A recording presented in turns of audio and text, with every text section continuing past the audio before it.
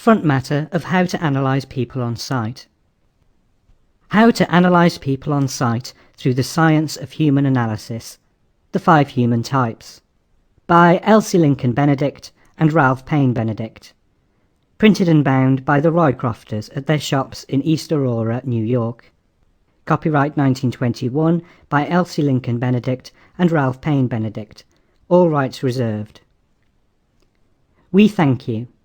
To the following men and women we wish to express our appreciation for their share in the production of this book.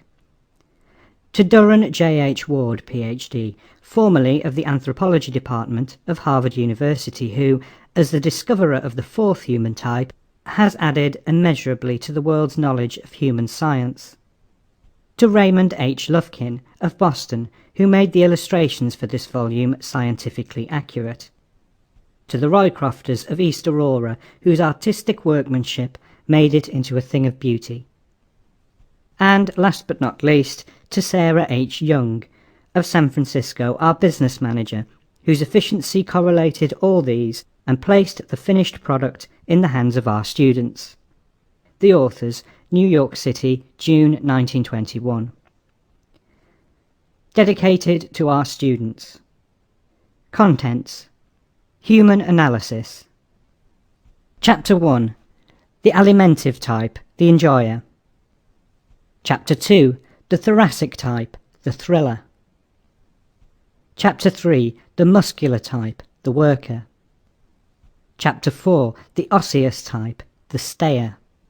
Chapter 5. The cerebral type, the thinker. Chapter 6. Types that should and should not marry each other. Chapter 7. Vocations for each type.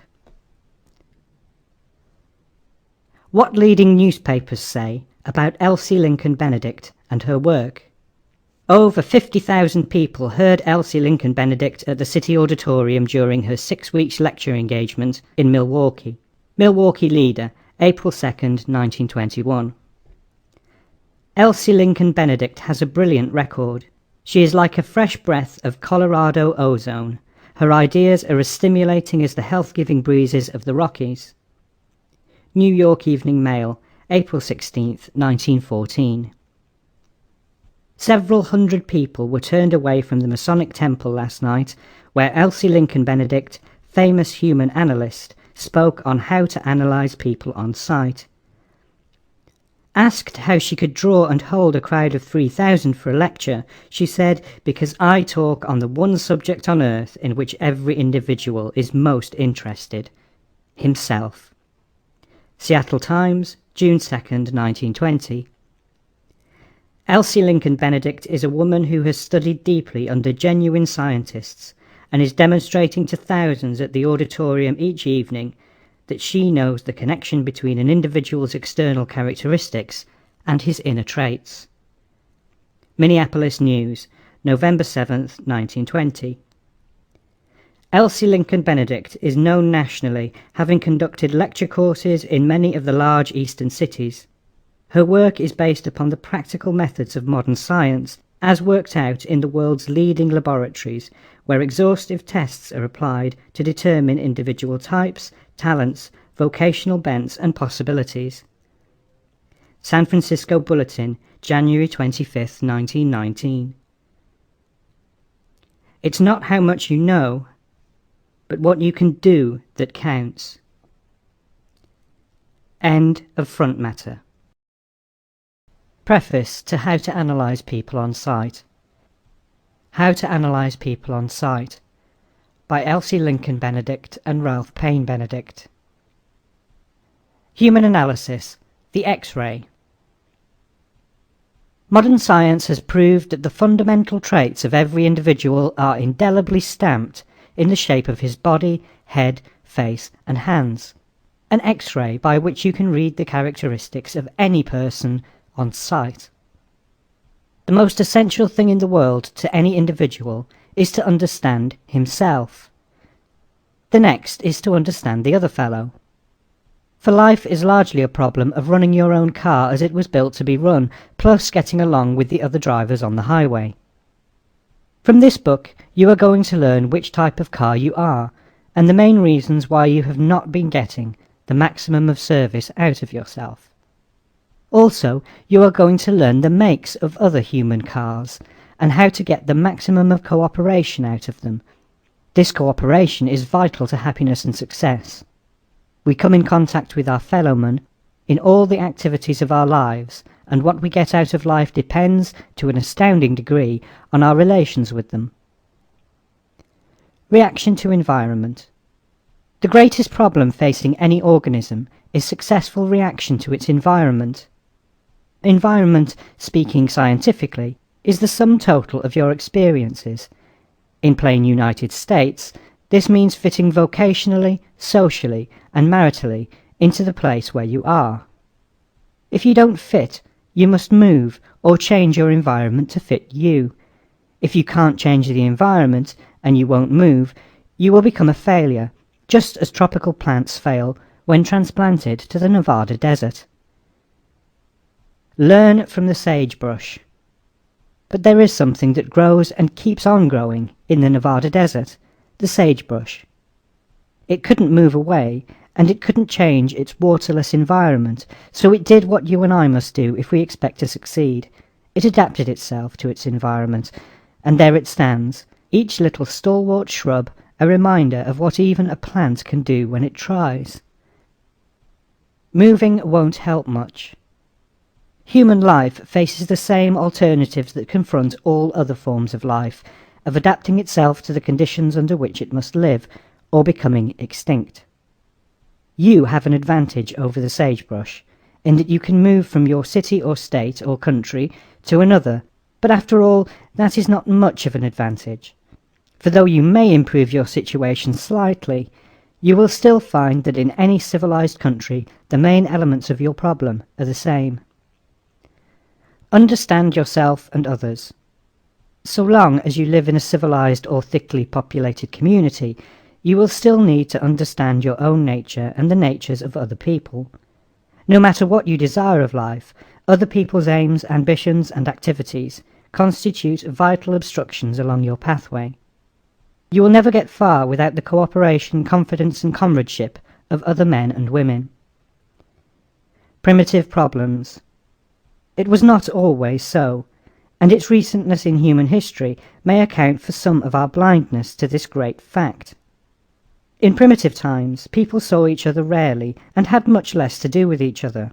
The human element was then not the chief problem. Their environmental problems had to do with such things as the elements, violent storms, extremes of heat and cold, darkness, and the ever-present menace of wild beasts, whose flesh was their food, yet who would eat them first, unless they were quick in brain and body. Civilization's changes. But all that is changed. Man has subjugated all other creatures, and now walks the earth, its supreme sovereign.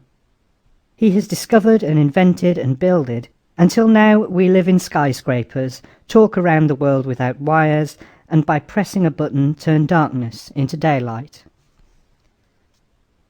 Causes of failure. Yet with all our knowledge of the outside world, 99 lives out of every 100 are comparative failures. The reason is plain to every scientific investigator. We have failed to study ourselves in relation to the great environmental problem of today. The stage setting has been changed, but not the play. The game is the same old game.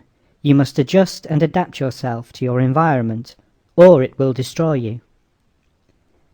Mastering his own environment. The cities of today look different from the jungles of our ancestors, and we imagine that because the brain of man overcame the old menaces, no new ones have arisen to take their place. We no longer fear extermination from cold, we turn on the heat. We are not afraid of the vast oceans which held our primitive forebears in thrall, but pass swiftly, safely, and luxuriously over their surfaces. And soon we shall be breakfasting in New York and dining the same evening in San Francisco. Facing new enemies. But in building up this stupendous superstructure of modern civilization, man has brought into being a society so intricate and complex that he now faces the new environmental problem of human relationships. The modern spider's web. Today we depend for life's necessities almost wholly upon the activities of others. The work of thousands of human hands and thousands of human brains lies back of every meal you eat, every journey you take, every book you read, every bed in which you sleep, every telephone conversation, every telegram you receive, every garment you wear. And this fellow man of ours has multiplied, since that dim distant dawn, into almost 2 billion human beings, with at least 1 billion of them after the very things you want, and not a tenth enough to go around. Adapt or die. Who will win? Nature answers for you. She has said with awful and inexorable finality that, whether you are a blade of grass in the Nevada desert or a man in the streets of London, you can win only as you adapt yourself to your environment. Today our environmental problem consists largely of the other fellow. Only those who learn to adapt themselves to their fellows can win great or lasting rewards. Externals indicate internal nature. To do this, it is necessary to better understand our neighbours, to recognize that people differ from each other in their likes and dislikes, traits, talents, tendencies, and capabilities. The combination of these makes each individual's nature. It is not difficult to understand others, for with each group of these traits there always goes its corresponding physical makeup, the externals, whereby the internal is invariably indicated. This is true of every species on the globe, and of every subdivision within each species. Significance of size, shape, and structure. All dogs belong to the same species, but there is a great difference between the nature of a St. Bernard and that of a terrier, just as there is a decided difference between the natures of different human beings. But in both instances, the actions, reactions, and habits of each can be accurately anticipated on sight by the shape, size, and structure of the two creatures. Differences in breed. When a terrier comes into the room, you instinctively draw away, unless you want to be jumped at and greeted effusively, but you make no such movement to protect yourself from a St. Bernard, because you read on sight the different natures of these two from their external appearance. You know a rose, a violet, a sunflower, and an orchid, and what perfume you are sure to find in each, by the same method. All are flowers, and all belong to the same species, just as all human beings belong to the same species. But their respective size and shape and structure tell you in advance and on sight what their respective characteristics are.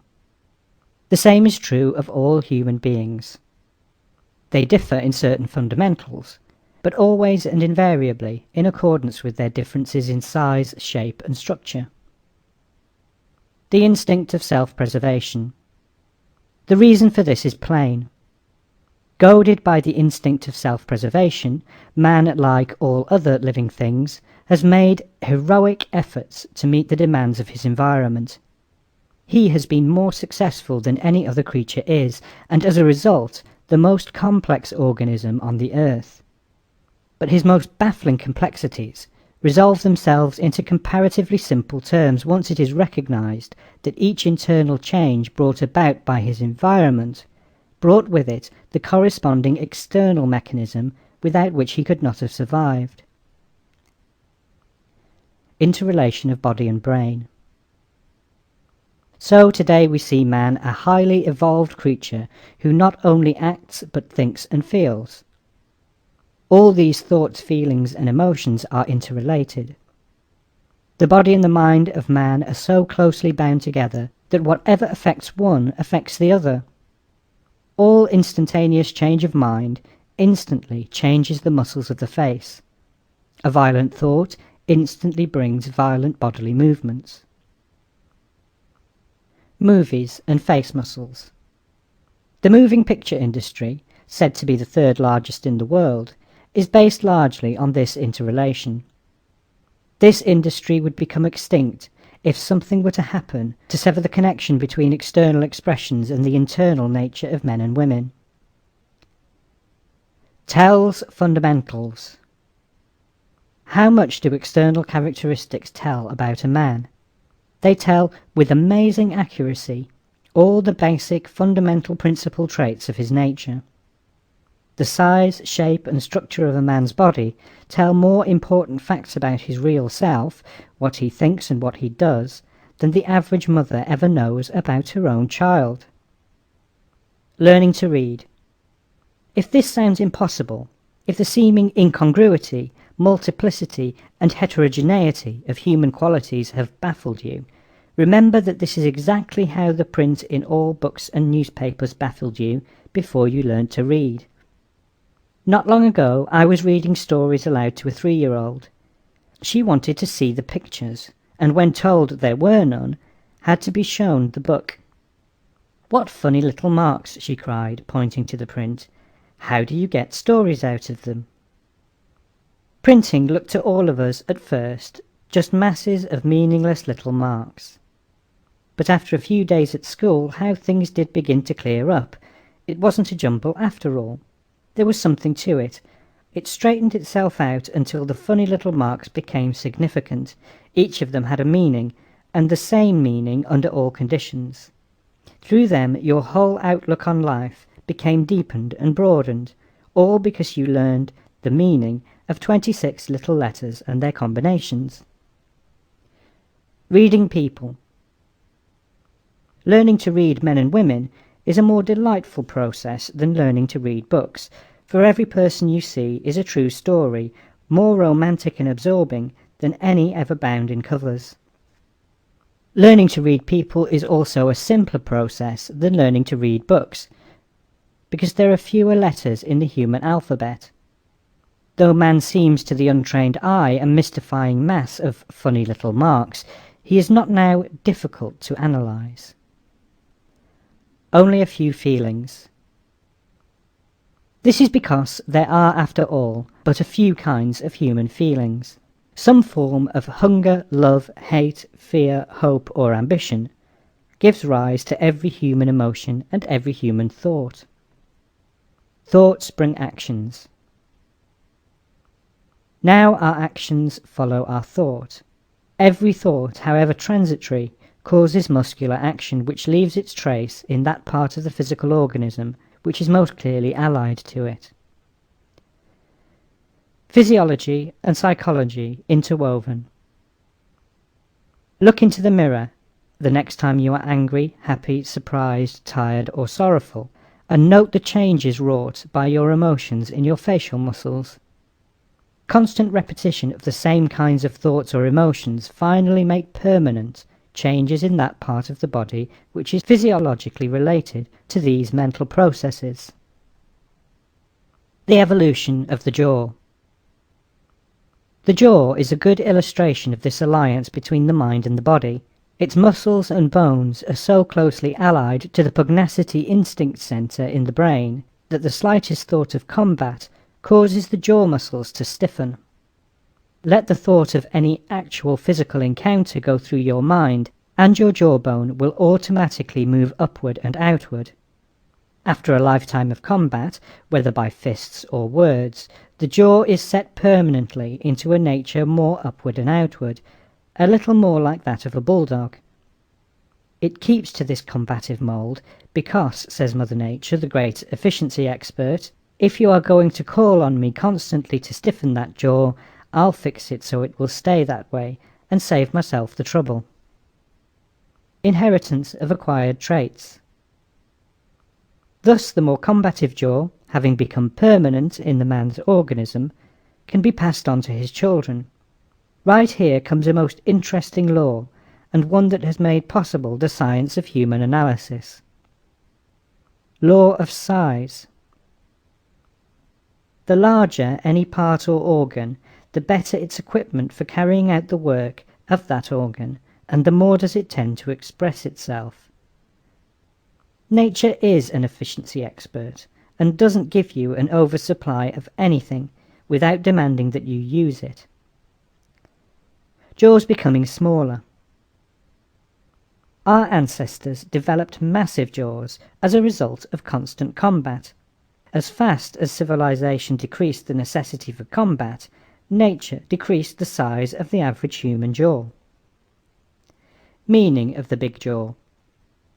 But wherever you see a large protruding jaw, you see an individual, armed and engined, as Kipling says, for some kind of fighting.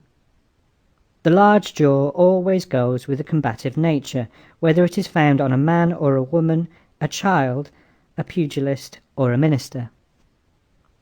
Exhibit A. The Irishman.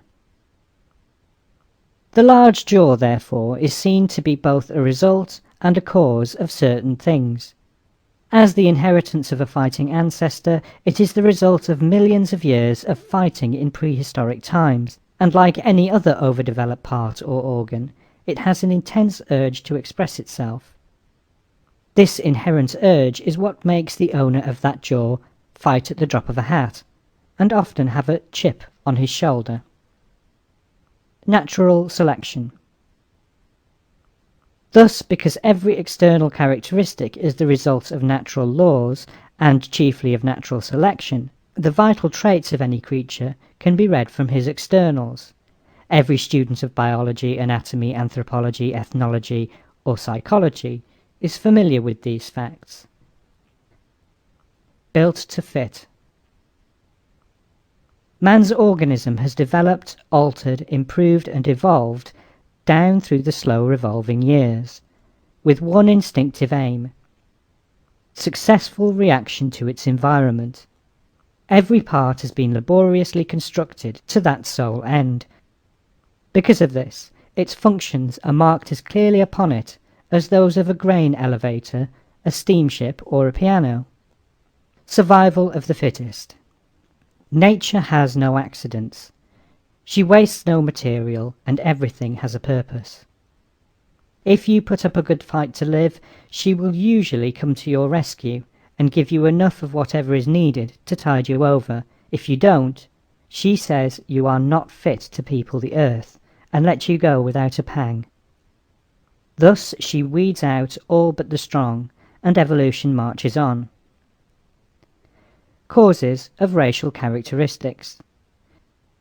This inherent potentiality for altering the organism to meet the demands of the environment is especially noticeable in races, and is the reason for most racial differences.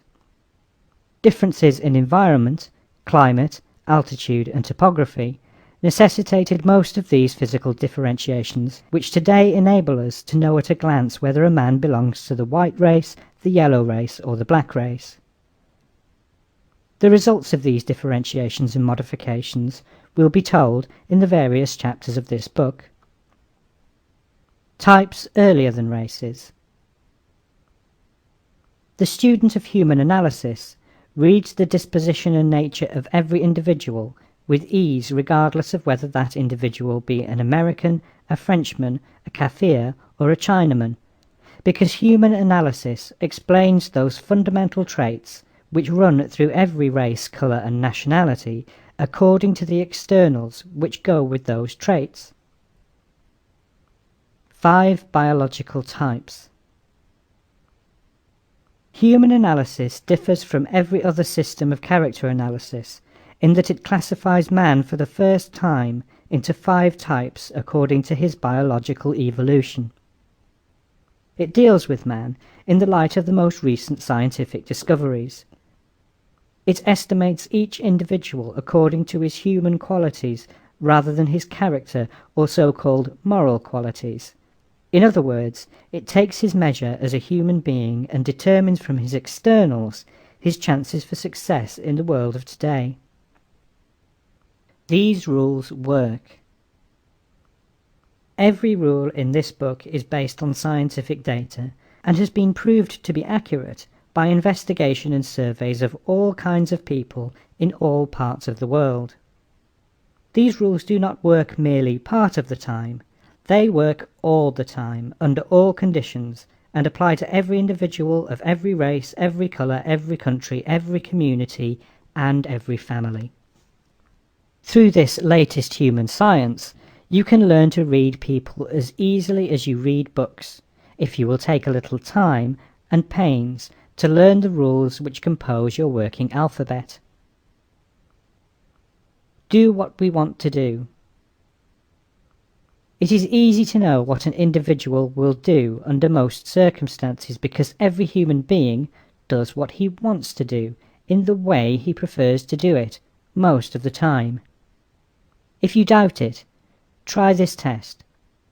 Bring to mind any intimate friends, or even that husband or wife, and note how few changes they have made to their way of doing things in 20 years. Preferences inborn. Every human being is born with preferences and predilections which manifest themselves from earliest childhood to death. These inborn tendencies are never obliterated and seldom controlled to any great extent, and then only by individuals who have learned the power of the mind over the body. Inasmuch as this knowledge is possessed only by a few, most of the people of the earth are blindly following the dictates of their inborn leanings. Follow our bents. In other words, more than 99% of all the people you know are following their natural bents in reacting to all their experiences, from the most trivial incidents to the most far-reaching emergencies. Took it from grandmother. The individual is seldom conscious of these habitual acts of his, much less of where he got them from. The nearest he comes is to say he got it from his father, or she takes it from grandmother. But where did grandmother get it? Man no mystery. Science has taken the trouble to investigate, and today we know not only where grandmother got it, but what she did with it. She got it along with her size, shape, and structure, in other words, from her type. And she did just what you and everybody else does with his type characteristics. She acted in accordance with her type, just as a canary sings like a canary instead of talking like a parrot, and just as a rose gives off rose perfume instead of violet. This law holds throughout every species, and explains man, who likes to think himself a deep mystery, as it explains every other creature. The hold of habit. Look around you, in shop, office, field, or home, and you will find that the quick, alert, impulsive man is acting quickly, alertly, and impulsively most of the time. Nothing less than a calamity slows him down, and then only temporarily, while the slow, patient, mild, and passive individual is acting slowly, patiently, mildly, and passively, in spite of all goads. Some overwhelming passion or crisis may speed him up momentarily, but as soon as it fades he reverts to his old slow habits. Significance of fat, bone, and muscle. Human analysis is the new science which shows you how to recognize the slow man, the quick man, the stubborn man, the yielding man, the leader, the learner, and all other basic kinds of men on sight, from the shape, size, and structure of their bodies. Certain bodily shapes indicate predispositions to fatness, leanness, boniness, muscularity, and nervousness, and this predisposition is so much a part of the warp and woof of the individual that he cannot disguise it. The urge given him by this inborn mechanism is so strong as to be practically irresistible. Every experience of his life calls forth some kind of reaction, and invariably the reaction will be similar in every vital aspect to the reactions of other people who have bodies of the same general size, shape, and structure as his own. Succeed at what we like. No person achieves success or happiness when compelled to do what he naturally dislikes to do. Since these likes and dislikes stay with him to the grave, one of the biggest modern problems is that of helping men and women to discover and to capitalize their inborn traits. Enthusiasm and self-expression. Every individual does best those things which permit him to act in accordance with his natural bents. This explains why we like best those things we do best. It takes real enthusiasm to make a success of any undertaking, for nothing less than enthusiasm can turn on a full current. We struggle from the cradle to the grave for self-expression. and everything that pushes us in a direction opposed to our natural tendencies is done half-heartedly, inefficiently, and disgruntledly. These are the steps that lead straight to failure, yet failure can be avoided and success approximated by every normal person, if he will take the same precaution with his own machinery that he takes with his automobile. Learn to drive your car.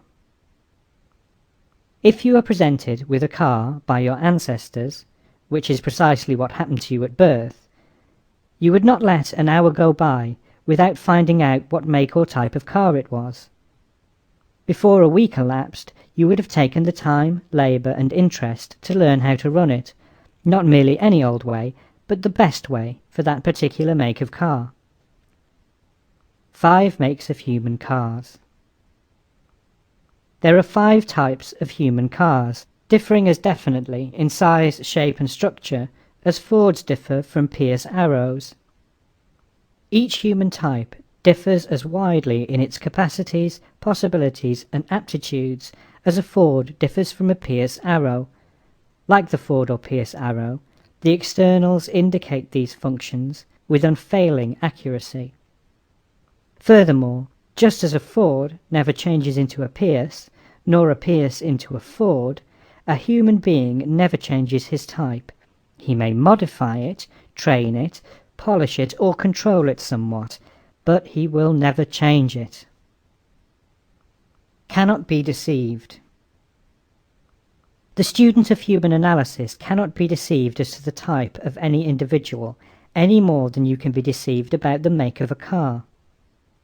One may doll up a Ford to his heart's content, remove the hood and top, and put on custom-made substitutes. It is still a Ford, always will be a Ford, and you can always detect that it is a Ford. It will do valuable, necessary things, but only those things it was designed to do, and in its own particular manner. Nor could a Pierce act like a Ford. Are you a Ford or a Pierce? So it is with human cars. Maybe you have been awed by the jewels and clothes with which many human Fords disguise themselves. The chances are that you have overlooked a dozen Pierces this week because their paint was rusty. Perchance you are a Pierce yourself, drawing a Ford's salary because you don't know you are a high-powered machine capable of making 10 times the speed you have been making on your highway of life. Superficialities sway us. If so, your mistake is only natural. The world classifies human beings according to their superficialities. To the world, a human motorcycle can pass for a Rolls Royce any day, if sufficiently camouflaged with diamonds, curls, French heels, and plucked eyebrows. Bicycles in Congress. In the same manner, a bicycle in human form gets elected to Congress because he plays his machinery for all it's worth and gets 100% service out of it. Every such person learned early in life what kind of car he was and capitalized its natural tendencies. Don't judge by veneer. Nothing is more unsafe than to attempt to judge the actual natures of people by their clothes, houses, religious faith, political affiliations, prejudices, dialect, etiquette, or customs. These are only the veneer laid on by upbringing, teachers, preachers, traditions, and other forces of suggestion. And it is a veneer so thin that trifles scratch it off. The real always there. But the real individual is always there, filled with the tendencies of his type, bending always towards them, constantly seeking opportunities to run as he was built to run, forever striving towards self-expression. It is this ever-active urge which causes him to revert in the manifold activities of everyday life to the methods, manners, and peculiarities common to his type.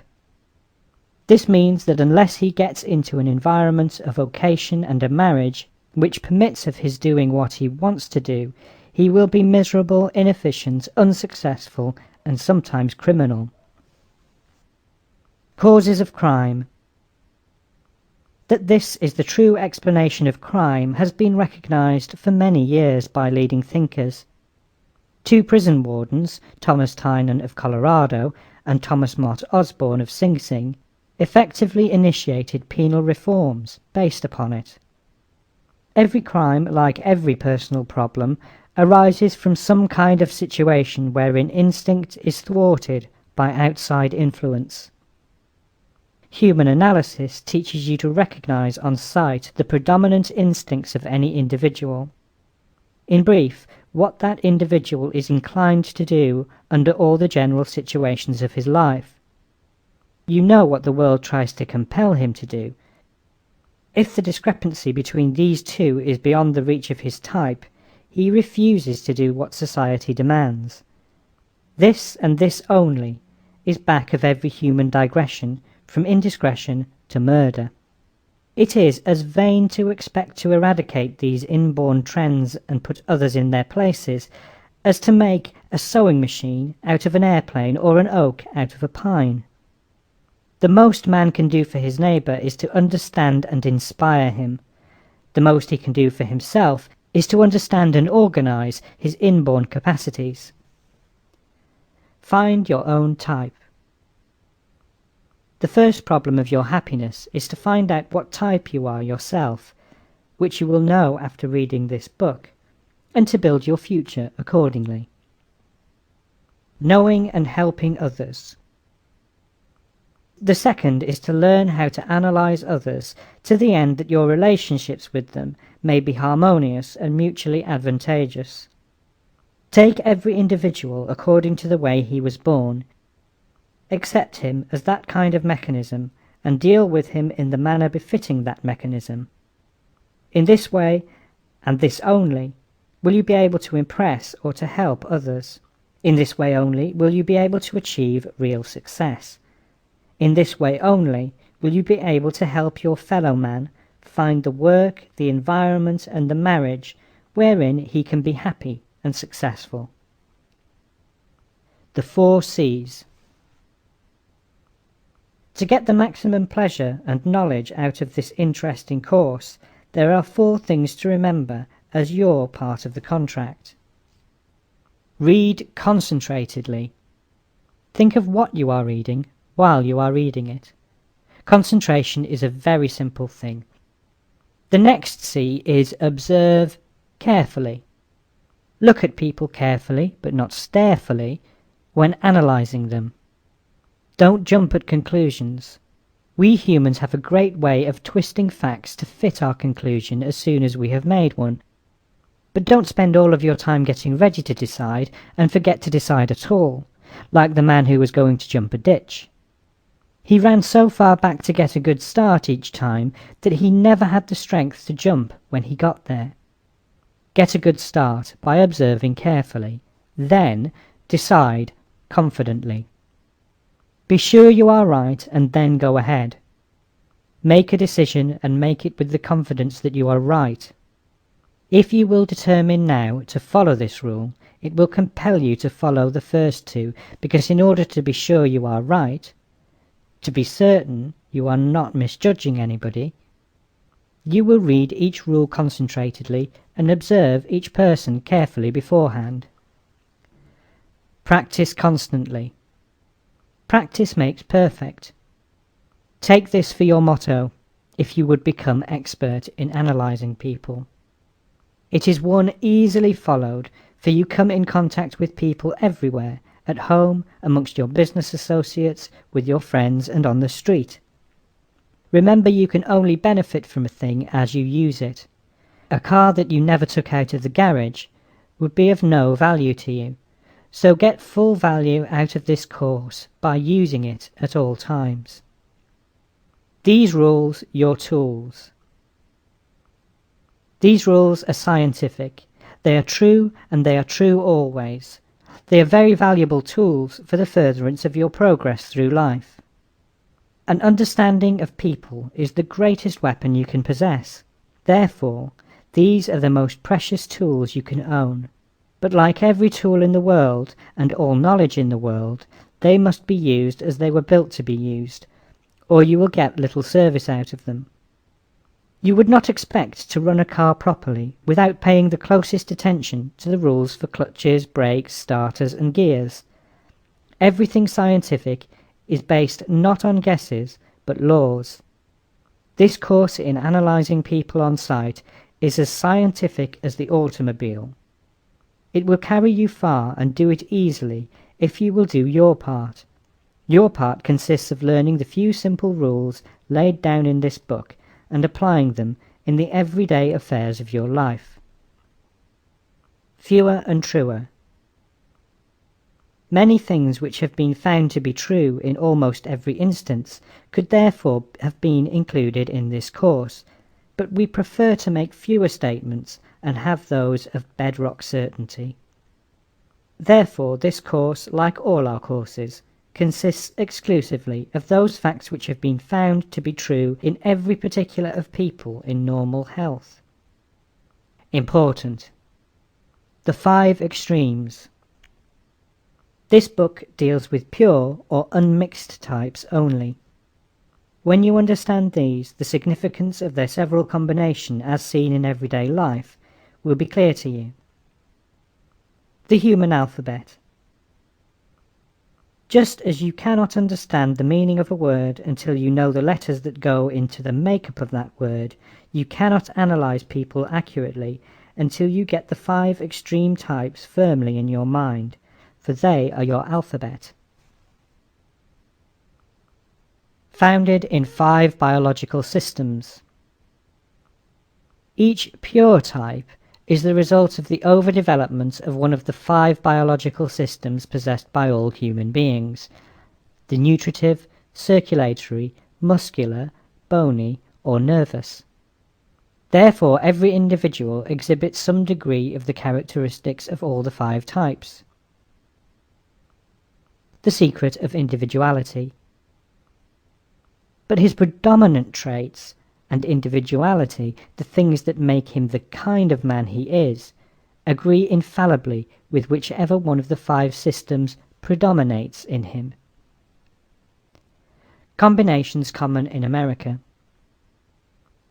The average American man or woman is a combination of some 2 of these types, with a third discernible in the background. To analyze people. To understand human beings, familiarize yourself first with the pure or unmixed types, and then it will be easy and fascinating to spell out their combinations and what they mean in the people all about you. Postpone combinations. Until you have learned these pure types thoroughly, it will be to your advantage to forget that there is such a thing as combinations. After you have these extreme types well in mind, you will be ready to analyze combinations. The 5 types. Science has discovered that there are 5 types of human beings. Discarding for a moment their technical names, they may be called the fat people, the florid people, the muscular people, the bony people, and the mental people. Each varies from the others in shape, size, and structure, and is recognizable at a glance by his physique or build. This is because his type is determined by the preponderance within his body of one of the 5 great departments or biological systems: the nutritive, the circulatory, the muscular, the bony, or the nervous. At birth, every child is born with one of these systems more highly developed, larger, and better equipped than the others. Type never disappears. Throughout his life this system will express itself more, be more intense and constant in its functioning than the others, and no manner of training, education, environment or experience, so long as he remains in normal health, will alter the predominance of this system, nor prevent its dictating his likes, dislikes, and most of his reactions. Effect of eating. If you do not understand why the overaction of one bodily system should influence man's nature, see if you can't recall more than one occasion when a square meal made a decided difference to your disposition within the space of 30 minutes. If one good meal has the power to alter so completely our personalities temporarily, is it then any wonder that constant overfeeding causes everybody to love a fat man? For the fat man is habitually and chronically in that beatific state which comes from overeating. End of preface. Part 1 of Chapter 1 of How to Analyze People on Sight. How to Analyze People on Sight Through the Science of Human Analysis. The 5 Human Types by Elsie Lincoln Benedict and Ralph Paine Benedict. Part 1 of Chapter 1. The Alimentive Type. The Enjoyer. Note, bear in mind at the beginning of this and every other chapter that we are describing the extreme or unmixed type. Before leaving this book you will understand combination types and should read people as readily as you now read your newspaper. Those individuals in which the alimentive system is more highly developed than any other are called alimentives. The alimentive system consists of the stomach, intestines, alimentary canal, and every part of the assimilative apparatus. Physical rotundity. A general rotundity of outline characterizes this type. He is round in every direction. Fat rolls away from his elbows, wrists, knees, and shoulders. See Chart 1. The fat, overweight individual. Soft flesh thickly padded over a small-boned body distinguishes the pure alimentive type. In men of this type the largest part of the body is around the girth. In women it is around the hips. These always indicate a large nutritive system in good working order. Fat is only surplus tissue, the amount manufactured by the assimilative system over and above the needs of the body. Fat is more soft and spongy than bone or muscle, and lends to its wearer a softer structure and appearance. Small hands and feet. Because his bones are small, the pure alimentive has small feet and small hands. How many times have you noted with surprise that the 200-pound woman had tiny feet? The inconvenience of getting around, which you have noticed in her, is due to the fact that while she has more weight to carry, she has smaller than average feet with which to do it. The pure alimentive head. A head comparatively small for the body is another characteristic of the extreme alimentive. The neck and lower part of the head are covered with rolls of fat. This gives the head the effect of spreading outward from the crown as it goes down to the neck, thus giving the neck a short, disproportionately large appearance. The round-faced person. A full-moon face with double or triple chins gives this man his baby face. See Chart 2. Look carefully at any extremely fat person, and you will see that his features are inclined to the same immaturity of form that characterizes his body. Very few fat men have long noses. Nearly all fat men and women have not only shorter, rounder noses, but shorter upper lips, fuller mouths, rounder eyes, and more youthful expressions than other people. In short, the features of childhood. The entire physical makeup of this type is modeled upon the circle. Round hands with dimples where the knuckles are supposed to be, round fingers, round feet, round waist, round limbs, sloping shoulders, curving thighs, bulging calves, wrists, and ankles. Wherever you see curves predominating in the physical outlines of any person, that person is largely of the alimentive type, and will always exhibit alimentive traits. The man of few movements. The alimentive is a man of unhurried, undulating movements. The difficulty in moving large bodies quickly necessitates a slowing down of all his activities. These people are easeful in their actions, make as few moves as possible, and thereby lend an air of restfulness wherever they go. Because it is difficult to turn their heads, extremely fat people seldom are aware of what goes on behind them. The fat man's walk. Very fat people waddle when they walk, though few of them realize it. They cannot watch themselves go by, and no one else has the heart to impart bad news to this pleasant person. Spilling over chairs. The fat man spills over chairs and out of his clothes. Big armchairs, roomy divans, and capacious automobiles are veritable dikes to these men. Note the beeline the fat person makes for the big leather chair when he enters a room. Clothes for comfort. The best that money can buy are the kinds of clothes purchased by the alimentive whenever he can afford them. And it often happens that he can afford them, especially if the cerebral system comes second in his makeup. If he is in middle circumstances, his clothes will be chosen chiefly for comfort. Even the rich alimentive gets into something loose as soon as he is alone. Baggy trousers, creased sleeves, soft collars, and soft cuffs are seen most frequently on fat men. Comfort is one of the very first aims of this type. To attain it he often wears old shoes or gloves long past their time to save breaking in a new pair. Susceptible to cold. Cold weather affects this type. If you will look about you the first cold day of autumn, you will note that most of the overcoats are on the plump men. How the fat man talks. Never to take anything too seriously is an unconscious policy of fat people. They show it plainly in their actions and speech. The very fat man is seldom a brilliant conversationalist. He is often a jollier, and tells stories well, especially anecdotes and personal experiences. Doesn't tell his troubles. He seldom relates his troubles, and often appears not to have any. He avoids references to isms and ologies, and gives a wide berth to all who deal in them.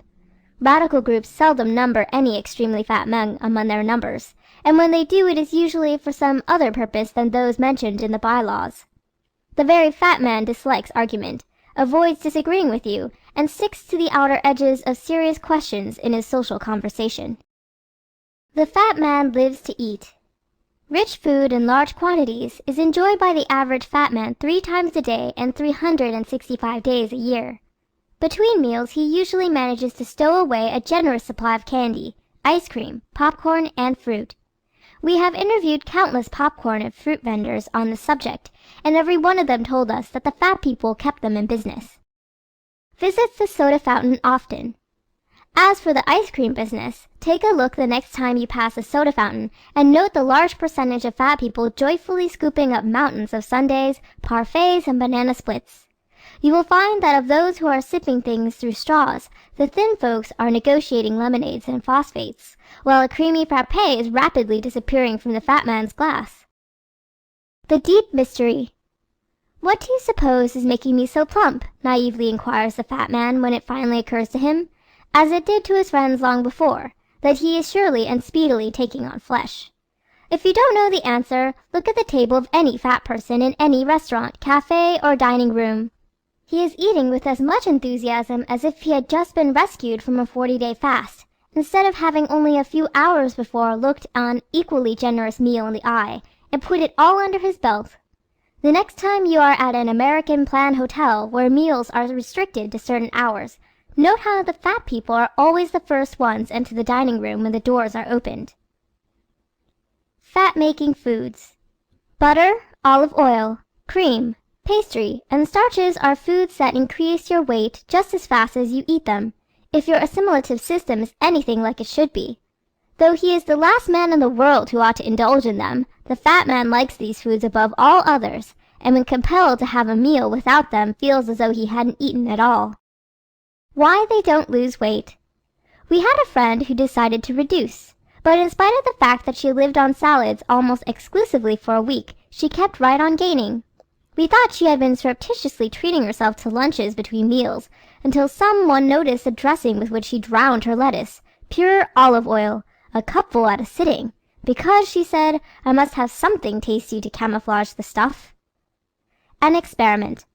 Once in California, where no city block is complete without its cafeteria, we took a committee from one of our human analysis classes to 6 of these big establishments one noontime. To illustrate to them the authenticity of the facts we have stated above, we prophesied what the fat ones would select for their meals. Without exception, their trays came by heaped with pies, cake, cream, starchy vegetables, and meat, just as we predicted. A short life, but a merry one. According to the statistics of the United States life insurance companies, fat people die younger than others. And the insurance companies ought to know, for upon knowing instead of guessing what it is that takes us off, depends the whole life insurance business. That they consider the extremely fat man an unsafe risk after 30 years of age is a well-known fact. I am interrupted every day by salesmen for everything on earth except one. But the life insurance agents leave me alone, laughed a very fat young lawyer friend of ours the other morning.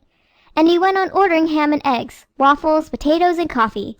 That he is eating years off his life doesn't trouble the fat man, however. He has such a good time doing it.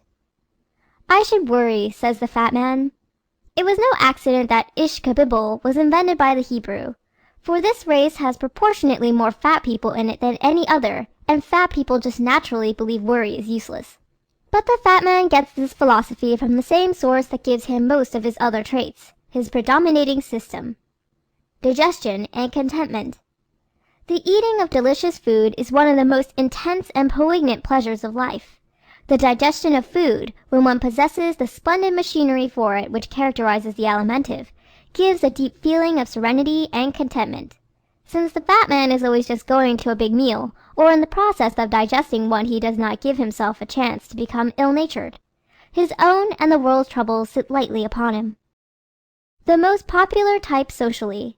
The life of the party is the fat man, or that pleasing, adaptable, feminine creature, the fat woman.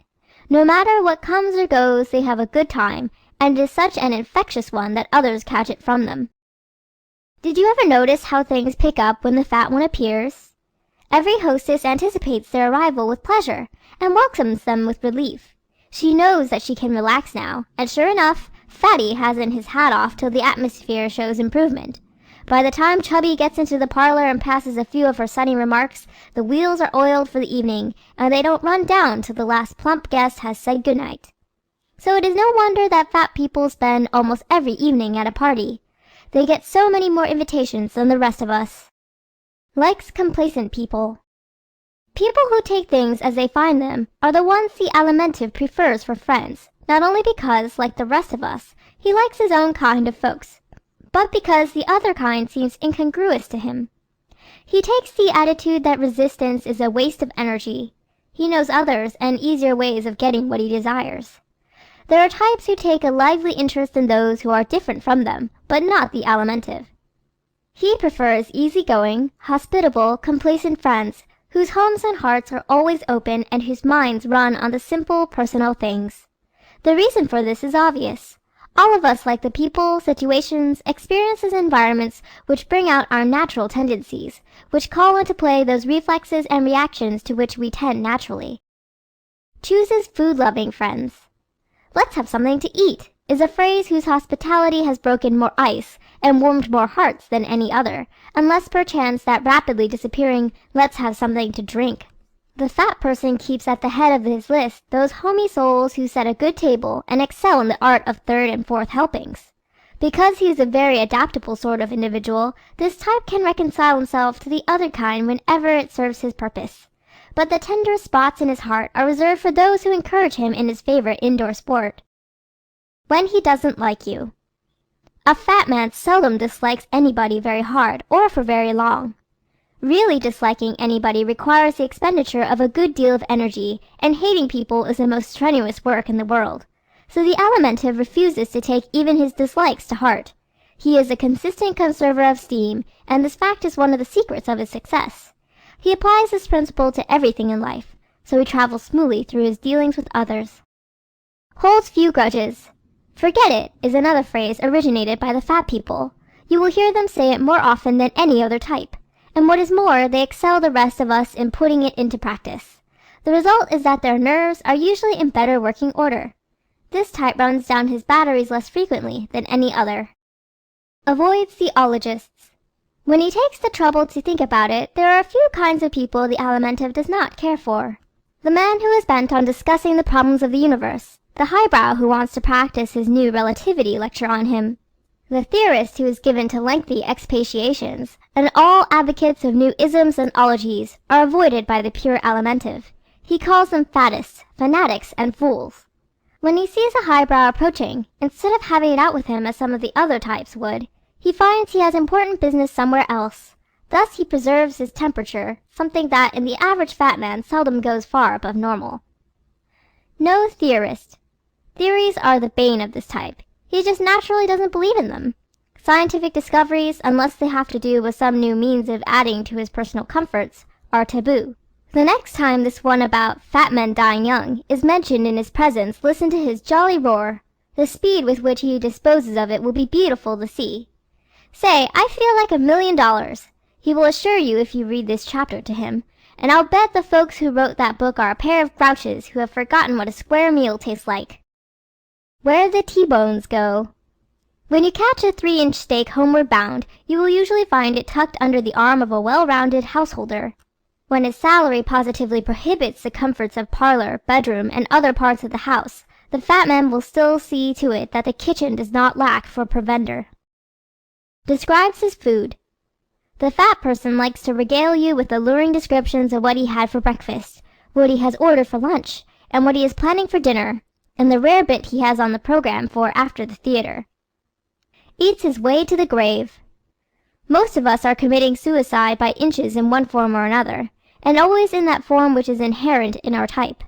The Alimentive eats his way to the grave, and has at least this much to say for it: it is more delightful than the pet weaknesses by which the other types hasten the final curtain. Diseases he is most susceptible to. Diabetes is more common among this type than any other. Apoplexy is next, especially if the fat man is also a florid man, with a fast heart or an inclination to high blood pressure. A sudden breaking down of any or several of the vital organs is also likely to occur to fat people earlier than to others. It is the price they pay for their years of overeating. Overtaxed heart, kidneys, and liver are inevitable results of too much food, so the man you call fat and husky is fat but not husky, according to the statistics. Fat men and influenza. During the historic Spanish influenza epidemic of 1918, more fat people succumbed than all other types combined. This fact was a source of surprise and much discussion on the part of newspapers, but not of the scientists. The big question in treating this disease and its twin, pneumonia, is, will the heart hold out? Fat seriously handicaps the heart. The fat man's Ford engine. The human heart weighs less than a pound, but it is the one organ in all our machinery that never takes a rest. It is the engine of the human car, and what a faithful little motor too, like the Ford engine which it so much resembles.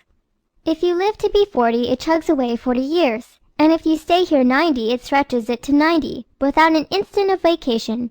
But it must be treated with consideration, and the first consideration is not to overwork it. A Ford engine is large enough for a Ford car, for Fords are lightweight. As long as you do not weigh too much, your engine will carry you up the hills and down the dales of life with good old Ford efficiency and at a pretty good gait, making a truck out of your Ford. But when you take on fat, you are doing to your engine what a Ford driver would be doing to his if he loaded his car with brick or scrap iron. A Ford owner who intended to transport bricks the rest of his life could get a big cylinder engine and substitute it for the original, but you can't do that. This little 4-cylinder affair is the only one you will ever have, and no amount of money, position, or affection can buy you a new one if you mistreat it. Like the Ford engine, it will stand for a good many pounds of excess baggage, and still do good work. But if you load on too much and keep it there, the day will come when its cylinders begin to skip. You may take it to the service station and pay the doctors to grind the valves, fix your carburetor, and put in some new spark plugs. These may work pretty well as long as you are traveling the paved highway of perfect health. You may keep up with the procession without noticing anything particularly wrong. But come to the hill of pneumonia or diabetes, and you are very likely not to make the grade. Don't kill your engine. The records in America show that thousands of men and women literally kill their engines every year when they might have lived many years longer. How each finds happiness. We live for happiness, and each type finds its greatest happiness in following those innate urges determined by the most highly developed system in its makeup. The Alimentive's disposition, nature, character, and personality are built by and around his alimentary system. He is happiest when gratifying it, and whenever he thwarts it he is miserable, just as the rest of us are when we thwart our predominant system. The world needs him. This type has so many traits needed by the world, however, and has such extreme capacity for enjoying life, that the race, not to mention himself, would profit greatly by his denying himself excessive amounts of food. Enjoyment, the keynote of this type. The good things of life, rich, abundant food, and everything that serves the personal appetites, are the cravings of this type. He purchases and uses more of the limousines, yachts, and chefs than any other 3 types combined, and gets more for his money out of them than others do. The keynote of his nature is personal enjoyment. His senses of touch and taste are also especially acute. The fat man loves comfort. You can tell a great deal about a man's type by noting for what classes of things he spends most of his extra money. The Alimentive may have no fire insurance, no Liberty bonds, no real estate, but he will have all the modern comforts he can possibly afford. Most of the world's millionaires are fat, and human analysis explains why. We make few efforts in life save to satisfy our most urgent demands, desires, and ambitions. Each human type differs in its cravings from each of the others, and takes the respective means necessary to gratify these cravings. The Alimentive craves those luxuries, comforts, and conveniences which only money can procure for him. The Fat Millionaire. When the Alimentive is a man of brains, he uses his brains to get money. No fat person enjoys work, but the greater his brain capacity, the more will he forego leisure to make money. When the fat man is in average circumstances. Any man's money-making ambitions depends largely on whether money is essential to the satisfaction of his predominating instincts. If he is fat and of average brain capacity, he will overcome his physical inertia to the point of securing for himself and his family most of the comforts of modern life. The average-brained fat man composes a large percentage of our population, and the above accounts for his deserved reputation as a generous husband and father. The fat man, a good provider. The fat man will give his last cent to his wife and children for the things they desire, but he is not inclined as much as some other types to hearken to the woes of the world at large. The fat man is essentially a family man, a home man, a respectable, cottage-owning, tax-paying, peaceable citizen. Not a reformer. He inclines to the belief that other families, other communities, other classes, and other countries should work out their own salvation, and he leaves them to do it. In all charitable, philanthropic, and community drives, he gives freely, but is not lavish, nor sentimental about it. It is often a business proposition with him. When the fat man is poor. Love of ease is the fat man's worst enemy. His inherent contentment, accentuated by the inconvenience of moving about easily or quickly, constantly tempts him to let things slide. When he lacks the brain capacity for figuring out ways and means for getting things easily, he is never a great success at anything. When the extremely fat man's mentality is below the average, he often refuses to work, in which case he becomes a familiar figure around public restrooms, parks, and the cheaper hotel lobbies. Such a man finally graduates into the class of professional chair warmers. End of Part 1 of Chapter 1. Part 2 of Chapter 1, How to Analyze People on Sight. How to Analyze People on Sight through the Science of Human Analysis. The 5 Human Types, by Elsie Lincoln Benedict and Ralph Paine Benedict. Part 2 of Chapter 1. Fat people love leisure. A chance to do as we please, especially to do as little hard work as possible, is a secret desire of almost everybody. But the fat man takes the prize for wanting it most. Not a strenuous worker. He is not constructed to work hard like some of the other types, as we shall see in subsequent chapters. His overweight is not only a handicap in that it slows down his movements, but it tends to slow down all his vital processes as well, and to overload his heart. This gives him a chronic feeling of heaviness and inertia. Everybody likes him. But nature must have intended fat people to manage the rest of us instead of taking a hand at the heavy work. She made them adverse to toil, and then made them so likable that they can usually get the rest of us to do their hardest work for them. The world managed by fat people. When he is brainy, the fat man never stays in the lower ranks of subordinates. He may get a late start in an establishment, but he will soon make those over him like him so well they will promote him to a chief clerkship, a foremanship, or a managership. Once there, he will make those under him so fond of him that they will work long and hard for him. Fat men to the top. In this way, the fat man of real brains goes straight to the top, while others look on and bewail the fact that they do most of the actual work. They fail to recognize that the world always pays the big salaries not for hard work, but for head work, and not so much for working yourself as for your ability to get others to work. The popular politician. This capacity for managing, controlling, and winning others is what enables this type to succeed so well in politics. The fat man knows how to get votes. He mixes with everybody, jokes with everybody, remembers to ask how the children are, and pretty soon he's the head of his ward. Almost every big political boss is fat. Makes others work. One man is but one man, and at best can do little more than a good man-sized day of work. But a man who can induce a dozen other man-machines to speed up and turn out a full day's work apiece doesn't need to work his own hands. He serves his employer more valuable as an overseer, foreman, or supervisor. The fat salesman. A fat drummer is such a common phrase that we would think our ears deceived us did anyone speak of a thin one. Approach 5 people and say, "A traveling salesman." Each will tell you that the picture this conjures in his imagination is of a fat, round, roly-poly, good-natured, pretty clever man whom everybody likes. For the fat men are born salesmen, and they make up a large percentage of that profession. Salesmanship requires mentality plus a pleasing personality.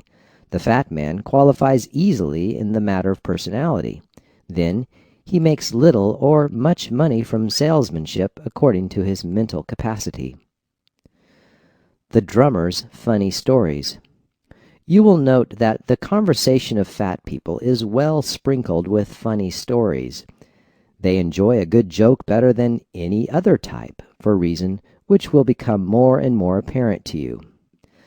That salesmen are popularly supposed to regale each customer with yarns till he gasps for breath, and to get his signature on the dotted line while he is in that weakened condition, is more or less of a myth. It originated from the fact that most salesmen are fat, and that fat people tell stories well. Jokes at fat men's expense. "Look at Fatty. Get a truck!" And other jibes greet the fat man on every hand. He knows he cannot proceed a block without being the butt of several jokes, but he listens to them all with amiability surprising to the other types. And this good nature is so apparent that even those who make sport of him are thinking to themselves, "I believe I'd like that man." The fat man's habits. Never hurry, never worry, are the unconscious standards underlying many of the reactions of this type. If you will compile a list of the habits of any fat person, you will find that they are mostly the outgrowths of one or both of these motives. Won't speed up. You would have a hard time getting an alimentive to follow out of any protracted line of action calling for strenuosity, speed, or high tension. He will get as much done as the strenuous man when their mentalities are equal, and often more.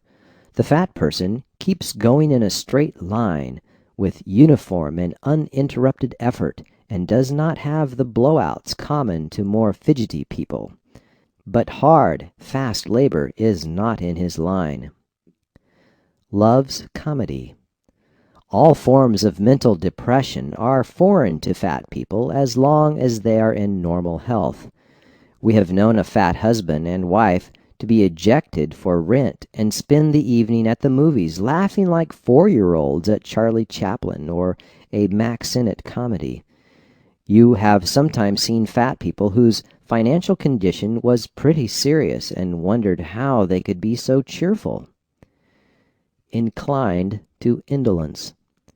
Fat people's habits, being built around their points of strength and weakness, are necessarily of 2 kinds, the desirable and the undesirable. The worst habits of this type are those inevitable to the ease-loving and the immature-minded. Indolence is one of his most undesirable traits and costs the alimentive dear.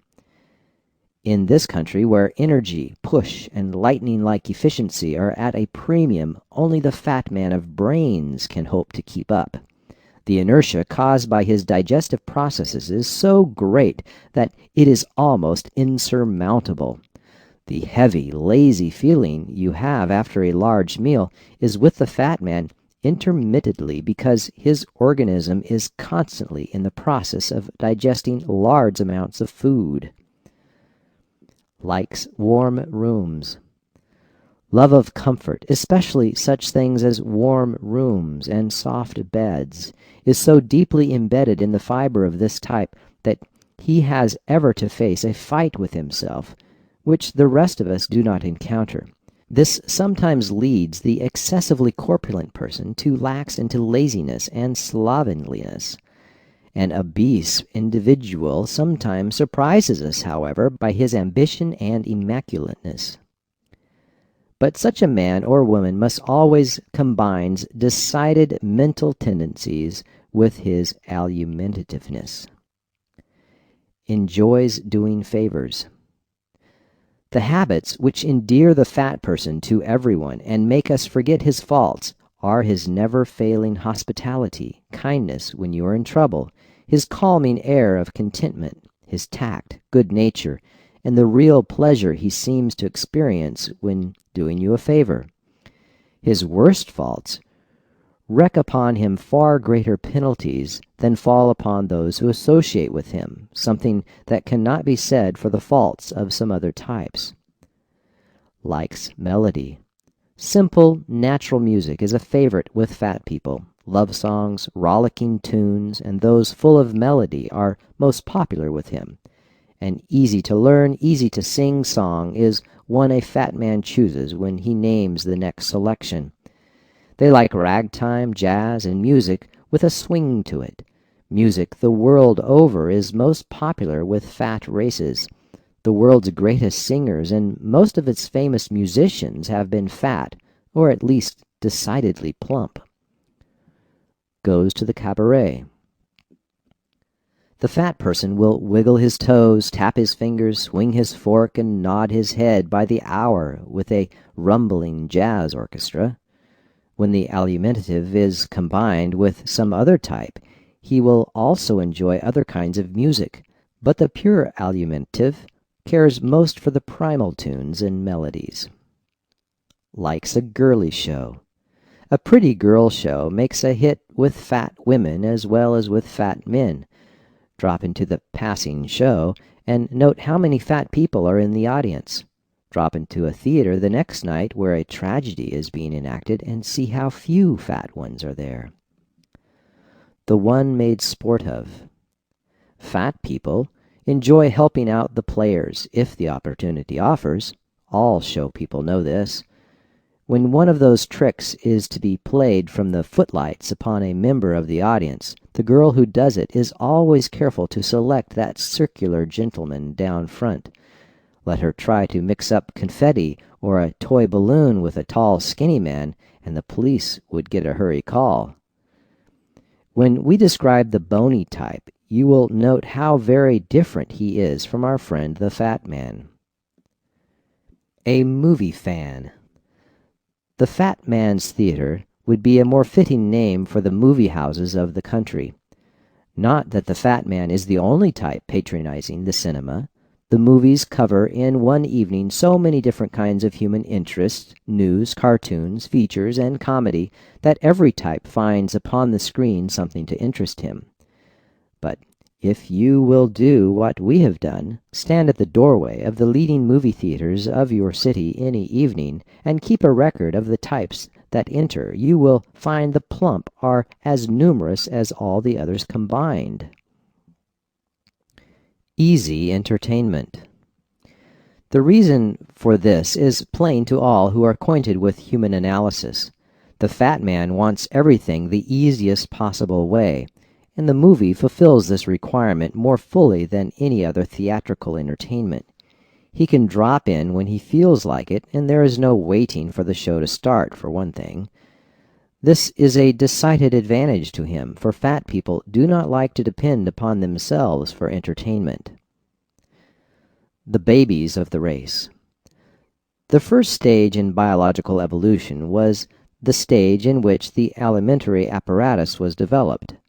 To assimilate nutriment was the first function of all life, and is so still, since it is the principal requirement for self-preservation. Being the first and most elemental of our 5 physiological systems, the alimentive, when it overtops the others, produces a more elemental, infantile nature. The pure alimentive has rightly been called, quote, the baby of the race, end quote. This accounts for many of the characteristics of the extremely fat person, including the fact that it is difficult for him to amuse himself. He, of all types, likes most to be amused, and very simple toys and activities are sufficient to do it. Loves the circus. A serious drama or problem play usually bores him, but he seldom misses a circus. The fat person expresses his immaturity also in that he likes to be petted, made over, and looked after. Like the infant, he demands food first. Almost the only time a fat man loses his temper is when he has been deprived of his food. The next demand on his list is sleep, another characteristic of the immature. Give a fat man 3 squares a day and plenty of sleep and a comfortable bed, and he will walk off with the prize for good humor 365 days in the year. Next to sleep, he demands warm clothing in winter and steam heat when the wintry winds blow. Fat people at the beach. If it were not for the exertion required in getting to and from the beaches, dressing and undressing, and the momentary coldness of the water, many more alimentives would go to the beaches in summer than do. Not strenuous. Anything to be popular with the alimentive must be easy to get, easy to do, easy to get away from, easy to drop if he feels like it. Anything requiring the expenditure of great energy, even though it promises pleasure when achieved, is usually passed over by the fat people. The art of getting out of it. "Let George do it," is another bit of slang invented by this type. He seldom does anything he really hates to do. He is so likable, he either induces you to let him out of it, or gets somebody to do it for him. He just naturally avoids everything that is intense, difficult, or strenuous. The peaceable type. If an unpleasant situation of a personal or social nature arises, a quarrel, a misunderstanding, or any kind of disagreement, the fat man will try to get himself out of it without a discussion, except when they have square faces, in which case they are not pure alimentives. Extremely fat people do not mix up in their neighborhood, family, church, club, or political quarrels. It is too much trouble for one thing, and for another it is opposed to his peaceable, untensed nature. Avoids expensive quarrels. The fat man has his eye on personal advantages and promotions, and he knows that quarrels are expensive, not alone in the chances they lose him, but in nerve force and peace of mind. The fat man knows instinctively that peace times are the most profitable times, and though he is not for peace at any price, so far as the country is concerned, he certainly is much inclined that way where he is personally concerned. You will be amused to notice how this peace-loving quality increases as one's weight increases. The more fat any individual is, the more he is inclined to get what he wants without hostility. The real thing. The favorite good time of an alimentive is one where there are plenty of refreshments. A dinner invitation always makes a hit with him, but beware that you do not lure a fat person into your home and give him a tea with lemon wisp where he expected a full meal. Always ready for food. Substantial viands can be served to him any hour of the day or night with the certainty of pleasing him. He loves a banquet, provided he is not expected to make a speech. The fat man has a harder time than any other listening to long speeches. The fashion of trying to mix the two most opposite extremes, food and ideas, and expecting them to go down, was due to our misunderstanding of the real nature of human beings. It is rapidly going out, as must every fashion which fails to take the human instincts into account. Avoids sports. No prizes lure a fat man into strenuous physical exercise or violent sports. Although we have witnessed numerous state, national, and international tennis, polo, rowing, sprinting, hurdling, and swimming contestants, we have not seen one player who was fat enough to be included in the pure alimentive type. The grandstands, bleachers, and touring cars at these contests contain a generous number of fat people, but their conversation indicated that they were present more from personal interest in some contestant than in the game itself. The nearest a fat man usually comes to taking strenuous exercise is to drive in an open car. The more easeful that car, the better he likes it. He avoids long walks as he would the plague, and catches a streetcar for a 2-block trip. The personal element. Due to his immaturity, the fat person gives little thought to anything save those things which affect him personally. The calm exterior, unruffled countenance, and air of deliberation he sometimes wears, and which have occasionally passed for judicial qualities, are largely the results of the fact that the alimentive refuses to get stirred up over anything that does not concern him personally. This personal element will be found to dominate the activities, conversation, and interests of the alimentive. For him to like a thing or buy a thing, it must come pretty near being something he can eat, wear, live in, or otherwise personally enjoy. He confines himself to the concrete and tangible. But most of all, he confines himself to things out of which he gets something for himself. Reading. The fat man is no reader, but when he does read, it is nearly always something funny, simple, or sentimental. In newspapers, he reads the funnies. Magazine stories, if short and full of sentiment, attract him. He seldom reads an editorial and is not a bookworm. The newspaper furnishes practically all of the fat man's reading. He seldom owns a library unless he is very rich, and then it is usually for show. Avoids bookstores. In making the investigations for this course, we interviewed many clerks in the bookstores of leading cities throughout the United States. Without exception, they stated that few extremely fat people patronize them. Quote, "I have been in this store 17 years, and I have never sold a book to a 250-pounder, one dealer told us. All this is due to the fact with which we started this chapter, that the fat man is built around his stomach, and stomachs do not read. Naturally realistic. The fat man has the child's natural innocence and ignorance of subtle and elusive things. He has the same interest in things and people as does the child's indifference to books, lectures, schools, and everything abstract. Physical assets. "I believe I could digest nails," exclaimed a fat friend of ours recently. This perfect nutritive system constitutes the greatest physical superiority of the alimentive. So highly developed is his whole stomach department that everything agrees with him, and everything tends to make him fat. As Irvin Cobb recently said, quote, "It isn't true that one can't have his cake and eat it too, for the fat man eats his and keeps it all." Physical liabilities. A tendency to overeat results naturally from the highly developed eating and digestive system of this type, but this in turn overtaxes all the vital organs, as stated before.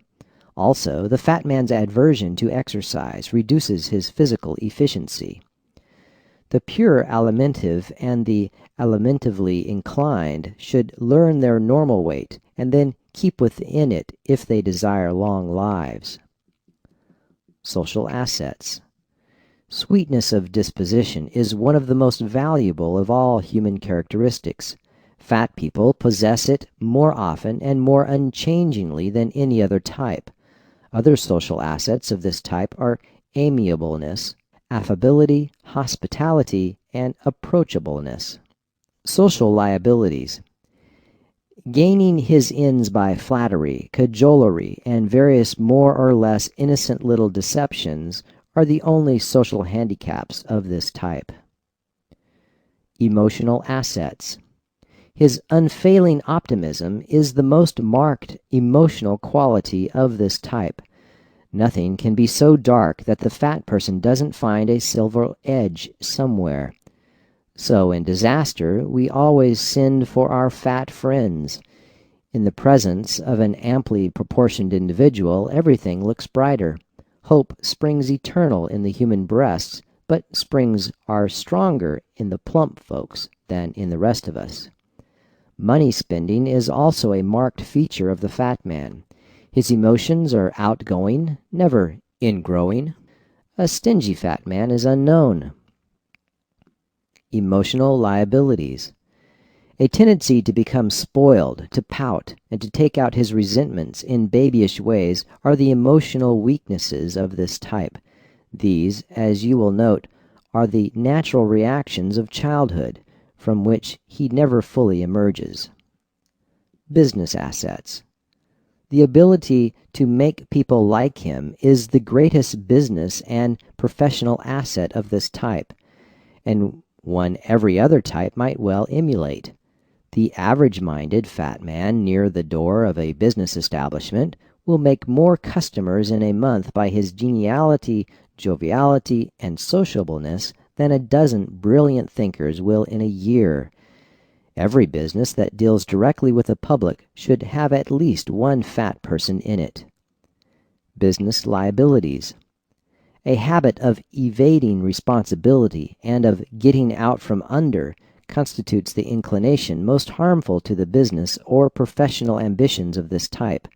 Again, it is the child in him trying to escape the task set for it and at the same time to avoid punishment. Domestic strength. Love of home is a distinguishing domestic trait of all fat people. The fat man's provision for his family is usually as complete as his circumstances will permit, and he often stretches it a point. As parents, fat men and women are almost too easygoing for their own future happiness, for they spoil their children, but they are more loved by their children than any other type. Being so nearly children themselves, they make equals of their children, enter into their games, and live their lives with them. Domestic weakness.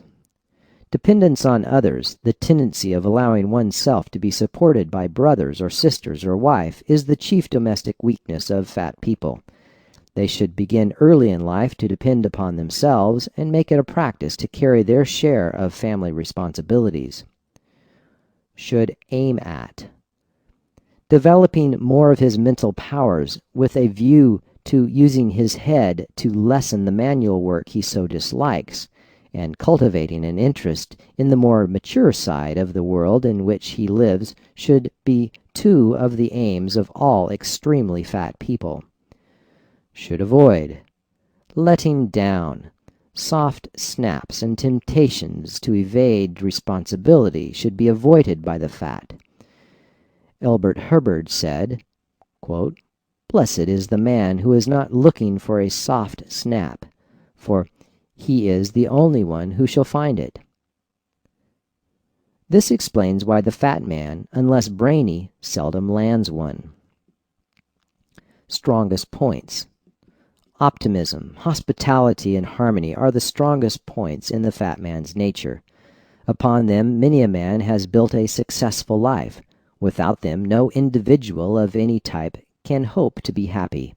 His popularity and all-rounded compatibility give the fat man advantages over other types which fairly compensate for the weak cogs in his machinery. Weakest points: self-indulgence of all kinds, overeating, oversleeping, under-exercising, and the evasion of responsibilities are the weakest points of this type. Despite his many strong points, his life is often wrecked on these rocks. He so constantly tends to taking the easy way out. Day by day, he gives up chances for ultimate success for the baubles of immediate ease. He is the most likable of all the types, but his indolence sometimes strains even the love of his family to the breaking point. How to deal with this type socially? Feed him. Give him comfortable chairs, the largest you have, and don't drag him into long discussions of any kind. This is the recipe for winning the fat man when you meet him socially. And whatever you do, don't tell him your troubles.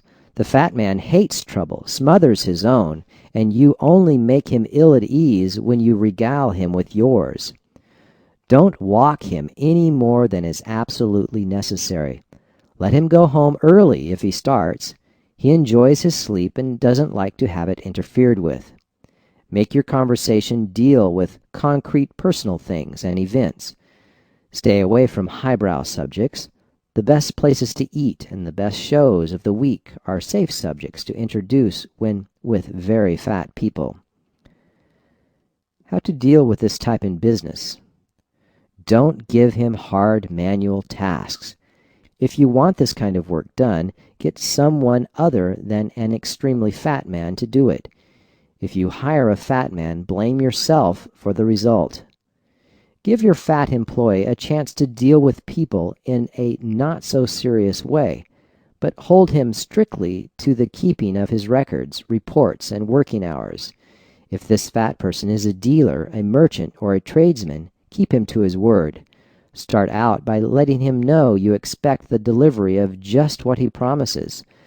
Don't let him jolly you into relinquishing what is rightly yours. And keep in mind always that the fat person is usually good at heart. Remember, the chief distinguishing marks of the alimentive, in the order of their importance, are rounded outlines, immature features, and dimpled hands. A person who has these is largely of the alimentive type, no matter what other types may be included in his makeup. End of Part 2 of Chapter 1. Part 1 of Chapter 2 of How to Analyze People on Sight. How to Analyze People on Sight through the Science of Human Analysis. The 5 Human Types by Elsie Lincoln Benedict and Paine Benedict. Section 5 of Chapter 2. Chapter 2. The Thoracic Type. The Thriller. Individuals in whom the circulatory system, heart, arteries, and blood vessels, and the respiratory system, lungs, nose, and chest, are more highly developed than any other systems, have been named the thoracics. This name comes from the fact that the heart and lungs, which constitute the most important organs of these two closely allied systems, are housed in the thorax, that little room made by your ribs for the protection of these vital organs. Physical resilience. A general elasticity of structure, a suggestion of sinews and physical resilience characterize this type.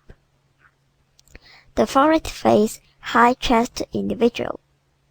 What is known as a red face, when accompanied by a high chest, always signifies large thoracic tendencies. The high color which in an adult comes and goes is a sure indication of a well-developed circulatory system, since high color is caused by the rapid pummeling of blood to the tiny blood vessels of the face.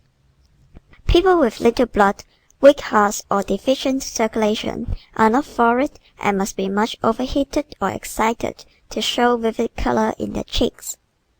Betray their feelings.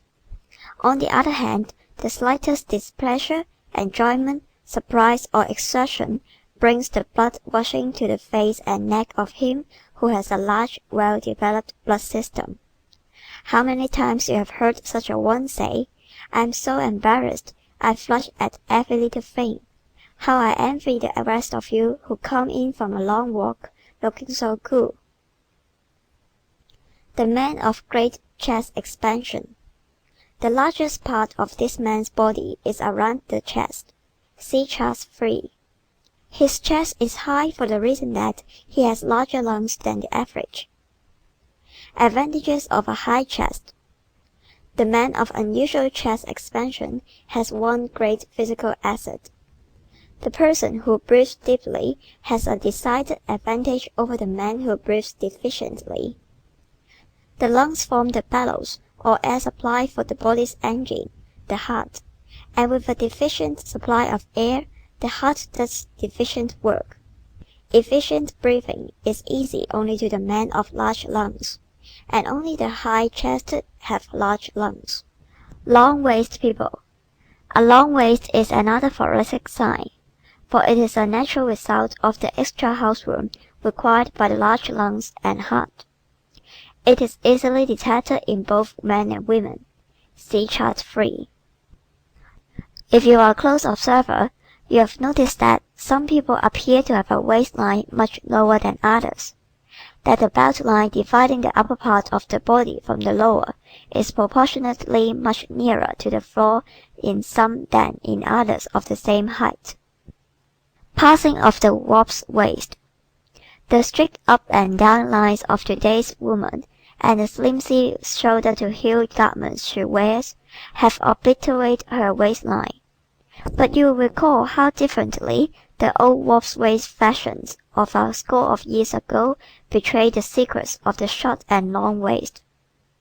The 18-inch belt, of which we were so falsely proud in 1900, told unmistakable facts about milady's thoracic development.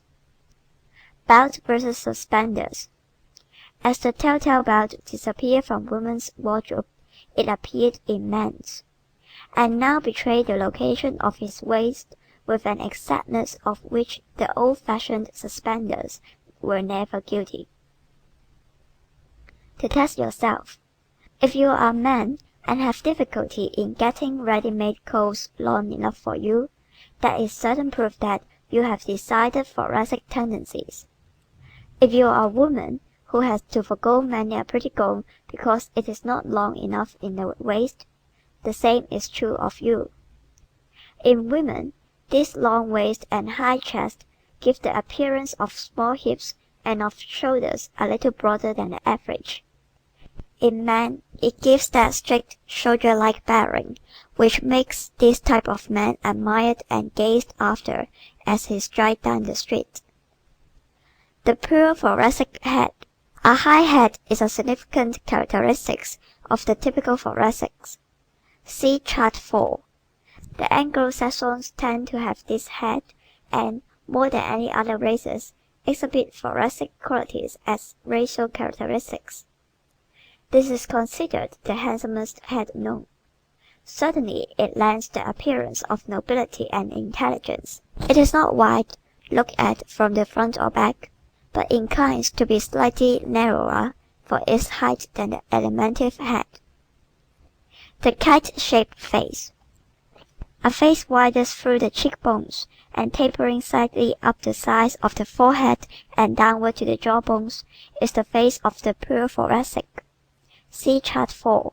This must not be mistaken for the pointed chin nor the pointed head, but is merely a sloping of the face upward and downward from the cheekbones, as a result of the unusual width of the nose section. See Chart 4. His well-developed nose. The nose section is also high and wide because the typical thoracic has a nose that is well developed. This is shown not only by its length but by its high bridge. The cause for the width and length of this section is obvious. The nose constitutes the entrance and exit departments of the breathing system. Large lung capacity necessitates a large chamber for the intake and expulsion of air. Signs of good lungs. Whenever you see a man whose face is wide through the cheekbones, with a long high-bridged open nostril nose. You see a man of good lung capacity and of quick physical energy. When you see anyone with pinched nostril, a face that is narrow through the cheekbones with a low or sway-back nose, you see a man whose lung capacity is deficient. Such a person invariably expends his physical energy more slowly. Freckles, being due to the same causes as wet hair and high color, are further indication of thoracic tendencies, though you may belong to this type with or without them. The typical thoracic hand. The pointed hand is the hand of the pure thoracic. See Chart 4. Note the extreme length of the second finger and the pointed effect of this hand when all the fingers are laid together. Any person with a pointed hand such as this has good thoracic development, whether it occupies first place in his makeup or not. The fingers of the thoracic are also inclined to be more thin-skinned than those of other types. One may be predominantly thoracic without these elements, but they are indication of the extreme thoracic type. Naturally, the hand of the extreme thoracic is more pink than the average. The beautiful foot. The thoracic tends to have more narrow, high-arched feet than other types. As a result, this type makes the majority of the beautifully short. The man of energetic movements. A hair-trigger nimbleness goes with this type. He is always posed ready to strike. All thoracics use their hands, arms, wrists, limbs, and feet alertly and energetically. They open doors, handle implements, and all kinds of hand instruments with little blundering. Also, their movements are more graceful than those of other types. The thoracic walk. The springy step must have been invented to describe the walk of the thoracic. No matter how hurried, his walk has more grace than the walk of other types. He does not stumble, and it is seldom that a thoracic steps on the chain of his partner's groan. The graceful sitter. The way you sit tells a great deal about your nature. One of the first secrets it betrays is whether you are by nature graceful or ungainly. The person who sits gracefully, who seems to drop himself becomingly upon a chair and to arise from it with ease, is usually a thoracic. The excess of energy sometimes gives them the appearance of fidgeting, but it is an easy, graceful fidget, and not as disturbing as that of other types. Keen eye and ear senses. Quick eye and keen ears are characteristics of the thoracics. The millions of stimuli, the sounds, sights, and smells impinging every waking moment upon the human consciousness, affect him more quickly and more intensely than any other type. The acuteness of all our senses depends, to a far greater extent than we have hitherto supposed, upon proper heart and lung action. Take long deep breaths for 5 minutes in the open air, while walking rapidly enough to make your heart pound, and see how much keener your senses are at the end of that time.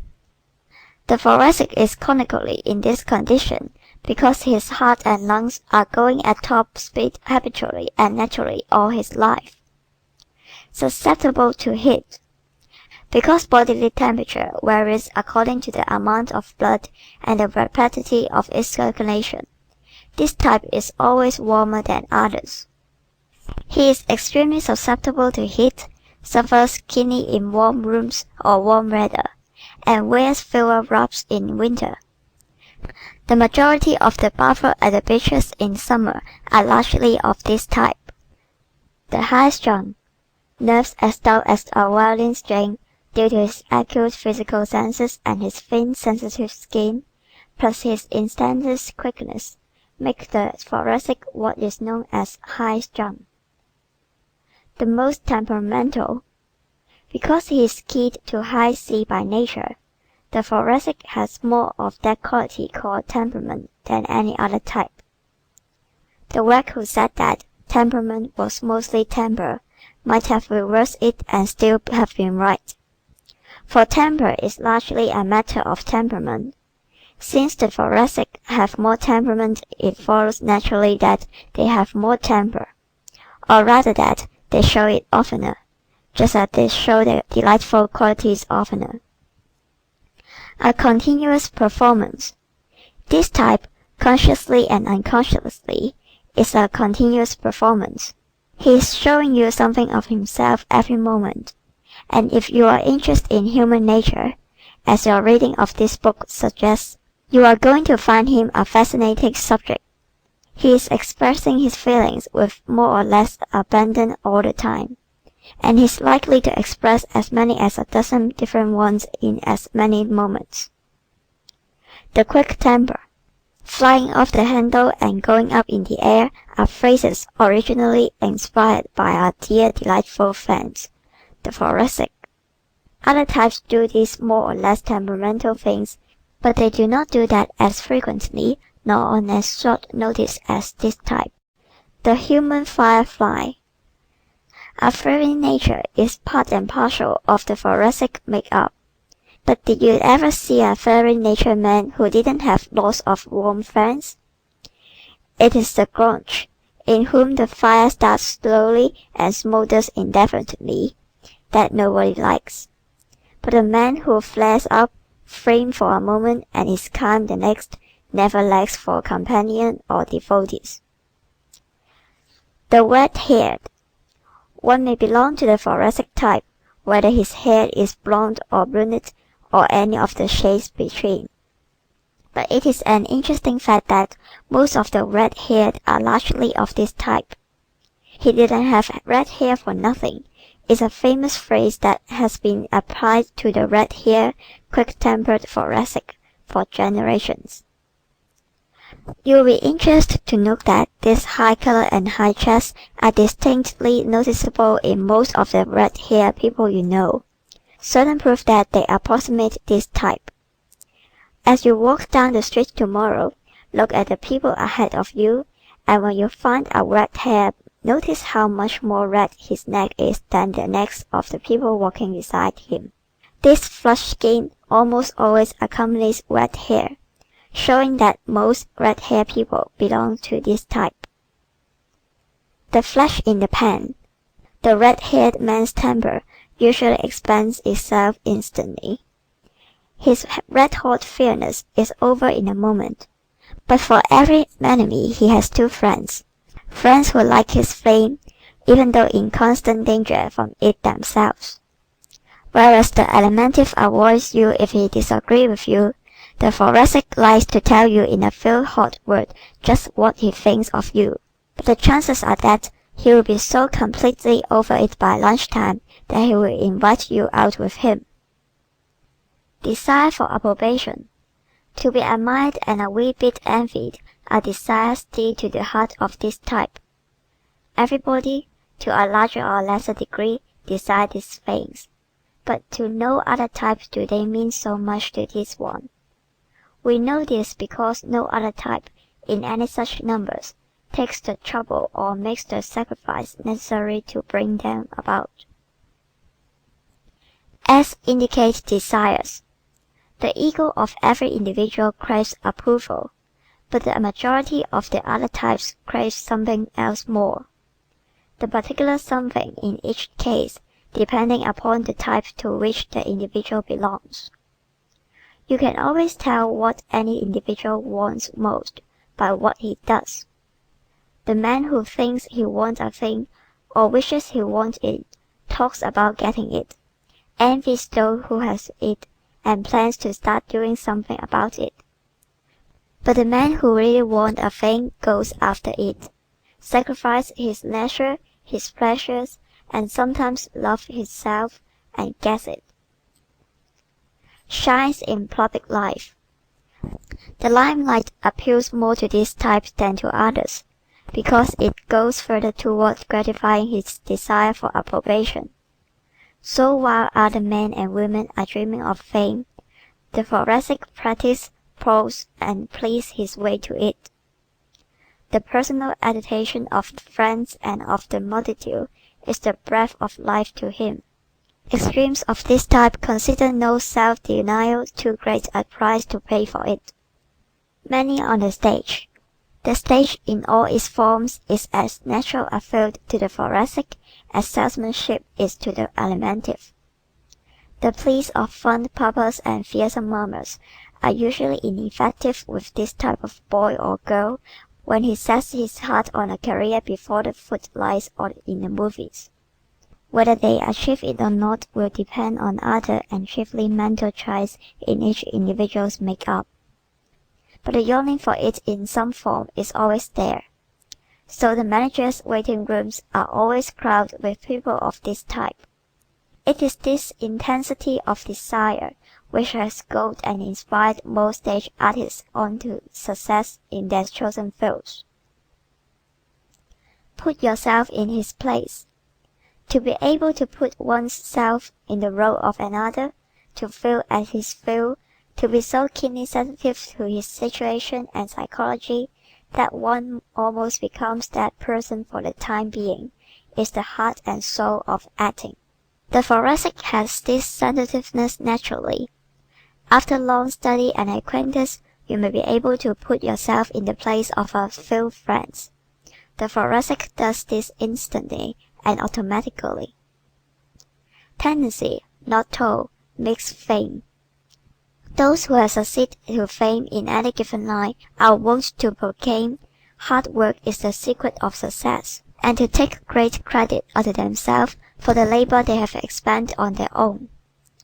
It is true, of course, that all success entails hard work, but the man or woman sufficiently gifted to rise to the heights gets from that gift such a strong inward urge towards its expression that what he does in that direction is not work to him.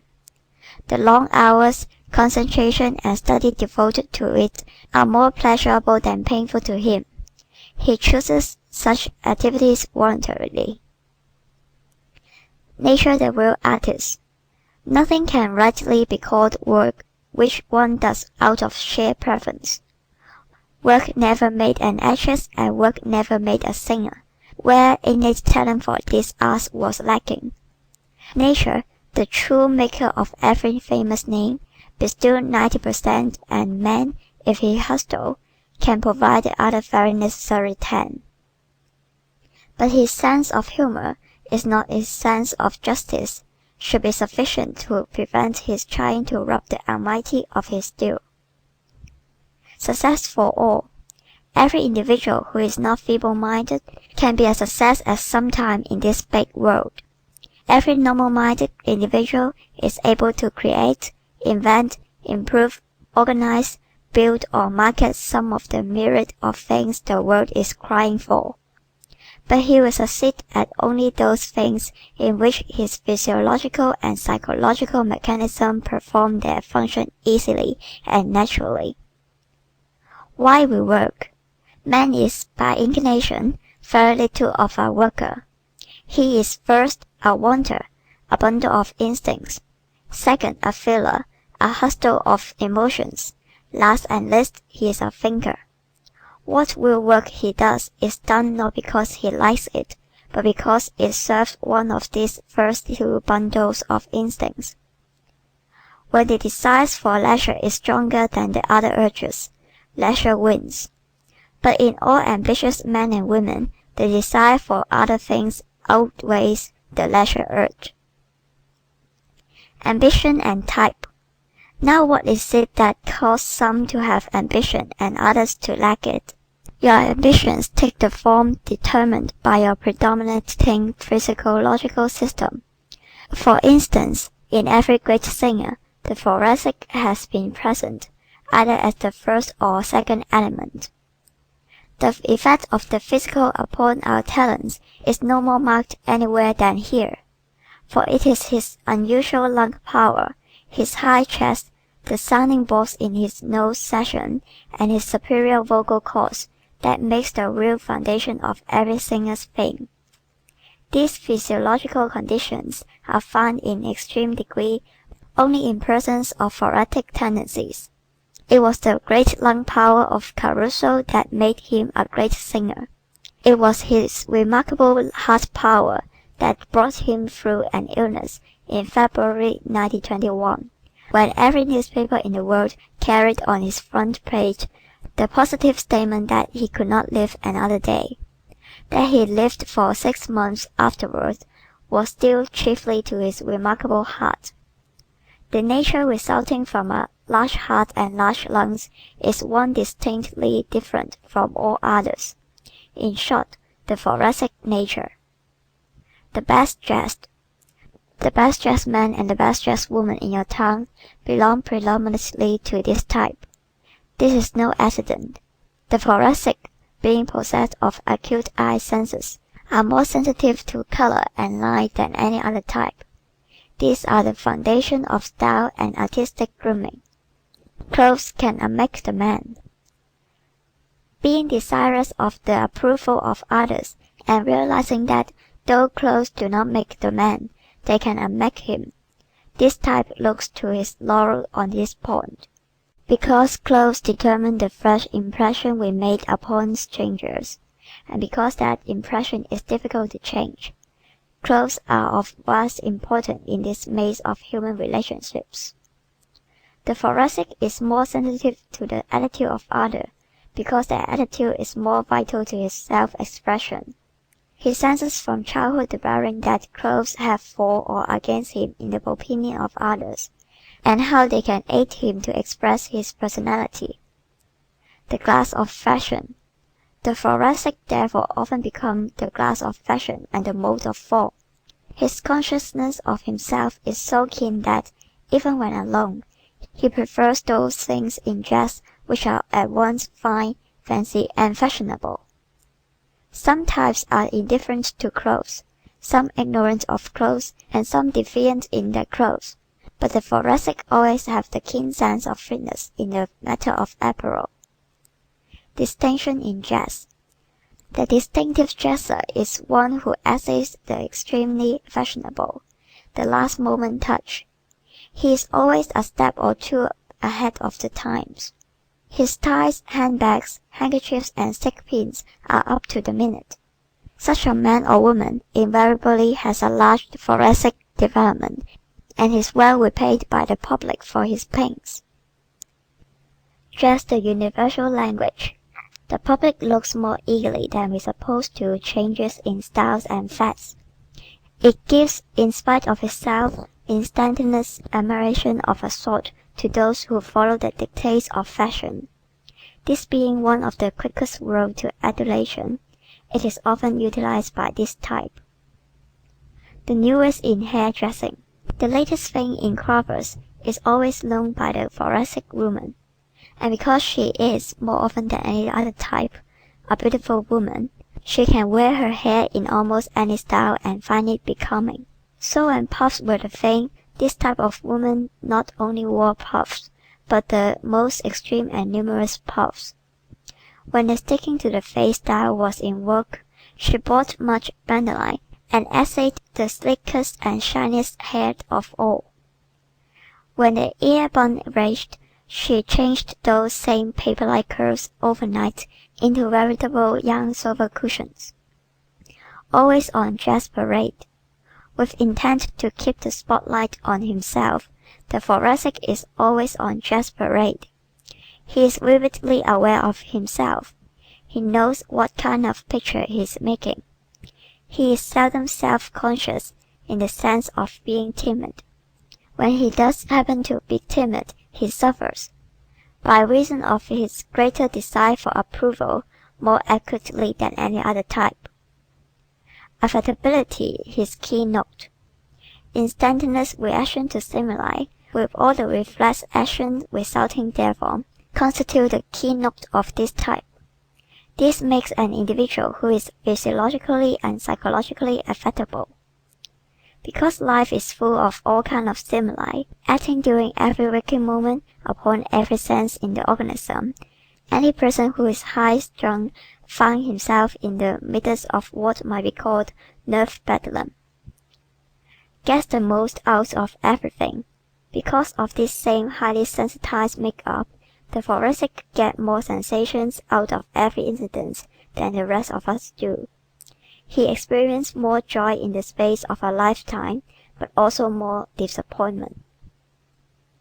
The human violin. For the same reason that violin vibrates to a greater number of sounds than the organ, the thoracic is a more vibrant individual than others. He is impelled to an expressiveness of voice, manner, and action that often looks like pretense to less impulsive people. In other types it would be, but to the thoracic it is so natural and normal that he is often much surprised to hear that he has the reputation of being affected. A reputation for flightiness. This lightning-like liveliness of face, body, and voice, his quick replies and instantaneous reaction to everything also cause him to be called flighty. The quick thinker. We are prone to judge everyone by ourselves. People whose mental or physical senses are less keyed up, less sensitive, call the thoracic rattle-brained. Usually such a man's brain is not rattled at all. It is working, as all brains do, in response to the message reaching it, while the telegraph wire of the five senses. In the thoracic, these wires happen to be more dulled than in other types. He gets sensation from sights, sounds, tastes, touches, and smells much more quickly than the rest of us do. These messages are sent to the brain more rapidly, and since sensation is responsible for much of our thinking, this man's brain thinks a little more speedily than that of other types. It does not necessarily think any better. Often it does need slowing down, but compared to the thought power of some of the other types, the thoracic speed made up for much of his carelessness. He makes more mistakes in judgment than other types, but can write about face so quickly he usually remedies them while other types are still trying to decide when to start. To hold himself back is the hardest lesson for this type to learn. His changeability. This tendency to let himself go brings the thoracic a great deal of unhappiness and failure. He plunges so quickly that he often fails to take into consideration the various elements of the situation. His physical senses tell him a thing should be done and rush him headlong into action that he knows are ill-advised the moment he has time to think them over. In turning around and righting his mistakes, he often hears himself called changeable and vacillating. His batting average. In this, as in other things, we have a tendency towards smugness, short-sightedness, and egoism. The man who makes but one mistake a year because he makes but two decisions is wrong 50% of the time. Yet he self-satisfiedly considers himself superior to the thoracic, because he has scored the latter in 6 poor deals within 6 months. At the rate the average thoracic as this would be about one mistake in 1,000, a much better batting average than the other man's. But because the confidence of others in our stability is of prime importance to us all, this type or anyone inclined to definite thoracic tendency should take pains to prevent this impression from settling into the minds of his friends. Should get onto the highway. The greatest reason for striving towards stability in action and more slowness in decision, however, is for his own future's sake. The man who is constantly making decisions and being compelled to alter them gets nowhere. He may have the best engine and the finest car in the world, but if he runs first down this bypath and then that, he will make little progress on the main highway. Should have an aim. An aim, a definite goal, is essential to the progress of any individual. It should be made with care and in keeping with one's personality, talents, training, education, environment, and experience, and having been made should be adhered to with the determination which does not permit little things to interfere with it. End of section 5 of chapter 2. Part 2 of chapter 2 of How to Analyze People on Sight. How to analyze people on sight. through the science of human analysis. The 5 Human Types by Elsie Lincoln Benedict and Paine Benedict. Section 6 of Chapter 2. Eliminating non-essentials. The big problem of individual success is the problem of eliminating non-essentials, of hewing to the line, letting the chips fall where they may. Most of the things that steal your time, strength, money, and energy are nothing but chips. If you pay too much attention to them, you will never hew out anything worthwhile. No vain regrets. If you are thoracic, don't regret the fact that you are not a one decision a year man, but try to make fewer and better decisions. Your quickness, if called into counsel, will enable you to see from what instincts your mistakes habitually arise and the direction in which most of them have pointed. And you will see this with so much greater dispatch than the average person that you will lose little time. You should begin today to analyze your most common error in judgment that you may guard against their recurrence. Always slightly thrilled. Even when apparently composed, the thoracic is always a wee bit thrilled. Everything he sees, hears, touches, tastes, or smells gives him such keen sensation that he lives momentarily in some kind of adventure. He languishes in an unchanging environment, and finds monotony almost unbearable. Lights and shadows. Never 2 minutes the same fitly describe this type. He passes rapidly from one vivid sensation to another, and expresses each one so completely that he is soon ready for the next. He has fewer complexes than any other type, because he does not inhibit as much. The uncorked bottle. The lid is always off the thoracic. This being the case, he suffers little from mental congestion, though he sometimes pays a high price for his self-expression. Everybody is interesting. Most of us are much more interesting than the world suspects, but the world is not made up of mind readers. We keep our most interesting thoughts, the most interesting sides of ourselves, hidden away. Even your dearest friends are seldom given a peep into the actual you. And this despite the fact that we all recognize this as a deficiency in others. We bottle up ourselves and defy the world's corkscrews, all save the thoracic. He allows his associates to see much of what is passing in his mind all the time. Because we are all interested in the real individual and not in mass, this type is usually much sought after. No secretive. The thoracic does not by preference cover up. He does not by preference secret. He does not, except when necessary, keep his pen and ways dark. He is likely to tell not only his family, but his nearest acquaintance, just what he is planning to do and how he expects to do it.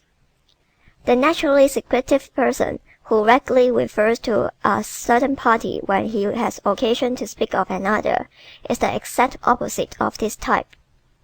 His human interest. We are all interested in the little comings and goings of our friends. Upon this fact, every magazine and newspaper builds its human interest stories. We may be indifferent to what the President of the United States is doing about international relations, but what he had for breakfast is mightily interesting. Few people read inaugural addresses, significant though they often are to the world and to the reader himself. But if the President would write 10 volumes on just how I spend my Sundays, it would be a bestseller. Naturally confidential. Personal experiences, personal secrets, and personal preference are subjects we are all interested in. These are the very things in which the thoracic regales his friend and about which he is more frank and outspoken than any other type. He makes many friends by his obvious openness and his capacity for seeing the interesting details which others overlook. Charming conversationalist. Colorful, vivid words and phrases come easily to the tongue of this type, for he sees the unusual, the fascinating in everything. Since anyone can make a thing interesting to others if he is really interested in it himself, the thoracic makes others see and feel what he describes. He is therefore known as the most charming conversationalist. Beautiful voice. The most beautiful voice belong to people who are largely of this type. This is due, as we have said before, to physiological causes. The high chest, sensitive vocal cords, capacious sounding boards in the nose and roof of the mouth all tend to give the voice of the thoracic many nuances and accents never found in other types. His pleasing voice, plus his vividness of his expressions, and his lack of reticence in giving the intimate and interesting details, are other traits which help to make the thoracic a lively companion. The lure of spontaneity.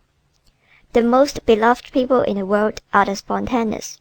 We lead such drab lives ourselves and keep back so much. We like to see a little Niagara of human emotion occasionally. The thoracic feels everything keenly. Life's experience makes vivid record on the sensitive page of his mind. He puts them on the record that is himself and proceeds to run them off for your entertainment. Sometimes are bubbler. A constant stream of talk must have been first set in describing this type. For while others are carefully guarding their real feeling and thoughts, the thoracic goes merrily on relieving himself of this. More sedate and somber types call the thoracic bubbler or spouters, just for this reason. The incessant talker. That person's talk gets on my nerves is a remark often made by one of the staid, stiff type concerning the seldom silent, extremely florid individual. So natural is this to the thoracic that he is entirely unconscious of the wearing effect he has on other people. A sense of humor. Seeing the funny side of everything is a capacity which comes more naturally to this type than to others. This is due to the psychological fact that nothing is truly humorous save what is slightly out of plumb. Real humor lies in detecting and describing that intangible quirk. No type has the sensitiveness essential to this in any such degree as the thoracic. Individuals of other types sometimes possess a keen sense of humor. This trait is not confined to the thoracic, but it is a significant fact that almost every humorist of note has had this type as the first or second element in his make-up. The human fireworks. He is a skyrocket, or she is a firefly, are phrases often used to describe that vivacious individual whose adeptness as repartee puts the rest of the crowd in the background. These people are always largely or purely thoracic. They never belong predominantly to the fourth type. The next time you find such a person, note how his eyes flash, how his color comes and goes, and the many indescribable gradations of voice which make him the center of things. He is always shooting sparks, said a man recently in describing a florid, high-chested friend. Never dull company. His line may not interest you, but the thoracic himself is usually interesting. He is an actual curiosity to the quiet, inexpressive people, who never can fathom how he managed to talk so frankly and so fast. Such a person is seldom dull. He is everything from a condiment to a cocktail, and has the same effect on the average group of more or less drab personalities. Lives in the heights and depths. Glad one moment and sad the next is the way the taker would read if it could make a record of the inner feelings of the average thoracic. These feelings often come and go without his having the least notion of what causes them. Ordinarily, these unaccountable moods are due to sensations reaching his subconscious mind, of which no cognizance is taken by his conscious processes. Called intuitive. This ability to get things, to respond quickly with his physical reaction while devoting his mental ones to something else, has obtained for this type the reputation of possessing more intuition than others. Sources of hunches. That there is no such thing as intuition in the odd sense of getting a hunch from the outside is now agreed by psychologists. The thing we have called intuition, they maintain, is not due to irregular or supernatural causes, but to our own normal natural mental processes. The impression that he gets this knowledge or suspicion from the outside is due, the scientists say, to the fact that his thinking has proceeded at such lightning-like speed that he was unable to watch the wheels go round. The only thing of which he is conscious is the final result or sum at the bottom of the column called his hunch. He is not aware of the addition and subtraction which his mind went through to get it for him. Easily excited, off like a shot, is a term often applied to the thoracic. He is the most easily excited of all types, but also the most easily calmed. He recovers from every mood more quickly and more completely than other types. Under the influence of emotion, he often does things for which he is sorry immediately afterward. On the spur of the moment. This type usually does a thing quickly or not at all. He is a gun that is always cocked. So he hits a great many things in the course of a lifetime and leads the most exciting existence of any type. Being able to get thrills out of the most commonplace event because of seeing elements in it which others overlook. He finds in everyday life more novelty than others ever see. The adventurers. Romance and adventure always interest this type. He lives for thrills and novel reactions, and usually spares no pain or money to get them. A very slangy but very expressive term used frequently by these people is, "I got a real kick out of that." This craving for adventure, suspense, and zest usually lures this type into speculation, gambling, and various games of chance. The danger in flying, deep-sea diving, auto racing, and similar thrills have a strong appeal for this type. So strong that practically every man or woman who follows these professions is of this type. Tires of sameness. The thoracic soon tires of the same suit, the same gown, the same house, the same town, and even the same girl. He wrings the utmost out of each experience so quickly and so completely that he is forever on the lookout for new worlds to conquer. Past experiences are to him as so many lemons out of which he has taken all the juice. He anticipates those of the future as so many more to be utilized in the same way. Like responsive people. We all like answers. We want to be assured that what we have said or done has registered. The thoracic is always saying or doing something and can't understand why other people are so unresponsive. He is as responsive as a radio wire. Everything hits the mark with him and he lets you know it. So, naturally, he enjoys the same from others, and considers those less expressive than himself stiff, formal, or dull. The kind of person the thoracic likes best is one sufficiently like himself to nod, smile, and show that he fully understands, but who will not interrupt his stream of talk. People he dislikes. The stolid, indifferent, or cold are people the thoracic comes very near disliking. The evident self-complacency and immobility are things he does not understand at all, and with which he has little patience. Such people seem to him to be cold, unfeeling, almost dead. So he steers clear of them. It was surely a thoracic who first called these people sticks. But the reason for their acting like sticks will be apparent in another chapter. His pet aversions. Whereas the alimentive avoid people he does not care for, the thoracic is inclined to betray his aversions. He occasionally delights to put people he dislikes at a disadvantage by his wit or satire. The stony individual who walks through life like an Ionian pillar is a complete mystery to the thoracic, and the pillar returns the compliment. We do not like anything we do not understand, and we seldom understand anything that differs decidedly from ourselves. Thus we distrust and dislike foreigners, and to a greater or lesser extent other families, people from other sections of the country, etc. The Easterner and Westerner has a natural distrust of each other, and the Civil War is not the only reason for the incompatibility of Southerners and Northerners.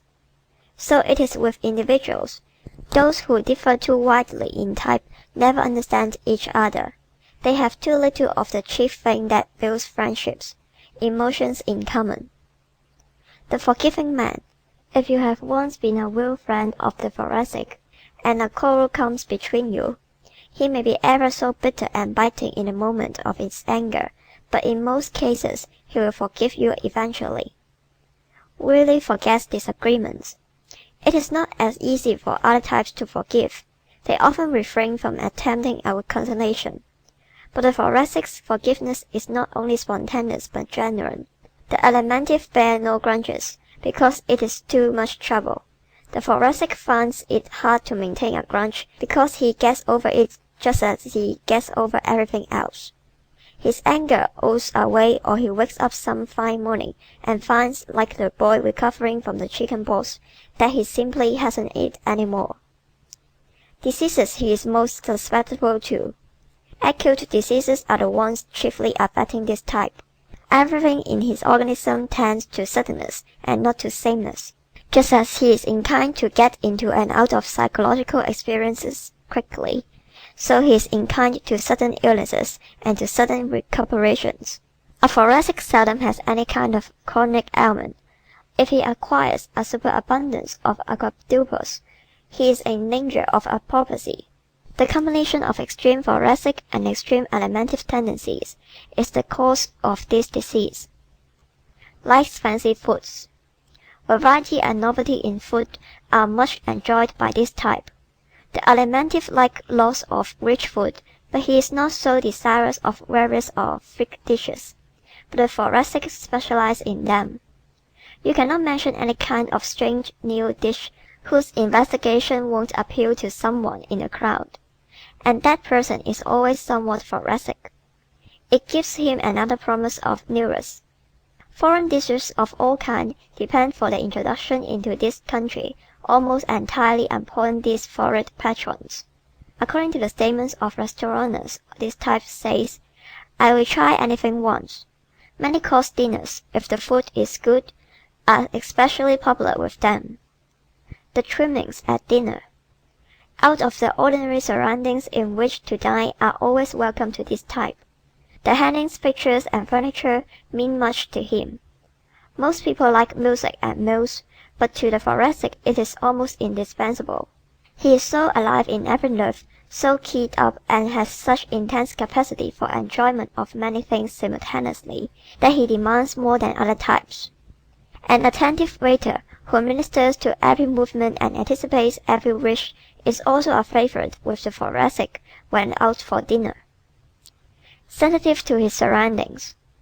Colorful surroundings are more necessary to the thoracic than to other types. The ever-changing fashion in house decorations are welcome innovations to him. He soon grows tired of a thing regardless of how much he liked it to begin with. Take notice amongst your friends, and you will see that the girl who changes the furniture all around every few weeks is invariably of this type. "It makes me feel that I have changed my location and takes the place of a trip," explained one girl not long ago. "Wants something different." The exact color of hangings, wallpaper, interior decorations, and accessories are matter of vital importance to this type, whereas the alimentive demand comfort. The thoracic asks for something different, something that catches and holds the eyes, that makes an instantaneous impression upon the onlooker, and gives him one more thing by which to remember the personality of the one who lives there. This type considers his room and home as part of himself, and takes the pains with them which he bestows upon his clothes. When he is rich, wealth to the thoracic means unlimited opportunity for achieving the unusual in everything. His tastes are more extravagant than those of other types. Uncommon works of art are usually found in the homes of this type. The most extraordinary things from the most extraordinary places are a special preference with him. He carries out his desire for attention here as in everything else, and what he buys will serve that end directly or indirectly. Fashion and flair. Flair aptly describes the quality with the pure thoracic design in all that touches him and his personality. It must have worth and go and distinctiveness. It must be the latest and the thing. He is the last type of all to submit to wearing last year's suit, singing last year's songs, or driving is a last year's model. Likes dash. The thoracic wants everything he wears, drives, lives in, or owns to get across, to make an impression. The fat man loves comfort above all else, but the florid man loves distinction. He does not demand such easy-to-wear garments as the fat man. On the contrary, he will undergo extreme discomfort if it gives him a distinctive appearance. He wants his house to be elegant, the grounds different, the view unusual. Has color sense. Whereas the fat man, when furnishing a home, devotes his attention to soft beds, steam heat, and plenty of cushioned divans. The thoracic thinks of the chandeliers, the unusual chairs, the pretty front doorstep, the landscape gardening, and the color schemes. When he is in moderate circumstances. When only well-to-do, this type will be found to have carried out furnishing and decoration with the taste worthy of much larger purses. When merely well-to-do, he wears the very best clothes he can possibly afford, and often a good deal better. This type does not purpose to be outwitted by life. He tries always to put up a good showing. When he is poor, the thoracic is seldom poor. He has so much personality, ginger, and gold of the sort that is required in the world of today that he usually has a good position. He may not like the position, but in spite of the fact that he finds it harder to tolerate disagreeable things than any other type, he will endure it, for he knows that the rewards he is after cannot be had by the down and outer. The natural and normal vanity of the thoracic stands him in hand here more than in almost any other place in life. The world entertained by them. Behind every row of footlight, you will find more people of this type than any other. The Alimentive manages the world, but the thoracic entertains it. He comprises more of the dancers, actors, operatic stars, and general entertainers than any other two types combined. In everything save acrobatics and oratory, he holds the platform laurels. As already pointed out, his adaptability, spontaneity, and love of approval are responsible for this. His fastidious habits. The thoracic is the most fastidious of all the types. His thin skin and sensitive nerves makes him more conscious of roughness and slovenliness than others. The result is that he is what is called more particular about his person than other types.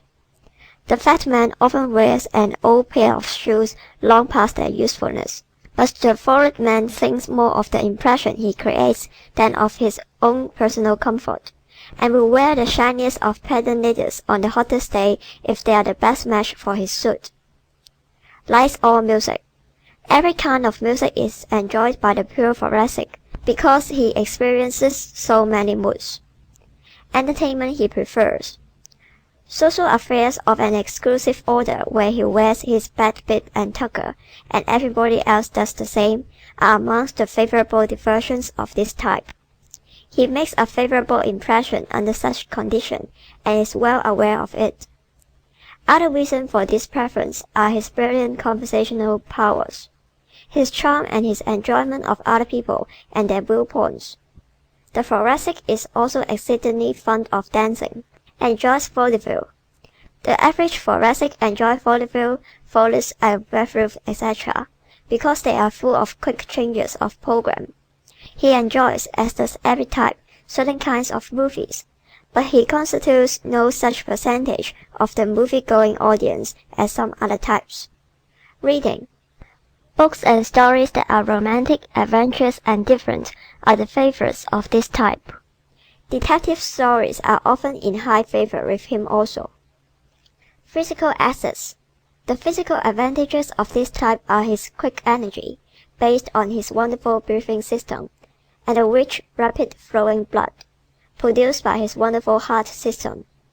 He is noted for his ability to get his second wind, and has remarkable capacity for rising to sudden physical emergencies. Physical liabilities. A tendency to overexcitement and the consequent running down of his batteries is a physical pitfall often fatal to this type. Favorite sports. Hurdling, sprinting, tennis, and all sports requiring short, intense spurts of energy are the ones in which this type excels. Social assets. Charms and responsiveness are the chief social assets of the thoracic.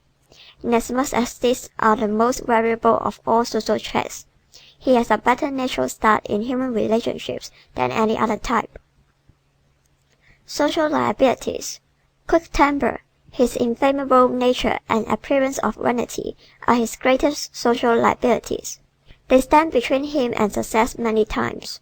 He must learn to control them if he decides to reap the full benefit of his remarkable assets. Emotional assets. Instantaneous sympathy and a lack of poisonous inhibitions are the outstanding emotion assets of this type.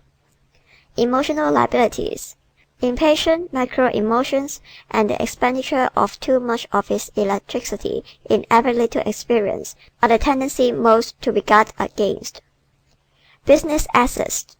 That he is a good mixer and has the magnetism to interest and attract others are his most valuable business traits. Business liabilities. An appearance of flightiness and his tendency to hop from one subject to another stand in the way of the thoracic's promotion many times. Domestic strength. The ability to entertain and please his own family and to give of himself to them as freely as he gives himself to the world at large is one of the most lovable thoracic traits. Domestic weakness. The temperament and temper of this type constitute a real domestic problem for those who live with them, but they are so forgiving themselves that it is almost impossible to hold anything against them. Should aim at. The thoracic should aim at making fewer decisions, at finishing what he starts, and of wasting less energy in unnecessary words and motions. Should avoid all situations, conditions, and people who slip the belt off the wheel, who tend to cut life off into bits by dissipation or pleasure-seeking, should be avoided by this type because they aggregate his own weakness in that direction. Strong points. Personal ambition, adaptability, and quick physical energy are the strongest points of the thoracic. Weakest points. Too great excitability, irresponsibility, and supersensitiveness are the weakest points of this type. How to deal with this type socially. Give him aesthetic surroundings, encourage him to talk, and respond to what he says. These are the certain methods for winning him in social intercourse. How to deal with this type in business. Get his name on the dotted line now, or don't expect it. If he is an employee, let him come into direct contact with people. Give his personality a chance to get business for you. Don't forget to praise him when deserved, and don't pin him down to routine. This type succeeds best in professions where his personal charm can be capitalized, and does not belong in any strictly commercial business. Remember, the chief distinguishing mark of the thoracic, in the order of their importance, are flushed complexion, high chest, and long waist. Any person who has this is largely of the thoracic type, no matter what other types might be included in his makeup. End of Section 6 of Chapter 2. Section 1 of Chapter 3 of How to Analyze People on Sight. How to Analyze People on Sight through the Science of Human Analysis. The 5 Human Types by Elsie Lincoln Benedict and Ralph Paine Benedict. Section 1 of Chapter 3. Chapter 3. The Muscular Type. The Worker. People in whom the muscular system is proportionately larger and more highly developed than any of their other systems are musculars. This system consists of the muscles of the organism. The lean meat types. The muscle system of the human body is simply a coordinated, organized arrangement of layers of lean meat, of which every individual has a complete set. An individual's muscles may be small, flabby, deficient in strength, or so thin as to be almost imperceptible, but they're always there, elementary in the infant, full-grown in the adult, and remnants in the aged. But they're so smoothly fitted together, so closely knitted, and usually so well covered, that we seldom realize their complexity or their importance. In the pure muscular type, his muscles are firm and large. Such muscles cannot be disguised, but seem to stand out all over him. Helpless without them. Without them we would be helpless masses of fat and bone. We could not blink an eye, nor lift a finger. Yet we are so accustomed to them that we rarely think of them and seldom give them credit for what they do. Without their wonder work to adjust the eyes, we could not see. Without their power, the heart would cease to beat. We cannot smile, sob, speak, nor sing without using them. We would have no pianists, violinists, dancers, aviators, inventors, or workers of any kind without them. Everything we put together, from hooks and eyes to skyscrapers, is planned by our brains, but depends for its materialization upon the muscles of the human body. How to know him? Look at any individual, and you'll note one of these three conditions: that his bones seem to be covered by just skin and sinews, which means that he belongs to the fourth type, or thickly padded with fat, in which case he is largely of the first type, or well upholstered with firm meat.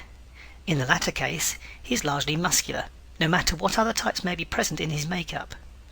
In a short time you'll be able to tell at a glance whether the padding on an individual is mostly fat or mostly muscle, because fat is always round and soft, while muscle is firm and definite.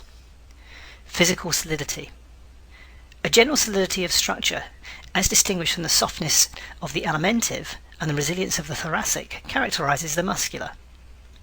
Poke your finger into a fat man's hand, and though it makes a dent, that dent puffs back quickly.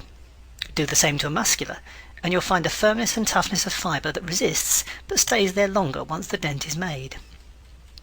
Not so malleable. This little illustration is just typical of the differences between these two natures throughout their entirety.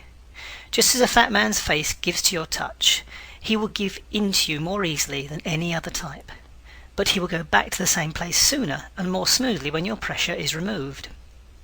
The muscular does not mould so easily, is less suggestible, is less tractable than the alimentive or thoracic, but is less likely to revert afterwards. Built on the square. On the square is a figurative expression usually applying to a moral tendency. In this sense, it is as often possessed by one type as another. But in a purely literal sense, the muscular is actually built on the square. His whole figure is a combination of squares. The alimentive is built upon the circle, the thoracic on the kite shape, but the pure muscular always tends toward a squareness of outline. We repeat, he is no more square morally than any other type, so don't make the mistake of attributing any more of this virtue to him than to others. Each type has its own weaknesses and points of strength, as differentiated from other types, and these are responsible for most of the moral differences between people.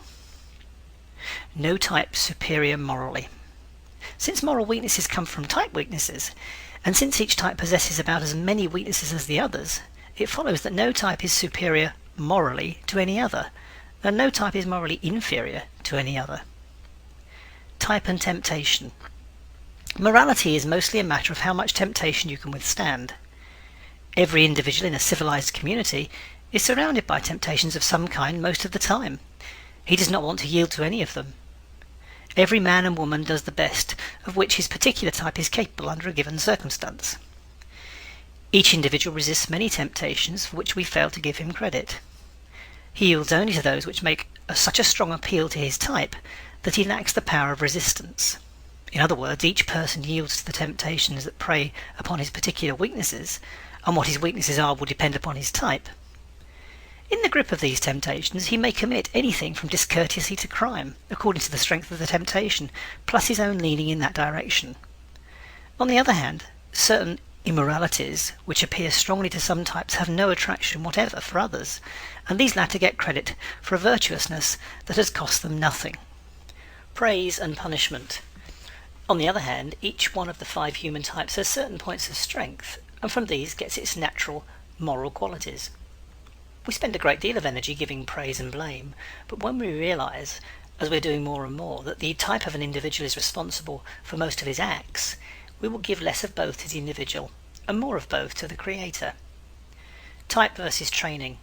The most that training can do is to brace up the weak spots in us, to cultivate the strong ones, and to teach us to avoid inimical environments, and to constantly remind us of the penalties we pay whenever we digress. Child training. As this great science of human analysis becomes known, the world will understand for the first time how the other half lives, and why it lives that way. We will know why one child just naturally tells fibs while his twin brother, under identical training, just naturally tells the truth. What is more to the point, will know this in their childhood and be prepared to give to each the kind of training which will weed out his worst and bring out his best. Short and stocky. The extreme muscular type is below medium height, though one of any height may be largely muscular. The extreme type of which we are treating in this chapter is shorter and heavier than the average, but his heaviness is due to muscle instead of fat. He has the appearance of standing firmly, solidly upon the ground, of being stalwart and strong. The square-shouldered man. The muscular's shoulders stand out more nearly at right angles than those of any other type, and are much broader in proportion to his height. The alimentive has sloping shoulders, and the thoracic inclines to high shoulders. But the shoulders of the pure muscular are straighter and have a squareness where the alimentives have curves. This accounts for the fact that most of the square-shouldered men you have known were not tall men, but medium or below medium in height. The wide, square shoulders do not accompany any other pure type, though naturally they may be present in an individual who is a combination. Has proportionately long arms. The arms of pure musculars are longer in proportion to the body than the arms of other types. The arms of the alimentive are short for his body, but the extreme muscular's arms are always anywhere from slightly longer to very much longer than his height would lead you to expect. The pure muscular head. A square head is the first thing you think of when you look at a pure muscular. His head has no such decided digressions from the normal as the round head of the alimentive or the kite-shaped head of the thoracic. It is not high for his body like the thoracic's, nor small for his body like the alimentive's, but it is of average proportions. His thick neck. A distinctive feature of this type is his thick neck. It is not fat like that of the alimentive, nor medium long like that of the thoracic, but has unusual muscularity and strength. This is one of the chief indications of the muscular's strength. A sturdy neck is one of the most significant indications of physical prowess and longevity, while the frail neck, of which we shall speak in connection with the fifth type, is always a sign of the physical frailty which endangers life. The thickness of his neck may sometimes give you the impression that the muscular head is small, but if you will look again, you'll see that it is normal for his bodily size. His square face. Looking at him from directly in front, you will see that the muscular's face gives you an impression of squareness. You will also notice that his side head, cheeks, and jaw run up and down in such a way as to give him a right-angled face. His square jaw. A broad jaw is another characteristic of this type. Not only is it square, looked at from the front, but you're pretty sure to note that the jaw bones, as they proceed downward under the ear, tend to make a right-angled turn at the corners instead of a rounded curve. These dimensions tend to give the whole lower part of the muscular's face a box-like appearance. It is considered becoming to men, but it robs its female owners of the delicate, pointed chin so much desired by women. The typical muscular hand. Notice the hands of the people you meet, and you'll be surprised to see how different and how interesting they are. Their size, shape, and structure as seen from the back of the hand are especially significant, and tell us much more about the individual's nature than the palm does. Perhaps you have thought that a hand was just a hand, but there are hands and hands. Each pure type has its own, and no other is ever seen on the extreme of that type. The hand of the muscular, like all the rest of his body, is built in a series of squares. It runs out from the wrist and down in a straighter line and tends to right angles. The square fingers of this type. Spatulate fingers, meaning fingers that are square or paddle-shaped at the tips, are sure indications of a dedicated muscular tendency. He may have other types in combination, but if his fingers are really square, sawed off at the ends, in such a way as to give them large instead of tapering ends, that person has more than average muscularity, and the activities of his life will tend in the directions referred to in this chapter. The manual worker. Musculars are the hand workers of the world. They are the artisans, craftsmen, constructors, and builders. We all tend to use most of these organs or parts of the body which are largest and most highly developed. The muscular's hand is proportionately larger than the hand of any other type. It has more muscle, that one element without which good handwork is impossible. So it has followed inevitably that the manual work of the world is done largely by musculars. Their hands are also so much more powerful that they do not tire easily. The hand of a creative artist. The artist's hand and the artistic hand are phrases long used, but misused. Delicate tapering fingers were supposed, in ancient times, to denote artistic ability. The frail curving hand was also supposed to be the sign of an artistic talent. From the stage of old down to the movies of today, the typical artist is pictured with a slight, slender hand. This tapering fingered hand denotes a keen sense of artistic values, a love of the aesthetic, refined and beautiful, and real artistic appreciation, but not the ability to create. The hand arts. Before we explain this, kindly understand that we're speaking only of these arts which require handwork, and not of such arts such as singing, dancing, or musical composition, which could more properly be called artistic activities. We are referring only to those arts which depend upon their creation upon the human hand, such as painting, architecture, craftsmanship, cartooning, sculpture, violin, piano, etc. All these are created by square-fingered people. We are too much inclined to think of the products of these arts as being created out of sheer artistic sense, artistic taste, or artistic insight.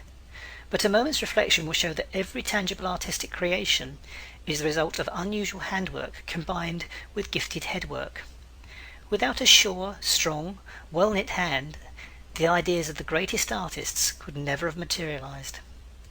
The lack of such a hand explains why the aesthetic, the artistic-minded, and the connoisseur do not create the beautiful things they appreciate.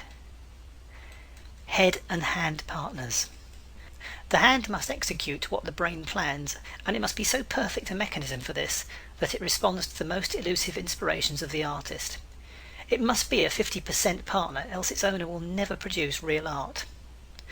No type has this strong, sure, coordinated hand machine to any such degree as the muscular. The finger ends, which are of the utmost significance in the creation of artistic things, must be fitted with the well-developed muscles of extreme efficiency, or the execution will fall short of the ideal pictured in the artist's mind. The pure muscular type seldom makes an artist, for, after all, inspired brainwork is the other important element in the creation of art, and this is the forte of the fifth type. A combination of the fifth type with the muscular makes most hand artists. A combination of the muscular and thoracic makes most singers. Every hand artist will be found to have spatulate-fingered hands, in short, muscular hands. The hand of the famous craftsman, pianist, sculptor, and painter, instead of being more frail and delicate, is always larger and heavier than that of the average person. Such a hand is a certain indication of the muscular element in that individual's makeup. His powerful movements. Forceful and decisive movements also characterize this type. He is inclined to go at even the most trivial things with as much force as if the world depended on it. Recently we were exhibiting a small pencil sharpener to a muscular friend. It was so sharp that it performed its work without pressure, but she took hold of it as if it were a piece of artillery and pushed the pencil into it with all the force she had. When we remonstrated smilingly, for her face and hands are ultra square, she said, "But I can't do anything lightly. I just naturally put that much force into everything." His forceful walk. Heavy, powerful, forceful strides distinguish the walk of this type. If he has but 10 steps to go, he will start off as if beginning an around-the-world marathon. You hear him coming. All musculars notify people, by their walk, of their approach. They are unconscious of this loud, incisive tread, and most of them will be surprised to read it here, but their friends will recognize it. The chances are they've often spoken of it amongst themselves. The loud voice. The steam, calliope voice belongs almost always to a muscular. He does his talking just as he does everything else, with all of his might. It is very difficult for a muscular to tone down this powerful voice. His long-suffering friends will testify to this characteristic. His stentorian tones. This loud voice is a serious social handicap to him. His only chance of compensation for it lies in its use before juries, congregations, or large audiences. It might be noted here that every great orator has been largely of this type, and also that his fame came not alone from the things he said, but from the stentorian tones in which he said them. Famous male singers.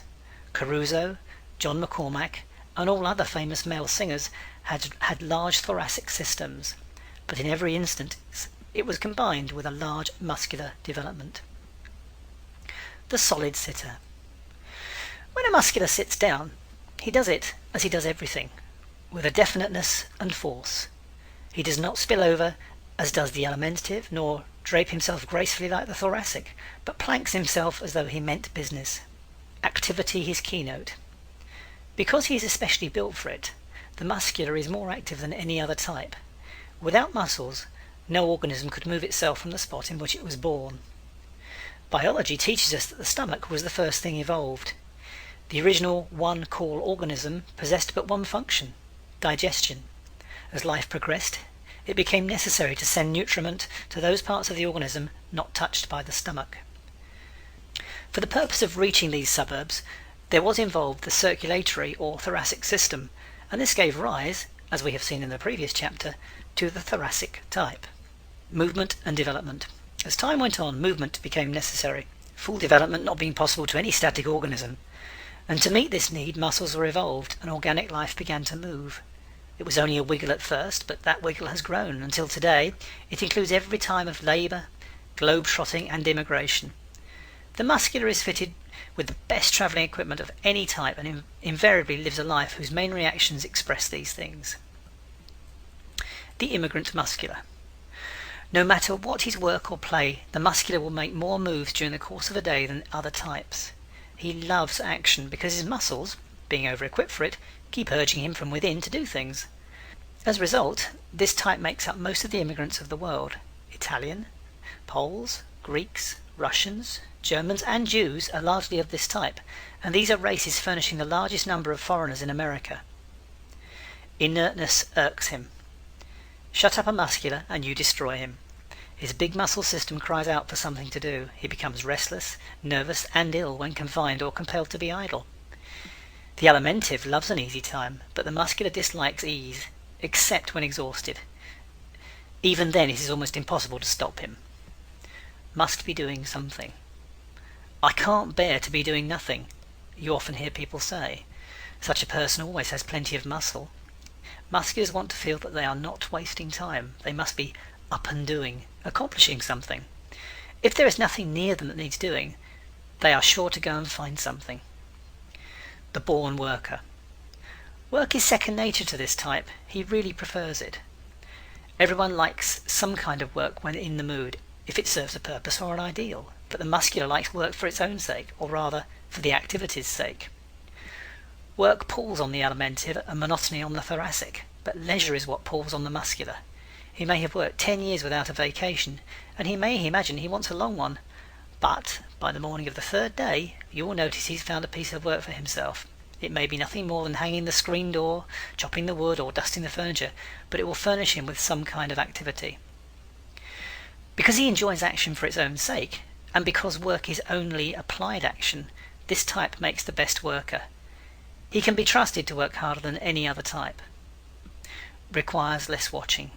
It is no accident that the 300 men, gangs of foreign workmen who dig ditches, tunnels and tubes, construct buildings, railroads and cities, work with fewer foremen and supervisors than are ordinarily required to keep much smaller forces of other employees at their posts. End of section 1 of chapter 3. Part 2 of chapter 3 of How to Analyse People on Sight. How to Analyse People on Sight through the Science of Human Analysis. The 5 Human Types by Elsie Lincoln Benedict and Ralph Paine Benedict. Section 2 of chapter 3. Seldom unemployed. For this reason, the muscular is seldom out of work. He's in demand at the best current wages because he can be depended upon to keep at it. While writing this book, our windows overlooked a public park in one of America's 1 million population cities. Hundreds of unemployed men sleep there day and night. Having occasion to pass through this park daily for several months, it's been interesting to note the types predominating. Hardly 1% belong to the muscular type. Likes to do things. Because he is such a hard worker, this type gets a good deal of praise and glory, just as the fat people who manage to get out of work receive a good deal of blame. Yet work is almost as pleasant to the muscular as leisure is to the Alimentive. The muscular's pugnacity. Fighters, those who really enjoy a scrap occasionally, are invariably musculars. Their square jaws, the sure sign of a great muscularity, are famous the world over, and especially so in these days when war is once more in fashion. The next time you look at the front faces of Pershing, Haig, Hindenburg, or even that of your traffic policeman, note the extremely muscular face and jaw. Combat or personal fighting is a matter of muscle action. Being well equipped for it, this type actually enjoys it. That is why he is oftener in trouble than any other type. It was no accident that the phrase "big stick" was the slogan of an almost pure muscular. Loves the strenuous life. The strenuous life was another of Roosevelt's pet phrases and came from the natural learnings of his type. The true muscular is naturally strenuous. Because we are prone to advise others to do what we enjoy doing ourselves, it was inevitable that as strenuous a man as TR should advocate wholesale, universal, and almost compulsory strenuosity. We tell others to do such things because it will do you good, but the real reason usually is that we like to do it ourselves. The acrobatic type. The next time you go to a vaudeville show, get in there in time for the acrobatics and notice how all the participants are musculars. If there are any other types taking part, please observe that they are secondary to the acrobats. They catch the handkerchief or otherwise act as foils for the real performers. All the hard work in the act will be done by the musculars. You'll find no better examples of the short, stocky, well-knit, pure muscular than here. You do not need to wait for another show to realise how true this is. Recall the form and height of all the acrobats you've ever seen. You will remember that there was not one who did not fit the description of a pure muscular, given at the beginning of this chapter. Acrobats always muscular.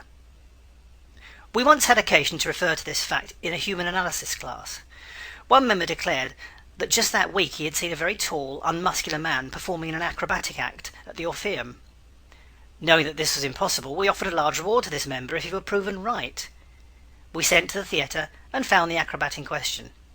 He had just finished his act and kindly consented to come over. He turned out to be a pure muscular, as we had stated. The class member's mistake came from the fact that the acrobat appeared taller than he really was. High platforms always give this illusion. Furthermore, his partner in the act was of diminutive height, and the acrobat looked tall and slender by contrast. Why they don't do it. To be an acrobat is the ambition of almost every boy.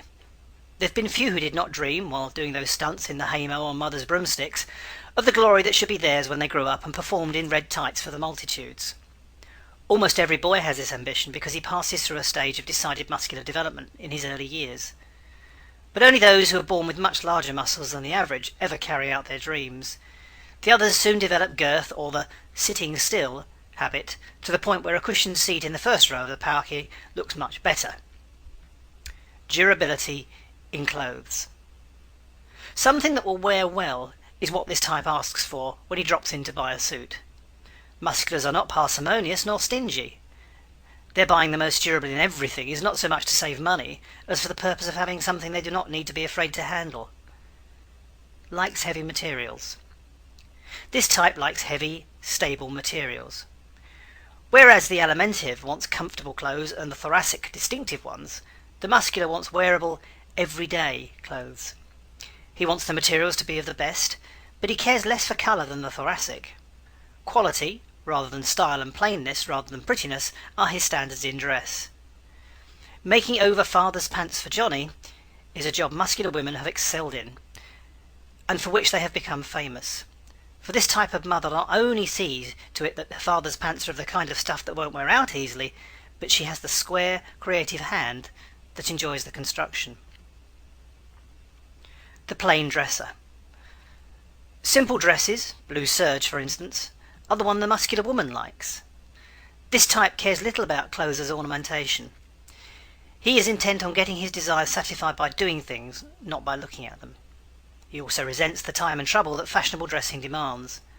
No matter how much money this type has, he will not be inclined to extremes in dress. Musculars are not really interested in clothes for clothes' sake. It is not that this type is unambitious, he's extremely so, but he's so concentrated on getting things done that he's likely to forget how he looks while he's doing them. When a person of this type does take great pains with his clothes, it is always for a purpose, and not because he enjoys preening himself. There is little of the peacock in the muscular. A simple soul.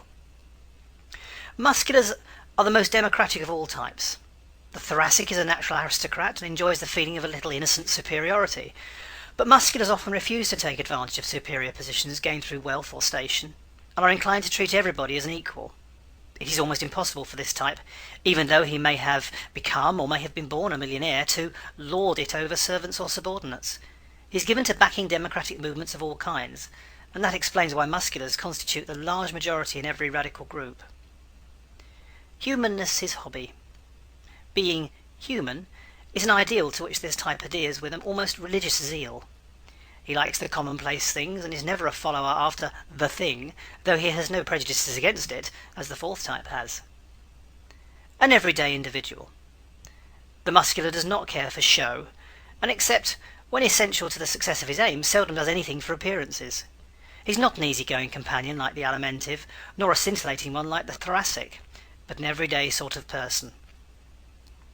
When in trouble. This type is not given to sliding out of difficulties like the alimentive, nor to being temporarily submerged by them like the thoracic. He stands up to them and backs them down. When in trouble, he acts instead of merely thinking. The most practical type. The practicalist is often used to describe this type. He's inclined to look at everything from the standpoint of its practicality, and is neither stingy nor extravagant. He likes what works. Will it work, is the question this type puts to everything. If it won't, though it be the most fascinating or the most diverting thing in the world, he will take little interest in it. This type depends mostly upon his own hands and his head to make his fortune for him, and is seldom lured into risking money on things he hasn't seen. The natural efficiency expert. The shortest, surest way is the one this type likes. He's not inclined to fussiness. He insists on things being done in the most efficient way, and he usually does them that way himself. He's not an easy man to work for, but quick to reward merit. The muscular does not necessarily demand money nor the things that money buys, but he tries to get the workable out of life. The property owner. This type likes to have a fair bank account and to give his children a worthwhile training. He's less inclined to bedeck them with frills, but he will plan years ahead for their education. These are not rigid parents like the fourth type, or lenient like the alimentives, nor temperamental with their children like the thoracics, but practical and very efficient in their parenthood. They're fond of their children, but they don't spoil them, as often as some of the other types do. They bring up their children to work and teach them early in life how to do things. As a result, the children of this type become useful at an early age, and usually know how to earn a living if necessary. Wants the necessities. The necessities of life are things this type demands and gets. Whereas the alimentive demands the comforts and the thoracic the unusual, the muscular demands essentials. He's willing to work for them, so he usually succeeds. He's not given to rating frills and fripperies as necessities, but demands the things everyday men or women need for everyday existence. Naturally, he goes after them with the same force he displays in everything else. His heart and soul in things. When someone shows great intensity of action directed towards a definitive end, we often say, he puts his heart and soul into it. This phrase is apropos of almost everything the muscular does. He makes no half-hearted attempts. An enthusiast. Enthusiasm does all things, said Emerson, and therein explain why this type accomplishes so much. The reason back of the muscular's enthusiasm is interesting. All emotions powerfully affect muscles. A sad thought flits through your mind, and instantly the muscles of your face droop, and the corners of your mouth go down. Hundreds of similar illustrations, with which you are already familiar, serve to prove how close is the connection between emotions and muscles. The heart itself is nothing more nor less than a large, tough, leather-like muscle. Possessing the best equipment for expressing emotion, the muscular is constantly and automatically using it. Therefore, he becomes an enthusiast over many things during the course of his lifetime. This enthusiasm literally burns his way to the things he wants. The plain talker. When deeply moved, this type talks well. If the mental element is also strong, he can become a good public speaker, for he will then have all the qualifications: a powerful voice, human sympathy, democracy, and simplicity. In private conversation, he's inclined to use the verbal hammers too much, and to be too drastic in his statements, accusations, etc. But he means what he tells you, no more, and usually not much less. He avoids long words and complicated phrases, even when well educated, and speaks them with directness and decisiveness. Straightforward. Straight from the shoulder might be used to describe the method of the pure muscular in what he does and says. He does not deal in furbelows, dislikes the superfluous and the superficial. He goes through life over the shortest roads. Likes the common people. Plain folks like himself are the kind this type prefers for friends. He enjoys them immensely, but does not cultivate as a large number of them as does the thoracic, nor have as many bowing acquaintances as the alimentive. Snubs the snobs. The snob is disliked by everyone, but is the especial version of this type. Being so democratic himself and living his life among such commonplace lines, he has no patience with people who imagine they are better than others or carry the air of superiority. The only person, therefore, whom the muscular is inclined to snub is the snob. He's not overawed by him and enjoys taking him down a peg whenever he tries his high and mighty airs on him. Defends the underdog. Standing by the underdog is a kind of religion with this type. He glories in fighting for the downtrodden. This explains why he is so often a radical.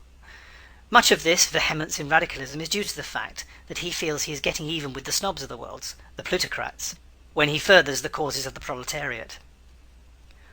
Often the warpath. To have it out with you is the first inclination of when this type becomes angry. He's apt to say atrocious things and to exaggerate his grievances. Everything must yield to his dander once it is up. Being possessed of a highly developed fighting equipment, he's like a battleship, with every gun in place most of the time. He is frequently in violent quarrels with his friends, and since he doesn't recover from his anger quickly like the thoracic, he often loses them for life. The most generous friend. When they like you, the musculars are the most abandoned in their generosity of all the types. They go the limit for you, as the Westerner says, and they go it with their money, time, love, and enthusiasm. All types do this for short periods occasionally, and for a very few choice friends, but the muscular often does it for the people he scarcely knows if they strike his fancy or appeal to him. His heart and his home belong to the stranger almost as completely as to his family, for he doesn't feel a stranger to anyone. He feels from the first moment, and acts as though he'd known you always.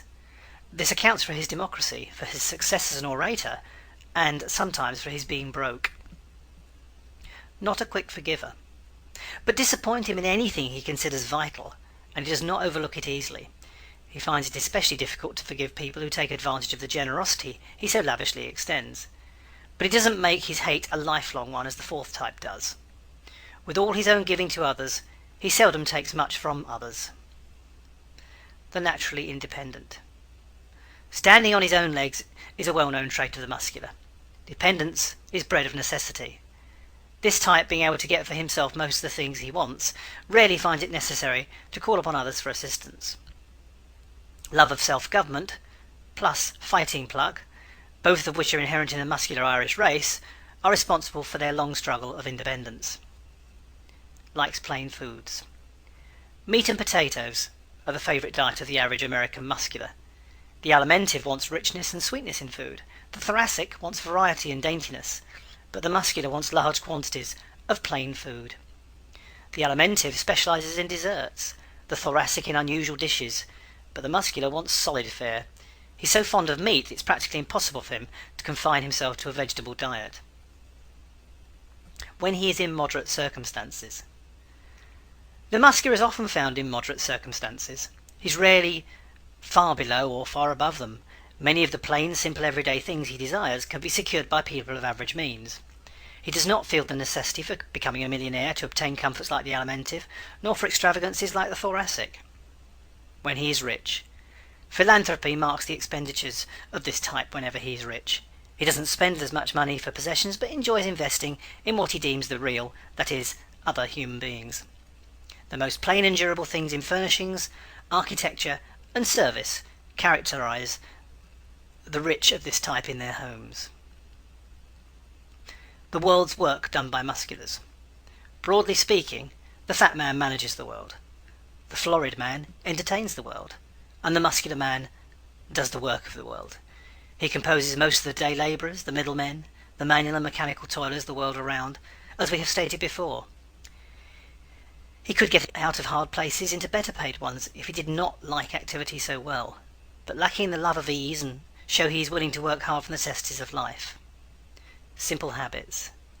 The muscular's nature does not demand the exciting, the gregarious, or the food and drink things that lead towards laxity. He is seldom a dissipator. He likes to go to bed early, work hard, and make practical progress in his life. He leads the simple and yet the most strenuous existence of any type. Entertainment he enjoys. Plays about plain people, their everyday experiences, hopes and fears are the kind that interest this type most. The problem play of a decade ago was a prime favourite with him. He likes everything dealing with his everyday commonplace affairs for which he is most familiar. He frequently goes to serious lectures, something the pure alimentive always avoids, and he especially enjoys them if they deal with the problem of the here and now. He cares little for comic opera, vaudeville, or reviews, because he feels they serve no practical purpose and get him nowhere. This type does not attend the theatre merely to be amused. He goes for light on his everyday experiences, and usually considers time wasted that is spent solely on entertainment. Music he likes. Band music, stirring tunes, and all music with go to it appeals to this type. Reading. True stories, news and the sports page are the favourite newspaper reading of the muscular. He does not take to sentimental stories as much as the alimentive, nor to adventure so much as the thoracic, but sticks to practical subjects almost exclusively. Being active most of his waking hours, and strenuously active at that, the muscular is often too tired at night to read anything. His favourite sports. The most violent sports are popular with this type. Football, baseball, handball, tennis, rowing and pugilism are his preferences. All experts in these lines are largely muscular. Physical assets. His wonderful muscular development, upon which depends so much of life's happiness, since accomplishment is measured so largely thereby, is the greatest physical asset of this type. With it, he can accomplish almost anything of which his mind can conceive. He's capable of endless effort, does not tire easily, and because his directness makes his work count to the utmost of his mental capacity. Physical liabilities. A tendency to overwork is the chief physical pitfall of this type. The disease to which he is most susceptible is rheumatism, but owing to his love of activity he exercises more than any other type, and thus forestalls many diseases. Social assets. His generosity is the strongest social asset of the muscular. He is usually straightforward and sincere, and thereby gains the confidence of those who meet him. Social liabilities. His loud voice and plain ways are the disadvantages under which this type labours in social intercourse. He needs polishing, and is not inclined to take it. His pugnacity is also a severe drawback. Emotional assets. Understanding, enthusiasm and warmth of heart are the emotional qualities which help make him the public leader he so often is. These have made him the born orator, the radical, and the reformer of all ages. Emotional liabilities. His tendency to anger and combat the shackles that seriously handicap him. Many times these lose him the big opportunities which his splendid traits might obtain for him. Business assets. Efficiency and willingness to work hard and long are the greatest business assets of this type. Business liabilities. Pugnacity over trifles costs the average muscular many business chances. He has to fight out every issue, and while he's doing it, the other fellow closes the deal. He's inclined to argue at great length. This helps him as a lawyer or speaker, but it hurts him in business. Curbing his combativeness in business should be one of his chief aims. Domestic strength. Practical protection for the future is the greatest gift of the average muscular to his family. He's not as lenient with his children as the alimentive, nor as effusive as the thoracic, but he usually lays something by for their future. Domestic weakness. Cruel, angry words do the muscular much harm in his family life. They cause his nearest and dearest to hold against him the resentments that follow. Should aim at. Taking more frequent vacations, relaxing each day and curbing his pugnacity should be the special aims of this type. Should avoid. Superficial and quarrelsome people, all situations requiring pretense and everything that confines and restricts his physical activity should be avoided by this type. Strongest points. Democracy, industry, and great physical strength are the strongest points of this type. Weakest points. Inclination to overwork and to fight constitute the muscular's two weakest links. How to deal with this type socially. Don't put on airs, nor expect him to when you are meeting this type socially. Be straightforward and genuine with him if you would win him. How to deal with this type in business. Remember, this type is inclined to be efficient and democratic, and you'd better be the same if you wish to succeed in business with him. He's intensely resentful of the man who tries to put anything over on him and demands efficiency. So when you promise him a thing, see to it that you deliver the goods, and for the price stated. He does not mind paying a good price if he knows it in the beginning, but beware of raising it afterwards. The muscular is serious in business, not a jollier like the alimentive, nor a thriller like the thoracic, and he wants you to be the same. Remember, the chief distinguishing marks of the muscular, in the order of their importance, are large, firm muscles, a square jaw, and square hands. Any person who has these is largely of the muscular type, no matter what other types may be included in his makeup. End of section 2 of chapter 3. Section 1 of chapter 4 of How to Analyze People on Sight. How to Analyze People on Sight Through the Science of Human Analysis. The 5 Human Types. By Elsie Lincoln Benedict and Ralph Paine Benedict. Section 1 of chapter 4. Chapter 4.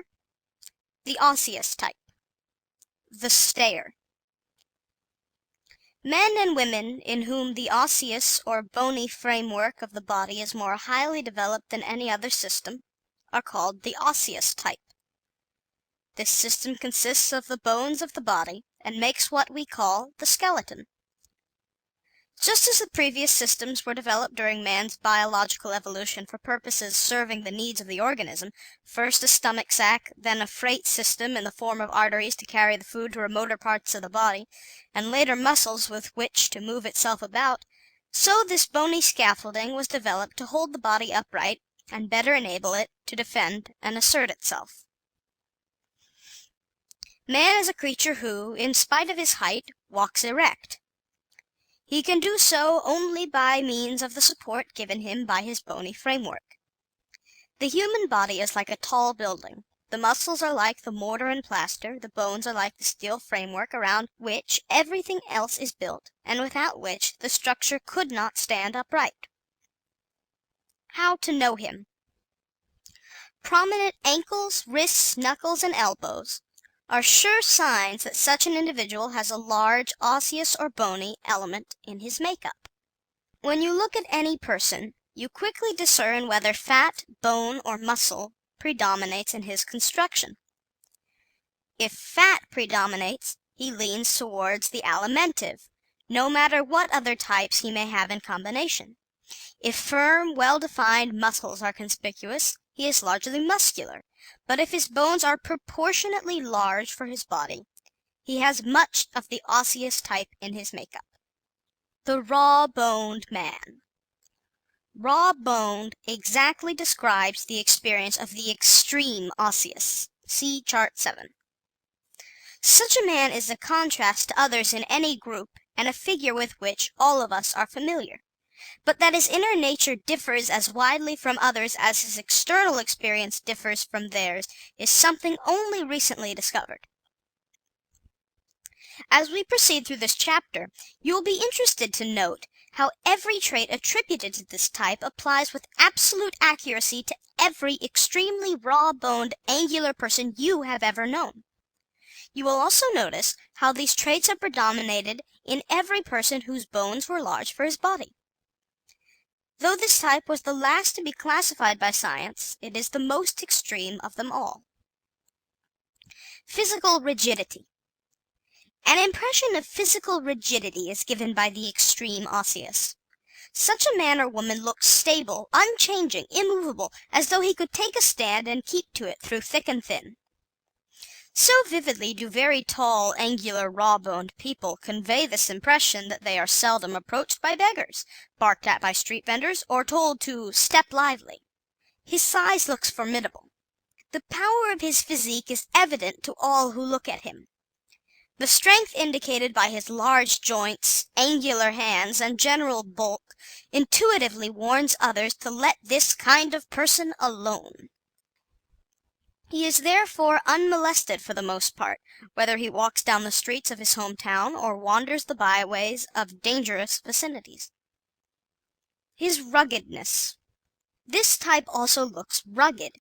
He reminds us of the rugged Rockies. He appears firm, fixed, impassive, as though everything about him was permanent. Externals are not accidental. They always correspond to the internal nature in every form of life. And it is not accidental that the Osseous looks all of these things. He is all of them as definitely as they can be expressed in human nature. The steady man. Of all human types, the Osseous is the most dependable and reliable. The phrases, "that man is steady," "never flies off the handle," "always the same," etc., are invariably used concerning those of more than average bony structure. Immovability, his keynote. The keynote of the bony man's whole nature, mental, physical, and moral, is immovability. Once he settles into a place of any kind, a town, a home, or even a chair, he is disinclined to move. He does not settle as quickly as other types, but when he does, it is for a longer stay. Think how different he is from others in his psychological trait, and how it coincides exactly with his physiological structure. The fat man lets you make temporary dents in his plans, just as you make them in a piece of fat meat. But the bony man is exactly the opposite, for as bone is difficult to twist or turn or alter in any way, it takes a long time and much effort, but once it is changed, it is there for good. The 6-footer. Because any individual's height is determined by his skeleton, extreme tallness is a sign of a larger than average bony structure. The extreme osseous is therefore tall. But you must remember that large joints are more significant than height. Even when found in short people, they indicate a large osseous tendency. Large bones for his body. So bear in mind that any person whose bones are large for his body is somewhat of the osseous type, regardless of whether he is short or tall, and regardless of how much fat or muscle he may have. The large-jointed person, when fat, is an osseous alimentive. A large-jointed man of muscle would be an osseous muscular. The small osseous. A very short person then may be predominantly osseous if his bones are proportionately large for his body. Such an individual is called a small osseous. A head that is high for his body and inclines to be straight up and down goes with the extreme osseous type. See Chart 8. It does not resemble a sphere like the alimentive, it is not kite-shaped like the thoracic, nor square like the muscular. It is higher than any of the others, stands on a longer, more angular neck, and his Adam's apple is usually in evidence. The pioneer type. Like each of the other types, the osseous is a result of a certain environment. Rigorous remote regions require just such people, and these finally gave rise to his stoical nature. The outposts of civilization are responsible for his evolution. Pioneering, with its hardship, its menacing cold and dearth of comforts, in far countries, at last produced a man who could stand them, who could live through almost anything, and still dominate his surroundings. Not a softy. The osseous does not give way to his feelings. He keeps his griefs, sorrows, ambitions, and most of his real opinions to himself. He is the farthest from a softy of any type. If you desire to know at once what kind of person the osseous is, put the alimentative and thoracic types together and mix them thoroughly. The osseous is the opposite of that mixture. Each and every trait he possesses is one whose exact opposite you will find in one or the other of these first two types. Consistency in types. As we go on in this chapter, you will see why all kinds of people make up the world, for nature has outdone herself in the distinctions between the 5 human types. Each type is made up of certain groups of traits with which we have come in contact all our lives, but which we have never classified. And each set of traits comprising a type has a consistency which nothing less than Mother Nature could have produced. You will be interested to see how accurate are the statements concerning each type, and how they are proven again and again in every type you associate with. Guesswork is no longer necessary in the sizing up of strangers. You can know them better than their mothers know them if you will get these nutshells of facts clearly in your mind and then apply them. His high cheekbones. Cheekbones standing higher than the average are always indicative either of a large thoracic or a large osseous element. If the distance between the cheeks is so wide as to make this the widest section of the face, it is probable that the person is more thoracic than osseous. But if his face is narrow across the cheekbones, and especially if it runs perpendicularly down to the jaw corners from that point instead of tapering, the person is large of the osseous type. Built on the oblong. An oblong is what brings the osseous to mind. His body outlines approximate the oblong, a squareness plus length. He is full of right angles and sharp corners. See Chart 7. His face is built on the oblong. See Chart 8. And if you will notice the side head of the next osseous man you meet, you will see that even a side view presents more nearly the appearance of the oblong than of any geometrical figure. The oblong hand. The gnarled hand well describes that of the osseous. The hand outlines of this type also approximate the oblong. See Chart 8. It runs straight down instead of tapering when the fingers are held close together. The hand of the osseous matches his body, head, and face. It is bony, angular, large-jointed, and as rigid as it looks. The inflexibility of his hand is always apparent in his handshake. Knotty fingers. Knotty fingers characterize the hands of this type. Their irregular appearance comes from the size of the joints, which are large, in keeping with all the joints running throughout his organism. Everything in one of nature's creatures matches the other parts. Agassiz, the great naturalist, when given the scale of a fish, could reconstruct for you the complete organism of the type of fish from which it came. Give a tree leaf to a botanist, and he will reconstruct the size, shape, structure, and color of the tree back of it. He will describe to you its native environment and its functions, what its bark, blossoms, and branches look like, and what to do to make it grow. No guesswork in nature. Nature has no accidents. With her, everything is organized, everything has a purpose, and every part of a thing, inside and out, matches the whole. So the hand of the osseous and the face of the osseous match the body and head. This is also true of every other type. The alimentive has small, fat, dimpled hands and feet like his body. The thoracic has tapering hands and feet to match his face and body. The muscular's body, hands, and feet are all square. But the osseous has a bony body, so his hands and feet are equally bony. The man of slow movements. He is too slow for me, you have heard someone say of another. Perhaps you heard it said today. Review the outward appearance of all the people you know who have this reputation, from those of your earliest childhood down to that person of whom it was spoken today, and you will find that every one of them resembled the bony type we have just been describing. Look back and call to mind the appearance of all the rapid ones, and you will find that in every case they possessed high color, high chest, or high-bridged noses. Take another look for the easy-going, amenable ones, and see how plump they all were. The straight-laced. None of these things just happened. They are the result of the law of cause and effect. The connection between external and internal traits is becoming clearer every day, and reveals some very unexpected things. One that has been discovered very recently is that the straight-faced are the straight-laced. Notice for yourself, and you will find that every person who is really straight-laced is a person with a straight face, that is, a face with straighter up and down lines than the average.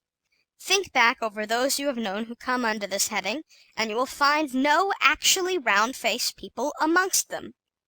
No matter how sanctimonious, religious, or correct a person may act when his position or the occasion demands it, if he has a round, moon face, he is not really straight-laced at heart.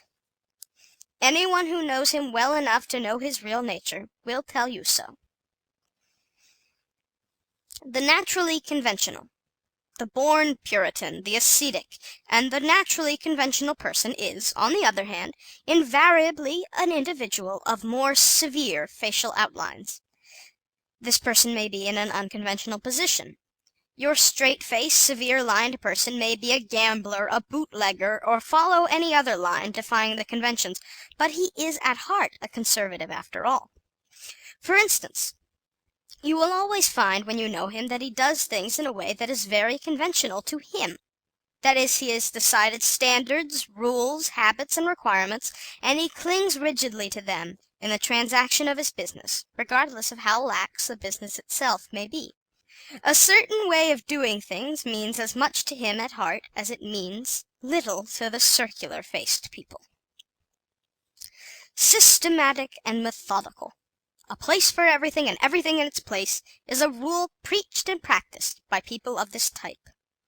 The osseous person does not mislay his things. He knows so well where they are that he can go straight to them in the dark. Such a man is careful of his tools and keeps his workbench or desk shipshape. A woman of this type is an excellent housekeeper. Her sewing basket, dresser drawers, and pantry shelves are all systematically arranged in apple pie order. The typical New England housewife, who washes on Mondays, irons on Tuesdays, and bakes on Saturdays for 40 years, is a direct descendant of the Puritans, most of whom belong to this bony, pioneering type. The stiff sitter. Extremely osseous people are inclined to be somewhat formal in their movements. They make fewer motions than any other type. They do not wave their hands or arms about when talking, and are almost devoid of gesticulation of any kind. They sit upright instead of slumping down in their chairs, except when tall and lanky, and usually prefer straight backs to rockers. The osseous walk. The extremely raw-boned person also has a formal gait. His walk, like all his other movements, is inclined to be deliberate and somewhat mechanical. Nothing about the 5 types is more interesting than the walk which distinguishes each. The alimentive undulates or rolls along, the thoracic is an impulsive walker, and the muscular is forceful in his walk. But the osseous walks mechanically, deliberately, and refuses to hurry or speed up. The naturally poised. The osseous has more natural poise than any other type. He is not impressionable, excitable, or arousable. Things do not stir him up as they do other people. He is more self-contained, self-controlled, and self-sufficient than any other. He is not easily carried off his feet, and seldom yields to impulse. It is difficult to get him to do anything on the spur of the moment. He usually has his evenings, Sundays, and vacations all planned in advance and won't change his schedule. Not given to nerves. Literally as well as figuratively, the osseous is not a man of nerves. Every fiber of his being is less susceptible to outside stimuli than that of other types. In this, he is the exact opposite of the thoracic, whose nerves, as we have pointed out, are so finely organized that he is hypersensitive. Resists change. Osseous people do not change anything, from their hairdress to their minds, any oftener than necessary. When they do, it is for what they consider overpoweringly good reasons. These people are not flighty. They have their work, their time, and their lives laid out systematically, and do not allow trivialities to upset them. They take a longer time to deliberate on a proposed line of action, but once they have made a decision, adhere to it with much greater tenacity than any other type. The constant. People of this type are not fickle nor flirtatious. They love few, but once having become enamored, are not easily turned aside. It is this type that remains true to one love through many years, sometimes for life. The implacable. The osseous are not prone to sudden outbursts of temper, but they have the unbending kind when it is aroused. Never forgiving and never forgetting is a trait of these people as contrasted with the thoracic. The alimentive avoids those he does not like, and forgets them because it is too much bother to hate. The thoracic flames up one moment and forgives the next. The muscular takes it out in a fight then and there, or argues with you about it. But the osseous despises, hates, and loathes, and keeps on for years after everyone has forgotten all about it. The rock-bound Puritan type, as stony as the New England land from which it gets its living, is always bony. The implacable father who turns his child away from home with orders never to darken his door again always has a lot of bone in his structure. Those who refuse to be softened into forgiveness by the years are always of this type. Not adaptable. It is difficult for the osseous to fit in. He is not adaptable, and in this is once again the opposite of the thoracic. It is impossible for him to adjust himself quickly to people or places. Because he is unyielding, unbending, and unadjustable, he is called set in his ways. He should not be misjudged for this inadaptability, however, for it is as natural to him as smoothness is to the alimentive, and impulsiveness to the thoracic. He is made that way, and is no more to blame for it than you are for having brown eyes instead of blue. The one-track man. Single-track minds are characteristic of this type. They get an idea or an attitude, and it is there to stay. They think the same things for many years, and follow a few definite lines of action most of their lives. But it is to be remembered in this connection that this type often accomplishes more through his intensive concentration than more versatile types. While they follow many bypaths in search of their goal, the osseous sticks to the main track. The born specialist. This one thing I do is a motto of the osseous. They are the least versatile of any type, and do not like to jump from one kind of work to another. They prefer to do one thing at a time, do it well, and finish it before starting anything else. Because of this, the osseous stars in specialties. End of Section 1 of Chapter 4. Section 10, Part 2 of Chapter 4 of How to Analyze People on Sight. How to Analyze People on Sight through the Science of Human Analysis. The 5 Human Types by Elsie Lincoln Benedict and Ralph Paine Benedict. Section 10, Part 2 of Chapter 4. Dislikes many irons in the fire. The man who likes many irons in the fire is never an osseous. To have more than one problem before him at one time makes him irritable, upset, and exasperated. The most dependable type. The unchangingness which handicaps the osseous in so many ways is responsible for one very admirable trait. That trait is dependability. The osseous is reliable. He can be taken at his word more often than any other type, for he lives up to it with greater care. Always on time. When an osseous person says, "I will meet you at 4 o'clock at the corner of Main and Market," he will arrive at Main and Market at 4 o'clock. He will not come straggling along, nor plead interruptions, nor give excuses. He will be on the exact spot at the exact hour. In this he is again a contrast to the first 2 types. An alimentive man will roll into the offing at a quarter, or more likely a half-hour past the time, smiling, apologize, and be so naive you forgive and let it go at that. The thoracic will arrive anywhere from 5 after 4 to 6 o'clock, drown you in a thrilling narrative of just how it all happened, and never give you a chance to voice your anger till he has smoothed it all out of you. An exacting man. But the osseous is disdainful of such tactics, and you had better be aware of using them on him. He is dependable himself and demands it of others. A little trait all of us have regarding our own particular virtues. Likes responsibility. Responsibility, if it does not entail too many different kinds of thought and work, is enjoyed by the osseous. He can be given a task, a job, a position, and he will attend to it. And trust him with a commission of any kind, from getting you a certain kind of thread to discovering the North Pole, and he will come pretty near carrying it out, if he undertakes it. Finishes what he starts. If an Osseous decides to do a piece of work for you, you can go ahead and forget all about it. No need to advise, urge, watch, inspire, coax and cajole him to keep him at it. He prefers to keep at a thing if he starts it himself. You may have to hurry him up, but you will not have to watch him in order to know he is sticking to his task. This type starts few things, but he brings those few to a pretty successful conclusion. The martyr of the ages. Died for a cause, has been said of many people, but those people have in every known instance been possessed of a larger than average bony structure. The alimentive seldom troubles his head about causes. The thoracic is the type that lives chiefly for the pleasure of the moment and the adventures of life. The muscular fights hard and works hard for various movements. But it is the osseous who dies for his beliefs.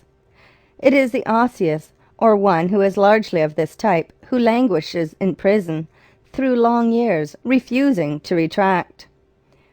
He is unable to do this because the ostracism, jibes, and criticism with which other types are finally cowed have little effect upon him. On the contrary, opposition of any kind whets his determination and makes him keep on harder than ever. Takes the opposite side. If you want him to do a thing, tell him to do the opposite. It is a well-known rule, supposed to work with certain kinds of people. You have wondered why it sometimes works and sometimes didn't. But it is no mystery to the student of human analysis. When it worked, the person you tried it on was an osseous or one largely osseous in type. And when it didn't, he was of some other type. Contrary? Complained a man of a bony neighbor recently. Contrary is his middle name. I am open to conviction, but I would like to see the man who could convince me, is always said by a man whose type you will be sure to recognize. An againster. I don't know what it is, but I'm against it, is the inside mental attitude of the extremely raw-boned, angular man or woman. They often unconsciously refrain from making a decision about a thing till the other fellow makes his. That settles it. They take the other side. Think back over your school days and call to mind the visage and bodily shape of the boy who was always on the opposite side, who just naturally disagreed, who stood out against the others. He was a bony lad every time. Remember the fatty with a face like a full moon? Did he do such things? He did not. He was amenable, easy-going, good-natured, and didn't care how the discussion came out, so long as it didn't delay the lunch hour. Remember the boy or girl who had the pick of the school for company whenever there was a party, who danced well and was so sparkling that you always felt like a pebble competing against a diamond when they were around. That boy or girl had a high chest, or high color, or a high-bridged nose, and usually all three. But the one you couldn't persuade, who couldn't be won over, who refused to give in, who held up all the unanimous votes till everybody was disgusted with him, and who rather glorified in the distinction. That boy had big bones and a square jaw, the proof that he was a combination of the osseous and muscular types. The human balance wheel. To keep the rest of the world from running away with itself, to prevent precipitous changes in laws, customs, and traditions, has always been one of the functions performed for society by the bony people. These people are seldom over-persuaded, and being able to retain a perpendicular position while the rest of the world is being swayed this way and that, they act as society's balance wheel. The osseous changes after a while, but it is a long while, and by the time he does, the rest of the world has marched on to something new, which he opposes in turn. Wears same style 10 years. Even the clothes worn by this type tell the same story. Styles may come and styles may go, but the osseous goes on forever wearing the same lines and the same general fashions he wore 10 years before. If you will recall the men who continued wearing loose, roomy suits long after the skin-tight fashions came in, or the woman who kept to long, full skirts when the short ones were the vogue, you will note that every one of them had large joints or long faces. Bony people find a kind of collar or hat that just suits, and to that hat and that collar they will stick for 20 years. Disdains the fashions. In every city, neighborhood, and country crossroads there is always somebody who defies the styles of today by wearing the styles of 10 years ago. Every such person is a bony individual, never under any circumstances a moon-faced, round-bodied one.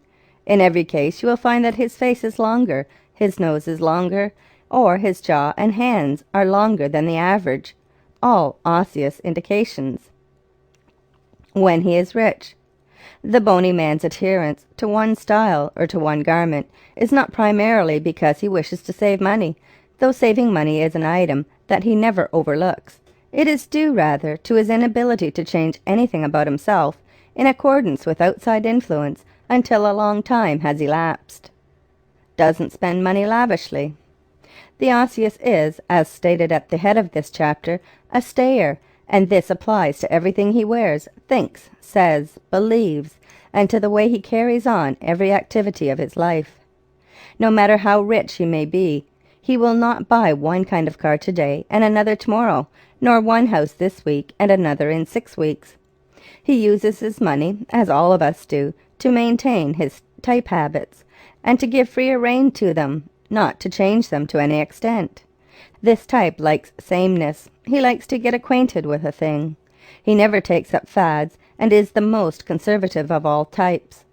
Unlike the thoracic, he avoids extremes in everything, and dislikes anything savouring of the showy or conspicuous. Not a social star. Because he dislikes display, refuses to yield to the new-fangled fashions of polite society, and finds it hard to adapt himself to people, the man of this type is seldom a social success.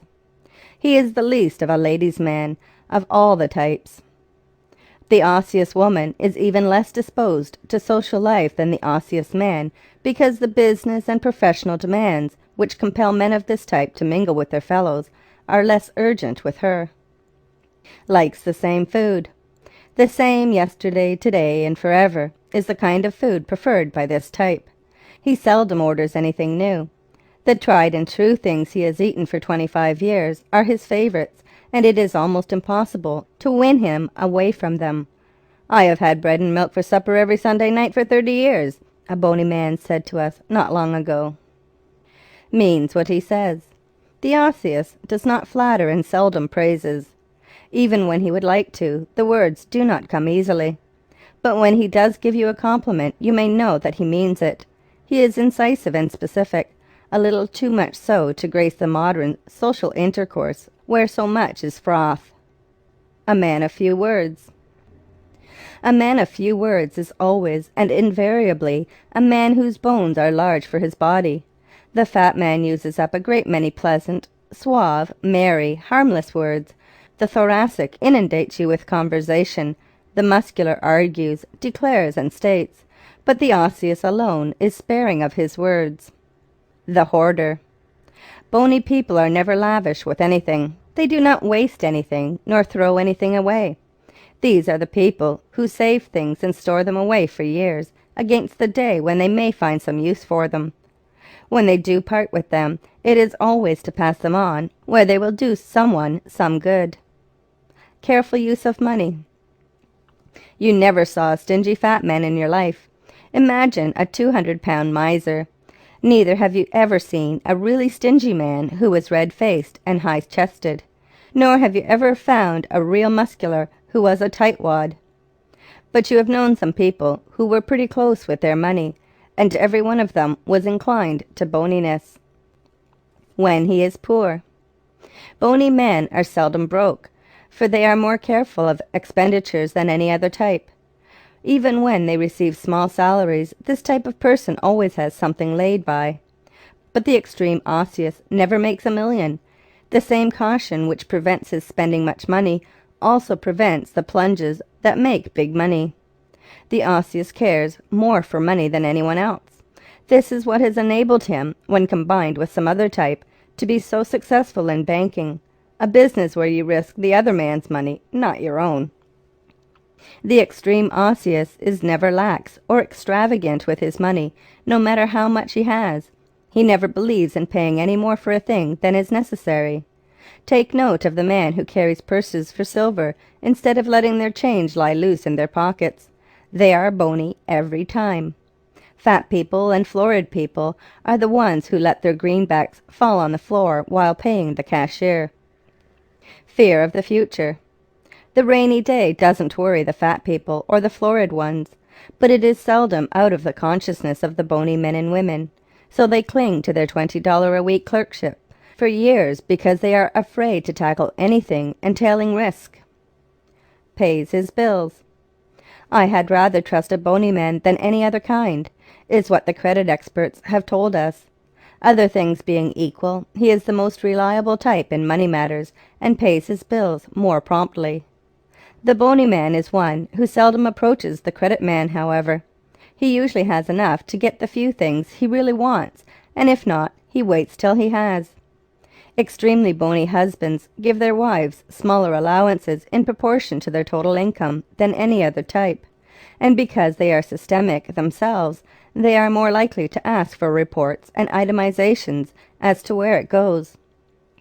The fat husbands and the florid husbands are the ones who give their wives their last cent and never asks what becomes of it. The repressed man. The osseous man or woman is always somewhat repressed. Unlike the thoracic who uncorks and bubbles like a champagne bottle, he keeps the lid on his feelings. Bony people are always more reticent than others. They invariably tell less of their private or personal affairs. One may live across the hall from a bony man for years without knowing much about him. He is as secretive as the thoracic is confiding, and as guarded as the alimentive is naive.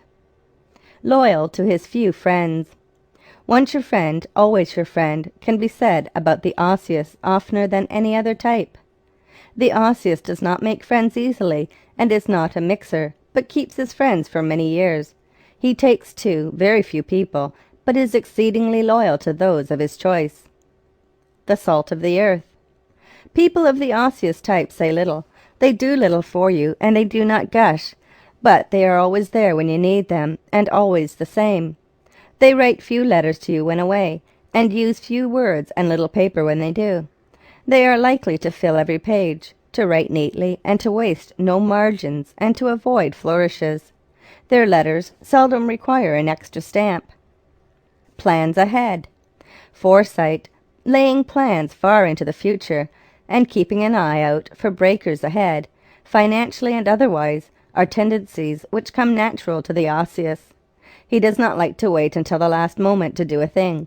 He dislikes unexpectedness and emergencies of any kind. He is always prepared. For instance, a bony person will think out every move of a long journey before boarding his train. Weeks in advance, he will have the schedule marked and put away in his coat pocket, and he knows just which coat he is going to wear too. The longest lived. The osseous lives longer than any other type for two reasons. The first is that his lack of nerves saves him from running down his batteries. He seldom becomes excited and does not exhaust himself in emotional orgies. The second is that he habitually undereats, usually because he does not care so much for food as the first three types, but quite often because he prefers to save the money. People he dislikes. The bony man does not like people who try to speed him up, hurry him, or make him change his habits. Flashy people irritate him, but his worst aversions are people who try to dictate to him. This type cannot be driven. The only way to handle him is to let him think he is having his own way. Likes the submissive. Amenable people who never interfere with him, yet lend themselves to his plans, desires, and eccentricities are the favorites of this type. Diseases he is most susceptible to. No diseases can be said to strike the osseous more frequently than any other type. But moodiness, fear, especially financial fear, long-sustained hatreds and resentments, and lack of change are indirectly responsible for those diseases which bring about the end in the majority of cases. Music he likes. Martial, classical music and ballads are favorites with the osseous. Old-time tunes and songs appeal to him strongly. Jazz, which the alimentive loves, is disliked by most bony people. Reading he prefers. Only a few kinds of reading, a few favorite subjects, and a few favorite authors are indulged in by this type. He will read as long as 25 years on one subject, master it, and ignore practically everything else. When he becomes enamored of another, he reads everything he writes. Reading that points directly to some particular thing he is really interested in makes up many of his books and magazines. He is the kind of man who reads the same newspaper for half a century. Physical assets. His great endurance, capacity for withstanding hardship, indifference to weather, and his sane, under-eating habits are the chief physical assets of this type. Physical liabilities. This type has no physical characteristics which can be called liabilities, except the tendency to chronic diseases. Even in this he runs true to form, slow to acquire and slow to cure. His favorite sports. Hiking and golfing are the favorite sports of this type, because these demand no sudden spurts of energy. He likes them because they can be carried on with deliberation and independence. He does not care for any sport involving teamwork or quick responses to other players. Except when combined with the thoracic type, he especially avoids tennis. Favorite entertainments. Serious plays in which his favorite actors appear are the entertainments preferred by this type. He cares least of all for vaudeville. Social assets. The Osseous has no traits which can properly be called social assets. His general uprightness comes nearest to standing him in good stead, socially, however. Social liabilities. Stiffness, reticence, physical awkwardness, and the inability to pose or to praise are the chief social handicaps of this type. Emotional assets. The Osseous is not emotional and cannot be said to possess any assets that are purely emotional. Emotional liabilities. The lack of emotional fervor and enthusiasm prevents this type from impressing others. Business assets. Keeping his word, orderliness, and system are the chief business assets of this type. Business liabilities. A disinclination to mix, the inability to adapt himself to his patrons, and a tendency to hold people too rigidly to account are the business handicaps of the Osseous. Domestic strength. Constancy and faithfulness are his chief domestic assets. Domestic weakness. Tightness with money, a tendency to be too exacting and dictatorial, and to fail to show affection are the things that frequently prevent marriage for the Osseous and endanger it when he does marry. Should aim at. The Osseous should aim at being more adjustable to people and to his environment in general. He should try to take a greater interest in others and then show it. Should avoid. Indifference and the display of it. Solitude and too few interests are the things the Osseous needs to avoid. His strong points.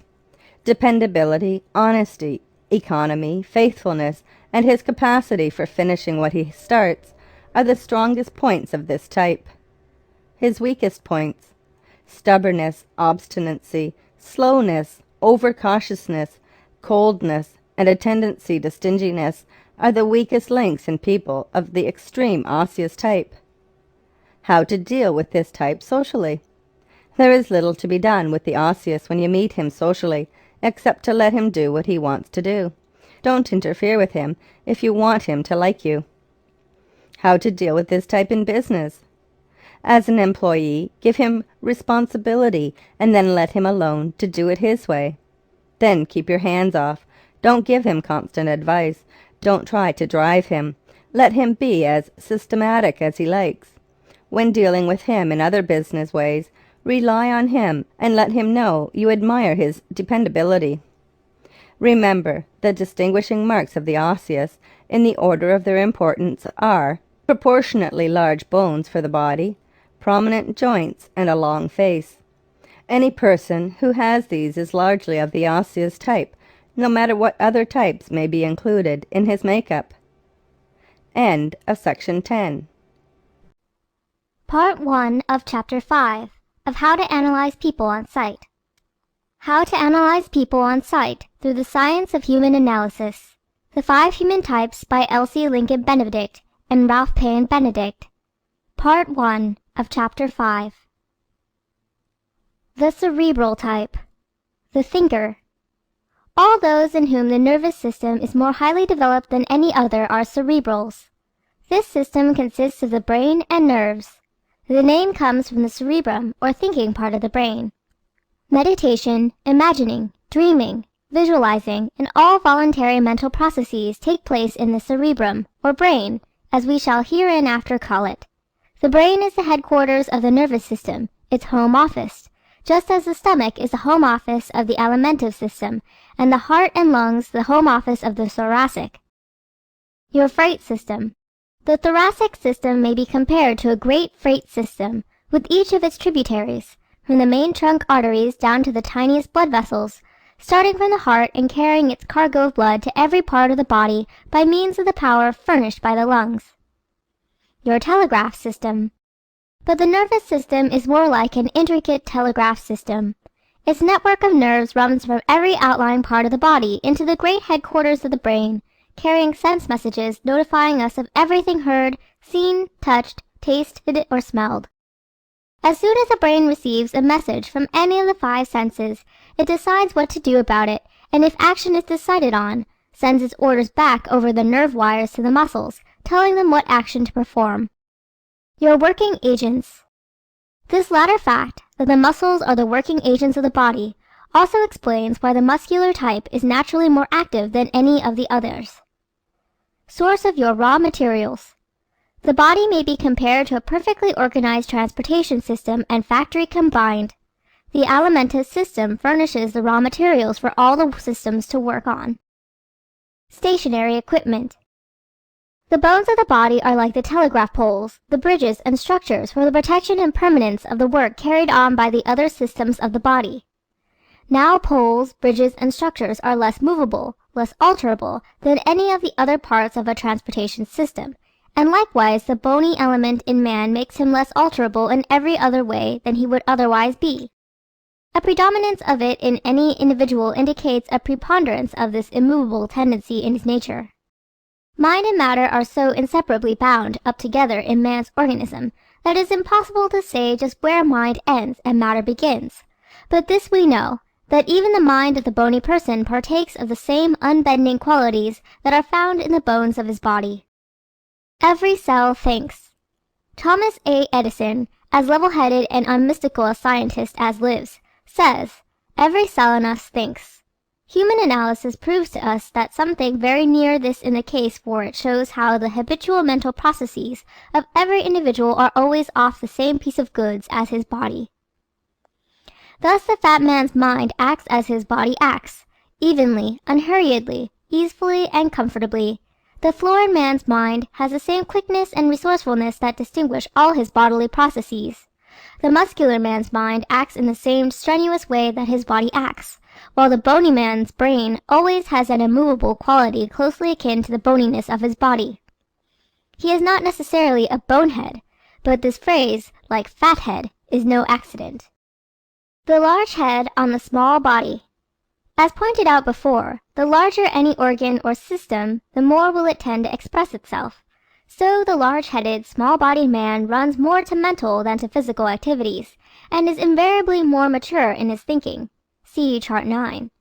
Conversely, the alimentive type gets its traits from that elemental stage in human development when we did little but get and assimilate food, and when thinking was of the simplest form.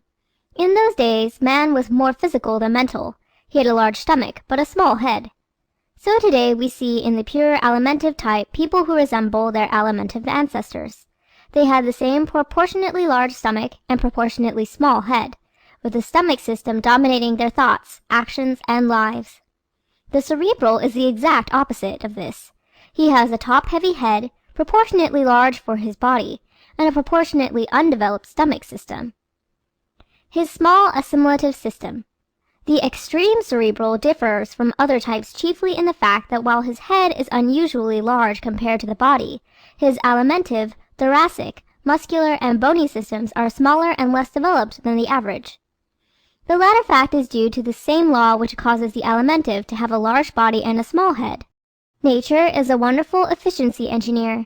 She provides only as much space as is required for the functioning of any particular organ, giving extra space only to those departments that need it. The cerebral alimentive is a combination which makes most of the magnates and the self-made millionaires. Such a man has all the alimentive's desires for the luxurious comforts and good things of life, combined with sufficient brains to enable him to make the money necessary to get them. Nature doesn't give the pure alimentive a large skull, because he doesn't need it for the housing of his proportionately small brain, but concentrates on giving him a big stomach fitted with all modern conveniences. On the other hand, the head of the cerebral is large because his brain is large.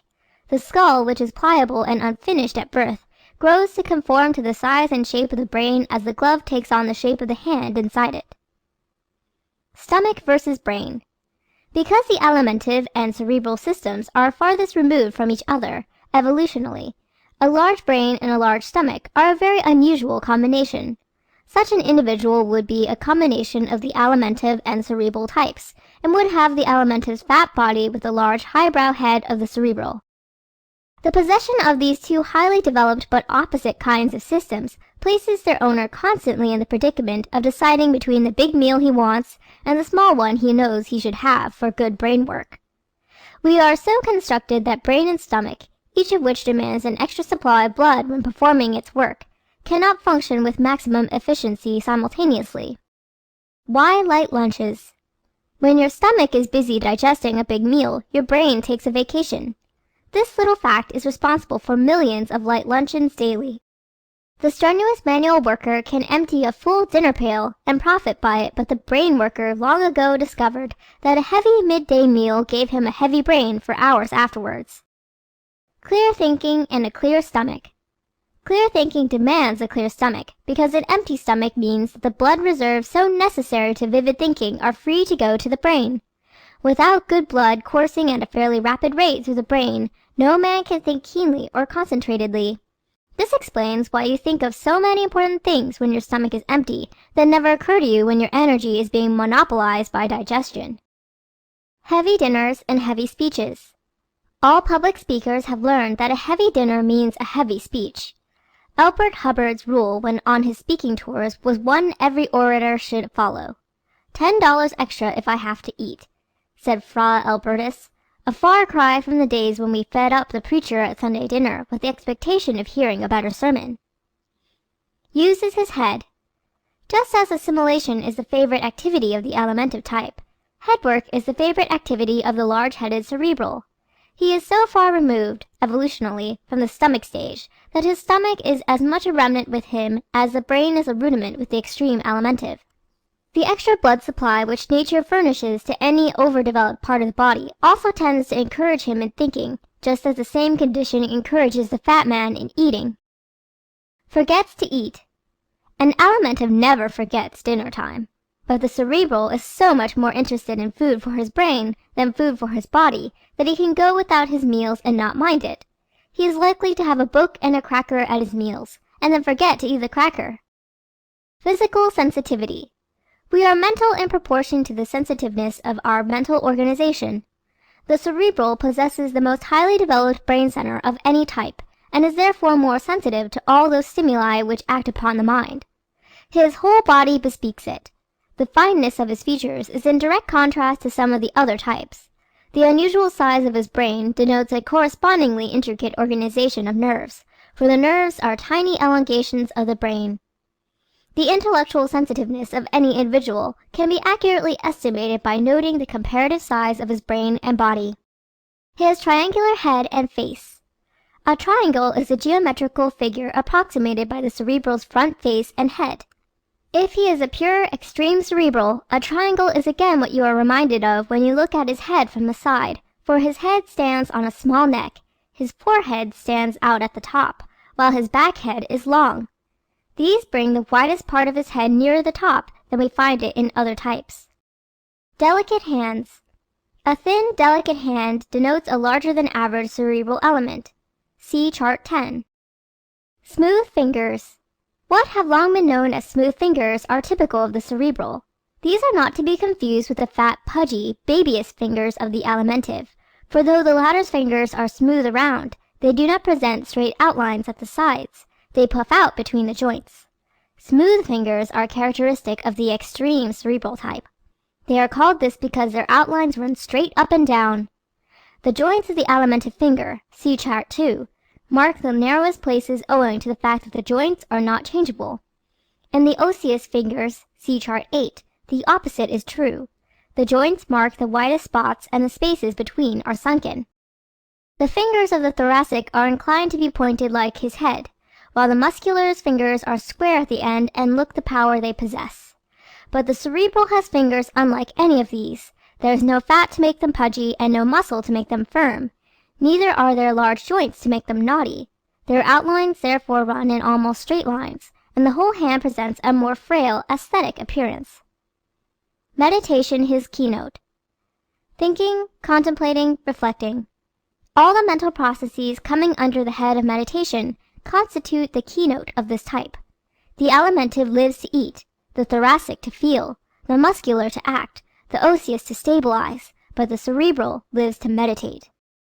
Air castles. He loves to plan, imagine, dream daydreams, visualize, and go over and over in his mind the manifold possibilities, probabilities, and potentialities of many things. When he tries this to extremes, as a person with a huge head and tiny body is likely to do, he often overlooks the question of the practicability of the thing he is planning. He inclines to go wildcatting, to dream dreams that are impossible of fruition. Thought for thought's sake.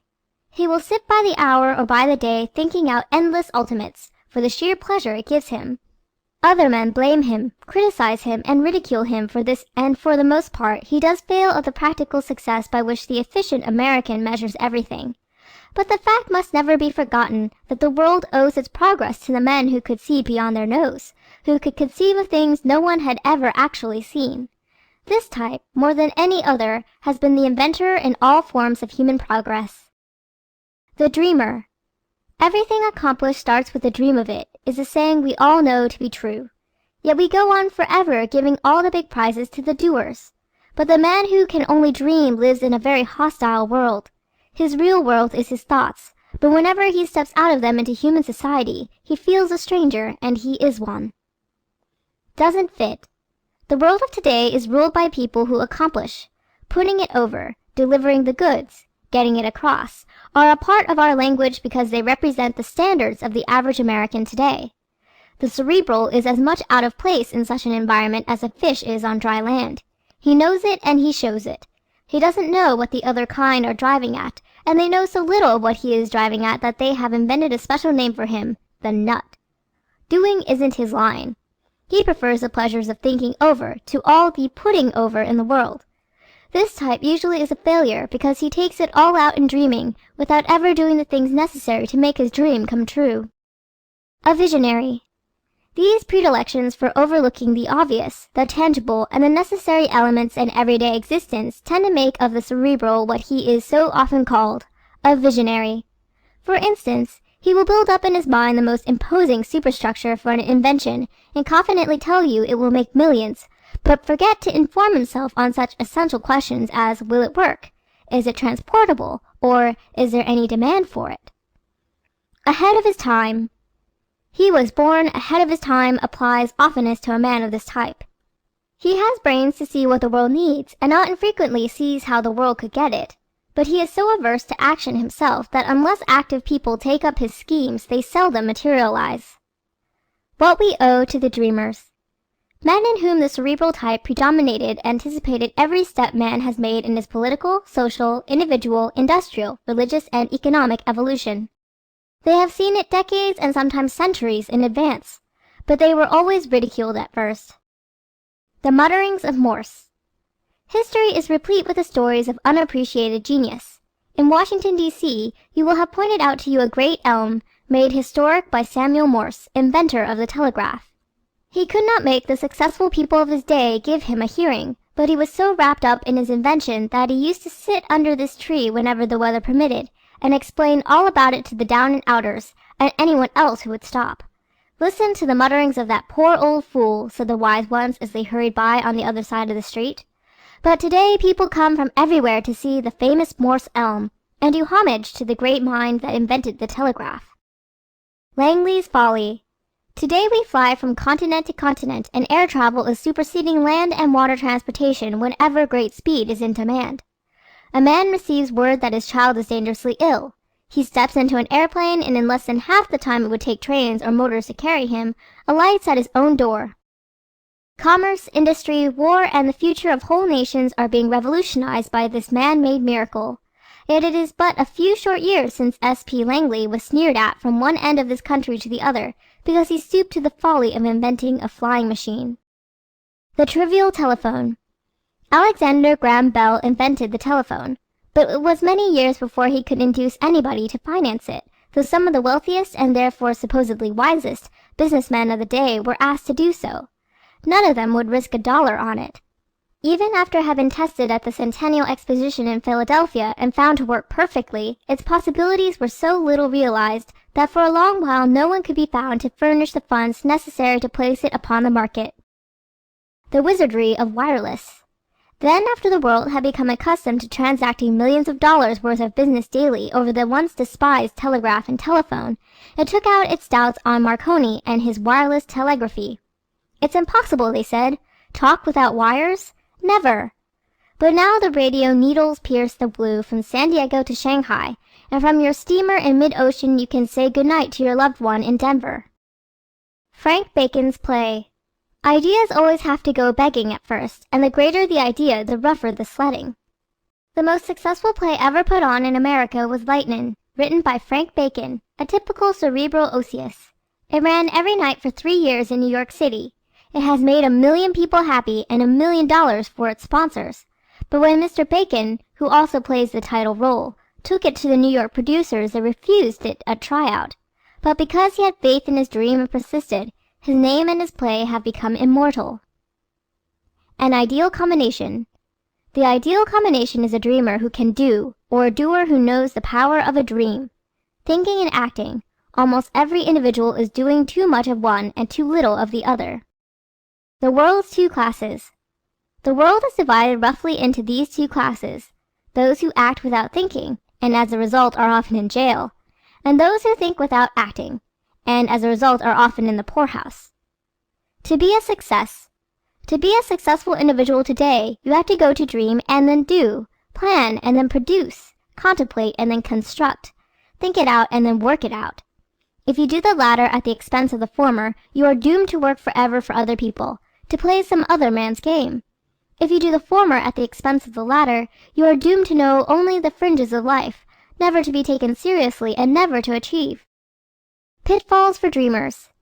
If you are inclined to take your pleasure out in cerebrating instead of creating, if it suffices you to see a thing in your imagination whether it ever comes to pass or not, you are at a decided disadvantage in this hustling world, and you will never be a success. Pitfalls for the doer. On the other hand, if you are content to do what other men dream about, and never have dreams of your own, you will probably always have a birth, but will never have 1 million. You will exist, but you will never know what it is to live. The hungry philosopher.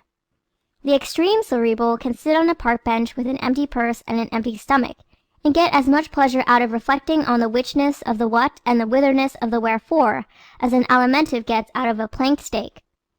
Needless to say, each is an enigma to the other. Yet most people imagine that because both are human and both walk on their hind legs they are alike. They are no more alike than a cow and a canary. His frail body. The extreme cerebral type finds it difficult to do things because, as we have seen, he is deficient in muscle, one of the vital elements upon which activity and accomplishment are based. This type has little muscle, little bone, and little fat. Deficient in horsepower. He is not inactive for the same reason that the alimentive is. His stomach processes do not slow him down, but his muscles are so undeveloped that he has little inward urge toward activity and little force back of his movements. His heart and lungs are small, so that he also lacks steam and horsepower. He prefers to sit rather than to move, exactly as a muscular prefers to be up and doing rather than to sit still. The man of futile movements. Did you ever look on while a pure cerebral man tried to move a kitchen stove? Ever ask the dreamer in your house to bring down a trunk from the attic? Will you ever forget the almost human perversity with which that stove and that trunk resisted him, or how amusing it looked to see a grown man outwitted at every turn by an inert mass? I have carried on a lifelong feud with inanimate things, a pure cerebral friend remarked to us recently. I have a fight on my hands every time I attempt to use a pair of scissors, a knife, and a fork, a hammer, or a collar button. His jerky walk. Because he is short, the cerebral takes short steps. Because he lacks muscle, he lacks a powerful stride. As a result, he has a walk that is irregular and sometimes jerky. When he walks slowly, this jerk is not apparent, but when hurried, it is quite noticeable. End of Part 1 of Chapter 5. Part 2 of Chapter 5 of How to Analyze People on Sight. How to Analyze People on Sight through the Science of Human Analysis, The 5 Human Types by Elsie Lincoln Benedict and Ralph Paine Benedict. Section 2 of Chapter 5. Section 12. Part 2 of Chapter 5. Is lost in chairs. The cerebral gets lost in the same chair that is itself lost under the large, spreading osseous, and for the same reason. Built for the average, chairs are much too large for the cerebral, as they are too small for the big bony man. So the cerebral's legs dangle, and his arms don't reach. Dislikes social life. Though a most sympathetic friend, the cerebral does not make many friends, and does not care for many. He is too abstract to add to the gaiety of social gatherings, for these are based on the enjoyment of the concrete. Enjoys the intellectuals. Readers, thinkers, writers, intellectuals like himself are the kinds of people the cerebral enjoys most. Another reason why he has few friends is because these people, being in the great minority, are not easy to find. Ignores the ignorant. People who let others do their thinking for them, and those who are not aware of the great things going on in world movements, are not popular with this type. He sometimes has a secret contempt for them, and ignores them as completely as they ignore him. Avoids the limelight. Modesty and reserve, almost as marked in the men as in the women, characterize this extreme type.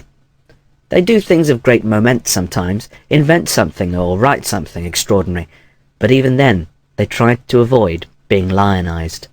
They prefer the shadows rather than the spotlight. Thus, they miss many of the good things less brainy and more aggressive people gain. But it does no good to explain this to a cerebral. He enjoys retirement, and is constantly missing opportunities because he refuses to mix. Cares little for money. Friends mean something to the cerebral. Fame sometimes means much, but money means little. In this, he is the exact opposite of the osseous, to whom the pecuniary advantages or disadvantages of a thing are always significant. The pure cerebral finds it difficult to interest himself in his finances. He seldom counts his change. He will go away from his room, leaving every cent he owns lying on the dresser, and then forget to lock the door. This type of person almost never asks for a raise. He is too busy dreaming dreams to plan what he will do in his old age.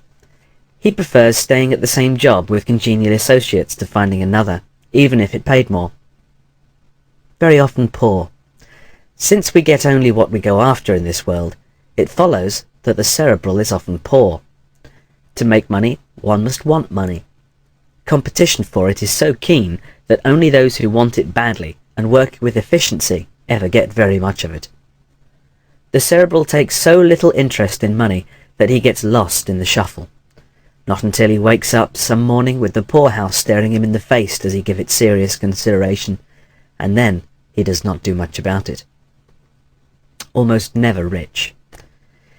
History shows that few people of the pure cerebral type ever became rich. Even the most brilliant gave so much more thought to their mission than the practical ways and means, that they were usually seriously handicapped for the funds necessary to its materialization.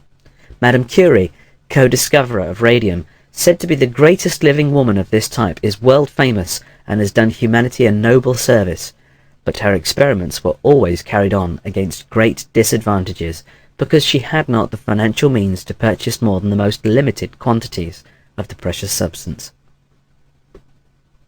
About clothes. Clothes are almost the last thing the cerebral thinks about. As we have seen, all the other types have decided preferences as to their clothes. The alimentive demands comfort, the thoracic, style, the muscular, durability, and the osseous, sameness. But the extreme cerebral type says anything will do, so we often see him with a coat of one colour, trousers of another, and a hat of another, with no gloves at all, and his tie missing. Often absent-minded. We have always said people were absent-minded when their minds were absent from what they were doing. This often applies to the cerebral, for he is capable of greater concentration than other types. Also, he is so frequently compelled to do things in which he has no interest that his mind naturally wanders to the things he cares about. A cerebral professor, whom we know, sometimes appeared before his Harvard classes in bedroom slippers. A thoracic would not be likely to let his own brother catch him in his. Writes better than he talks. The poor talker sometimes surprises us by being a good writer. Such a one is usually of the cerebral type. He likes to think out every phrase of a thing and put it into just the right words before giving it to the world. So many a cerebral who does little talking outside his intimate circle does a good deal of surreptitious writing. It may be only the keeping of a diary, jotting down memoranda, or writing long letters to his friends, but he will write something. Some of the world's greatest ideas have come to light first in the forgotten manuscripts of people of this type who died without showing their writings to anyone. Evidently they did not consider them of sufficient importance, or did not care as much about publishing them as putting them down. An inveterate reader. Step into the reference rooms of your city library on a summer's day, and you'll stand more chance of finding examples of this extreme type there than in any other spot. You may have thought these extreme types are difficult to locate, since the average American is a combination, but it is easy to find any of them if you look in the right places. In every case you'll find them in the very places where a study of human analysis would tell you to look for them. Where to look for pure types? When you wish to find some pure alimentives, go to a restaurant that is famous for its rich foods. When you want to see several extreme thoracics, drop into any vaudeville show and take your choice from the actors or from the audience. When you are looking for pure musculars, go to a boxing match or a prize fight and you'll be surrounded by them. When looking for the osseous, attend a convention of expert accountants, bankers, lumbermen, hardware merchants or pioneers. All these types appear in other places and in other vocations, but they are certain to be present in large numbers any day in any of the above-named places. But when you are looking for this interesting little extreme thinker type, you must go to a library. We specify the reference room of the library because those who search for fiction, newspapers and magazines are not necessarily of the pure type, and we specify a day in summer rather than in winter, so that you will be able to select your subjects from amongst people who are there in spite of the weather, rather than because of it. Interested in everything. I never saw a book without wanting to read it, said a cerebral friend to us the other day. This expresses the interest every person of this type has in the printed page. I never see a library without wishing I had time to go there and stay until I had read everything in it. The bookworm. So it is small wonder that such a one becomes known early in life as a bookworm. As a little child, he takes readily to reading and won't take to much else. Because we all learn quickly what we like, he is soon devouring books for older heads. Why won't he run and play like other children, wails mother, and that boy ought to be made to join the ball team, scolds father. But that boy continues to keep his nose in a book. He can talk on almost any subject when he will, and knows pretty well what is going on in the world at an age when other boys and girls are oblivious to everything but gymnasiums and girls. Old for his years. The little old man or little old woman of 10 is always a cerebral child. The alimentives are the babies of the race and never entirely grow up no matter how many years they live, but the cerebral is born old. From infancy he shows more maturity than other children. The teacher's pet. His studiousness and tractableness lead to one reward in childhood, though it often costs him dear as a man. He usually becomes the teacher's favourite, and no wonder. He always has his lessons, he gives her little trouble, and is about all that keeps many a teacher at her poorly paid post. Little sense of time. The extreme cerebral often has a deficient sense of time. He is less conscious of the passage of the hours than any other type. The muscular and the osseous often have an almost uncanny time sense, but the extreme cerebral man often lacks it. Forgetting to wind his watch, or to consult it for hours when he does, is a familiar habit of this type. We know a bride in Detroit whose flat looked out on a bakery and a bookstore.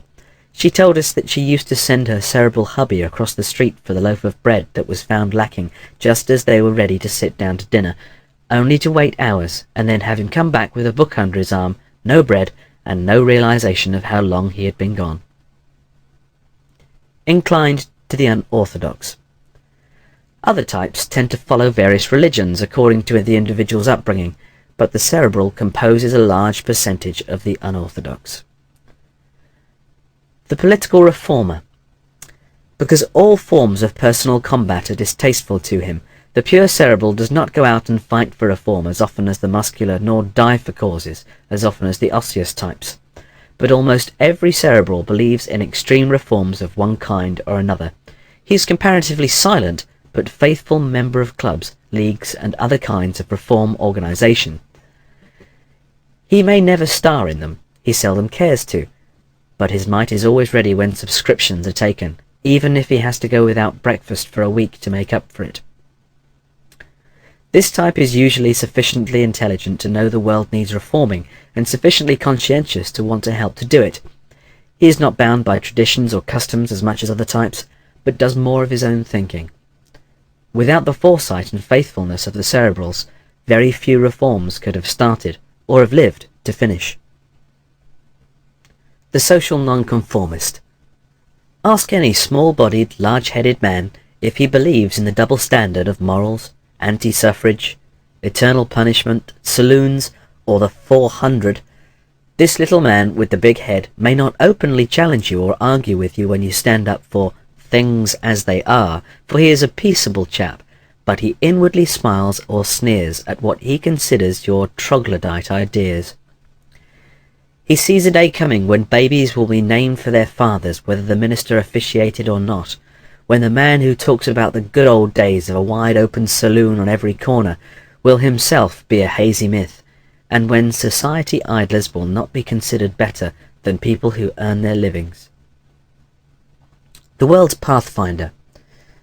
The cerebral, therefore, leads the world in ideas. The world is managed by fat men, entertained by florid men, built by muscular men, opposed by bony men. But it is improved in the final analysis by its thinking men. These thinkers have a difficult time of it. They preach to deaf ears, and often they die in poverty. But at last posterity comes around to their way of thinking, abandons the old ruts, and follows the trails they have blazed. Therefore, many great thinkers who were unknown while alive became famous after death. More often than not, fame is the food of the tomb. Indifference to surroundings. A wise man it was who said, "Let me see a man's surroundings and I will tell you what he is." The cerebral does not really live in his house, but in his head, and for that reason does not feel as great an urge to decorate, amplify, or even furnish the place in which he dwells. Step into the room of any little-bodied, large-headed man, and you'll be struck by two facts: that he has fewer gimcracks and more journals lying around than the rest of your friends. In the room of the alimentive you'll find cushions, sofas, and eats. In that of the thoracic you'll find colourful, unusual things. The muscular will have durable, solid, plain things. The osseous will have fewer of everything, but what he does have will be in order. But the pure cerebral's furnishings, if he is responsible for them, will be an indifferent array, with no two pieces matching. Furthermore, everything will be piled with newspapers, magazines, books, and clippings. Often die young. The good die young is an old saying which may or may not be true, but there is no doubt that the extreme cerebral type of individual often dies at an early age. The reason is clear. An efficient but controlled assimilative system is the first requisite for long life, and the pure cerebral does not have an efficient one. Moreover, he is prone to neglect what nutritive mechanism he does have by irregular eating, by being too poor to afford wholesome foods, and by forgetting to eat at all. Physical assets. By reason of his deficient physicality, the cerebral cannot be said to possess any decided physical assets. But two tendencies which help decidedly to prolong life are undereating and his refusal to dissipate. It's been said many times by the best-known experts that more deaths are caused annually in America by overeating than by any other two causes. Undereating is a very necessary precaution, but the cerebral carries it too far. The cerebral, lacking a large alimentary system, is not tempted to overload his stomach or overtax his vital organs, and because he is a highly evolved type, possessing little of the instincts which are at the bottom of most dissipation, he is not addicted to late hours, wine, women, or excitement. Diseases he is most susceptible to. Nervous diseases of all kind most frequently afflict this type. His nervous system is supersensitive. It breaks down more easily and more completely than that of more elemental types, just as a high-powered car is more easily wrecked than a truck. Music he likes. Highbrow music is kept alive mostly by highbrows. While the other types cultivate a taste for the grand opera or simulate it because it is supposedly proper, the cerebral really enjoys it. In the top gallery at any good concert you will find many cerebrals. Entertainment he prefers. The serious drama and education lectures are other favourite entertainments of the cerebral. He cares little for vaudeville, girl shows, or claptrap farces. The kind of programme that keeps the fat man's smile spread from ear to ear takes the cerebral to the box office for his money. A steady patron at the movies. The cerebral goes to the movies more than any other type save the fat man, but not for the same reasons. The large-brained, small-bodied man cares nothing for most of the recreations with which the other types amuse themselves, so the theatre is almost his only diversion. It is oftentimes the only kind of entertainment within the reach of his purse, and it deals with many different subjects, in almost all of which the pure cerebral has some interest. Don't laugh at same things. But if you'll notice next time you go to a movie, it will be clear to you that the fat people and the large-headed people do not laugh at the same things. The pie-throwing and cutie coquette that convulse the 200-pounder fail to so much as turn up the corners of the other man's mouth. And the subtle things that amuse the cerebral go over the heads of the pure alimentives. Cares for no sports. But the fat man and the large-brained man have one trait in common. Neither of them cares for strenuous sports. The fat man dislikes them because he is too heavy on his feet. The cerebral dislikes them because he is too heavy at the opposite extremity. He expends what little energy he has in mental activities, so has none left for violent physical exertion. Likes mental games. This type enjoys quiet games, requiring thought. Chess and checkers are favourites with them. The impersonal. The cerebral is the most impersonal of all types. While the alimentive tends to measure everything from the standpoint of what it can do for him personally, the cerebral tends to think more impersonally and to be interested in many things outside of his own affairs. Lacks pugnacity. Primitive things of every kind are distasteful to the cerebral. The instincts of digestion, sex, hunting, and pugnacity are but little developed in him. He is therefore a man who likes harmony, avoids coming to blows, and goes out of his way to keep the peace. Such a man does not go hunting, and seldom owns a gun. He dislikes to kill or harm any creature. The cleverest crook. The cerebral is usually a naturally moral person, but when lacking in conscience, either through bad training or other causes, he occasionally turns to crime for his income. This is because his physical frailty makes it difficult for him to do heavy work, while his mentality enables him to think out ways and means of getting a living without it. Though the clumsy criminal may belong to any type, the cleverest crooks, those who defy detection for years, always have a large element of the cerebral in their makeup. Big brains in little jobs. There are two kinds of work in the world: head work and hand work, mental and manual. If you can star in either, life guarantees you a good living, but if you are good at neither, you are doomed to dependence. The cerebral's physical frailty unfits him for the manual, and unless he is school or self-educated, he becomes the sorriest of all human misfits. He fails between the two and leads a precarious existence, working in the lighter indoor positions requiring the least mentality. If you will keep your eyes open, you will many times note that the little waiter in the high-class restaurant or hotel has a head very large for his body. Such men are much better read, have a far greater appreciation of art and literature, and more natural refinement than the porky patrons they serve. Social assets. A fine sense of the rights of others and natural modesty and refinement are the chief social assets of this type. Social liabilities. Lack of self-expression, too great reserve, and too much abstractness in conversation are the things that handicap the cerebral. His small stature and timid air also add to his appearance of insignificance and cause him to be overlooked at social affairs. Emotional assets. Sympathy, gentleness, and self-sacrifice are other assets of this type. Emotional liabilities. A tendency to nervous excitement and to a lack of balance are the chief emotional handicaps of this type. Business assets. This type has no traits which can properly be called business assets. He dislikes business, is repelled by its standards, and has no place in any of its purely commercial branches. Business liabilities. His inability to keep his feet on the ground and his tendency to live in the clouds and to be generally impractical unfit this type for business life. Domestic strength. Tenderness, consideration, and idealism are the chief domestic assets of the cerebral type.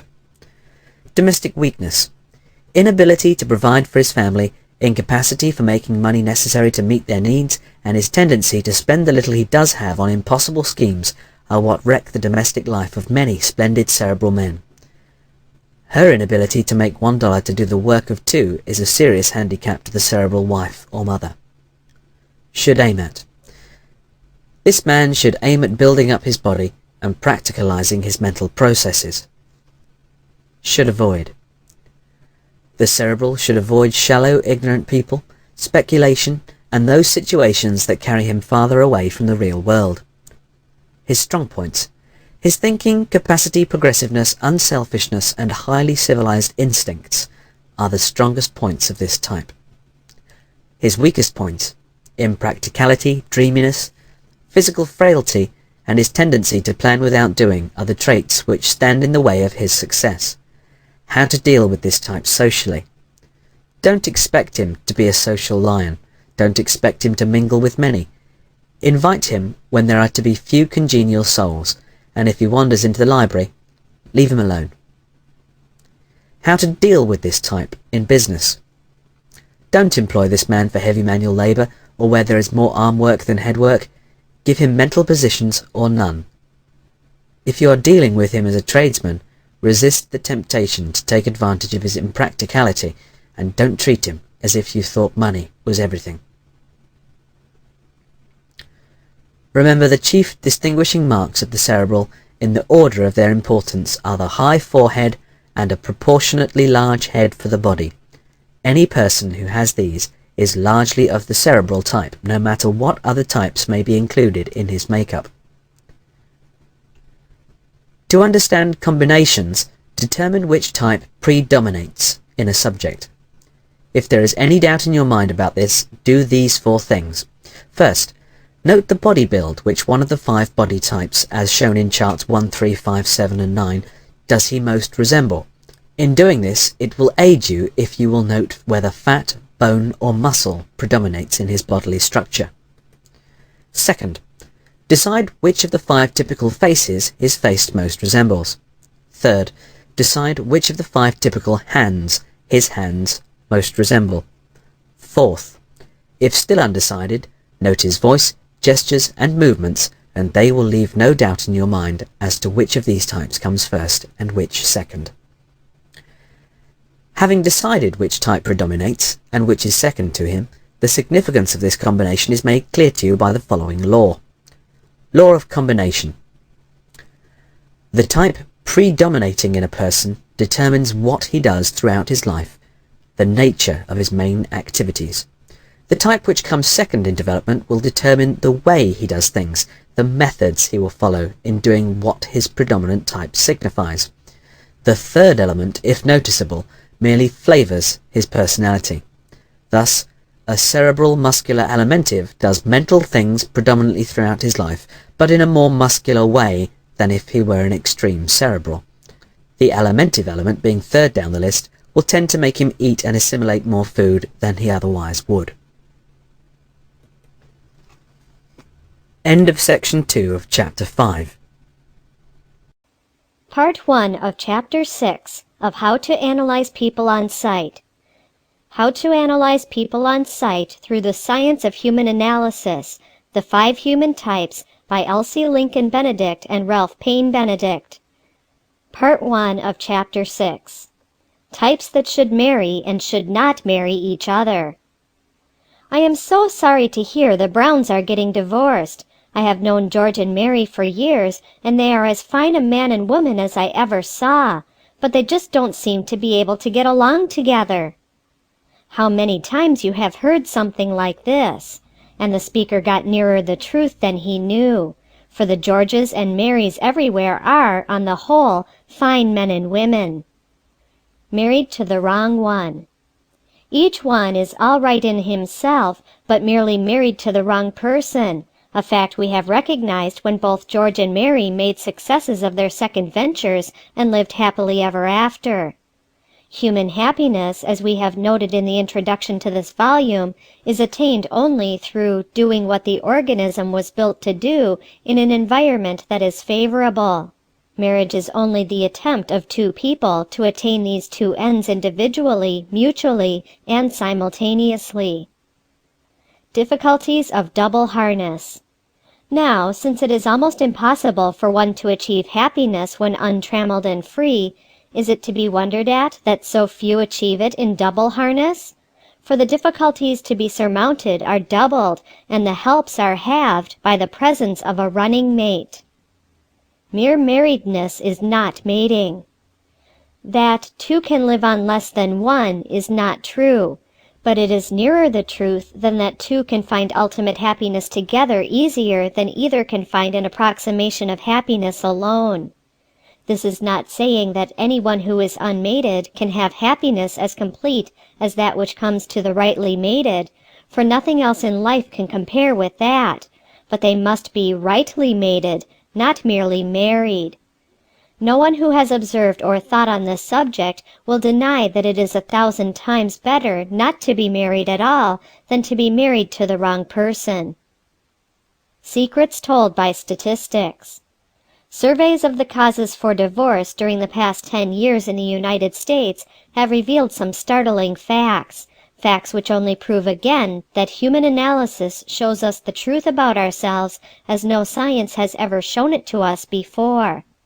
One of the most illuminating facts these surveys have revealed is that only those men and women can be happy together whose natures automatically encourage each other in the doing of the things each likes to do, in the way each likes to do them. Inborn inclination determines the things every human being prefers to do concerning all the fundamental activities of his life, and also the manner in which he prefers to do them.